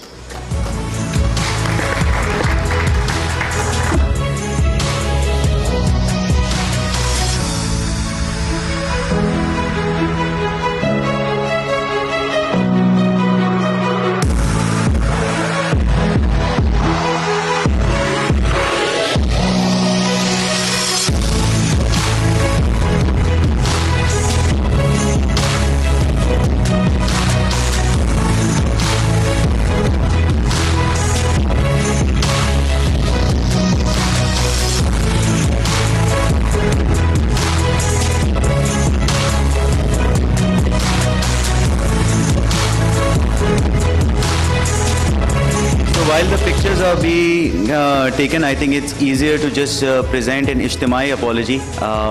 As the MC, it is my responsibility to ensure that everyone gets an opportunity. ये possible नहीं होता कि all of our delegates get a chance to ask their questions, and that's why we have the networking sessions, and also over lunch you'll find an opportunity to talk to these experts and get some of the questions that were unanswered answered.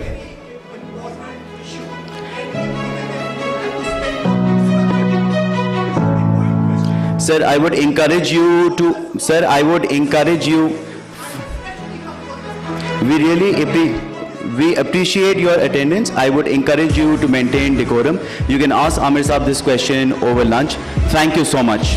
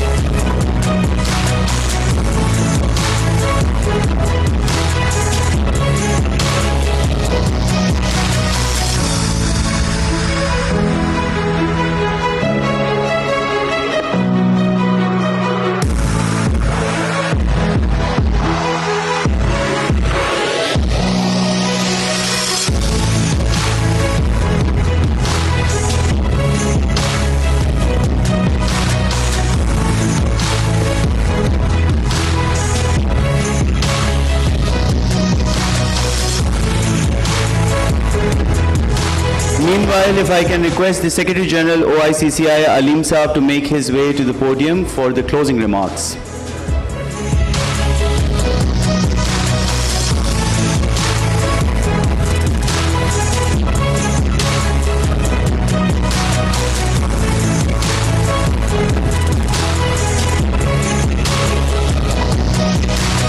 If I can request everyone to please take their seats for the closing remarks, we are just 10 minutes away. Aleem Saab.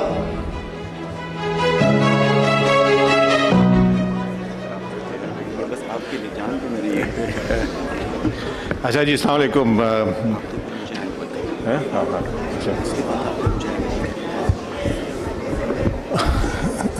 Ji, can I have your attention please? जी, अस्सलाम वालेकुम जी।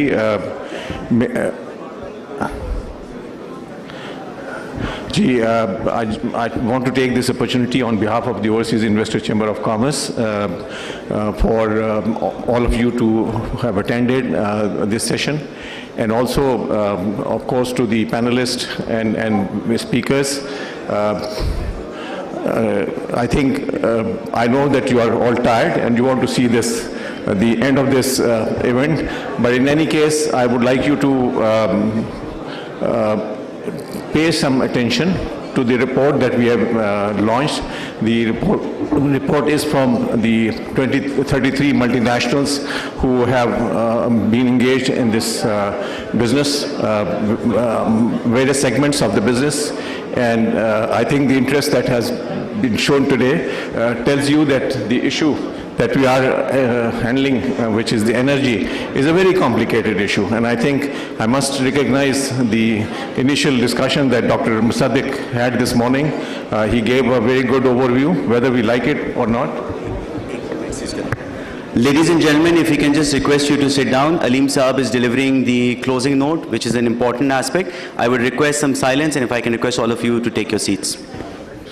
So I knew that you people are tired, so therefore I purposely didn't request these people. But anyway, thank you very much for a very interesting session, very good question and answers. And as I was saying before Saad intervened, that I was very impressed with Dr. Musaddiq, who gave a very good overview of the entire situation. I mean, the issue is very complicated. I think we underestimate the complications and the challenges that we have. We always criticize that the government has to do this, government has not done this, or the private sector has to do this. It is, yes, we all have a responsibility, but at the same time, the solution is not there that can be handled tomorrow. However, as responsible business people, we, the Overseas Investors Chamber of Commerce Energy Committee, some members have tried to make some recommendations in the four sectors. These are not very comprehensive. They are not the end of the discussion on this issue, but certainly it's a good working paper. I would like you to go through this and criticize us and recommend us as to what is covered and what is not covered. I think from the discussion that took place today, I noticed that the solar is much more emotional issue than the rest of the issues. People did not talk too much about the upstream or downstream pricing. Energy pricing came quite a big issue. It is, but certainly we have to see the bigger picture. But on behalf of OICCI, I would like to, before I hand over to Saad, I would like to thank Waqar and his team for a great contribution. I think it was organized better than we had anticipated. It was a very, we have been working on this for almost a year, and I think it was worth waiting. Thank you very much to you and to Saad. And I didn't realize that you have that other talent also, so you have a job after Shell also. Don't worry. But anyway, thank you very much, and thank you all the participants and the members on various sessions that we have had. I think we look forward for your feedback, and inshallah, your Tharkol Basab was also very, very interesting, and I think it came out in more than one sessions. So this is the beginning. We would like to have your feedback, and inshallah we will try to improve going forward. Thank you very much once again for coming.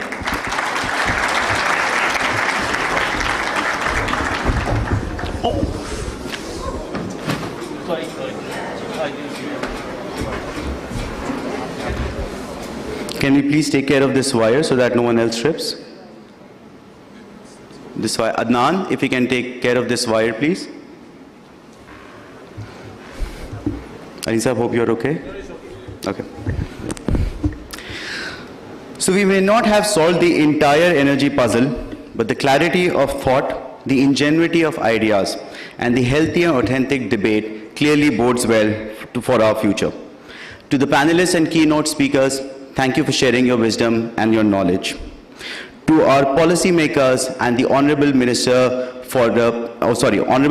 for Energy, Dr. Musaddiq Malik, thank you for reiterating our government's commitment to evolving and revolutionizing the energy landscape. To the delegates who took out time to attend this session, thank you so much for making it worth our while. To all those who dialed online, we hope you have had a seamless experience. To the Nutshell Group, they have played a huge role in curating this, and a huge round of applause for Asfar and the entire team. To OICCI, its management committee, and all the participating members, thank you for taking out time, and I know some of you are visiting Islamabad specifically for this, so truly, thank you so much. To Shell Pakistan for bringing all the stakeholders together and fostering this conversation. A lot goes on, yes. A lot goes on behind the scene to pull off a seamless experience. Until next time, continue the conversation. We hope you have been able to build networks that will help you power Pakistan's future. Apna bahut khayal rakhega. Until next time, Allah Hafiz and Pakistan Zindabad.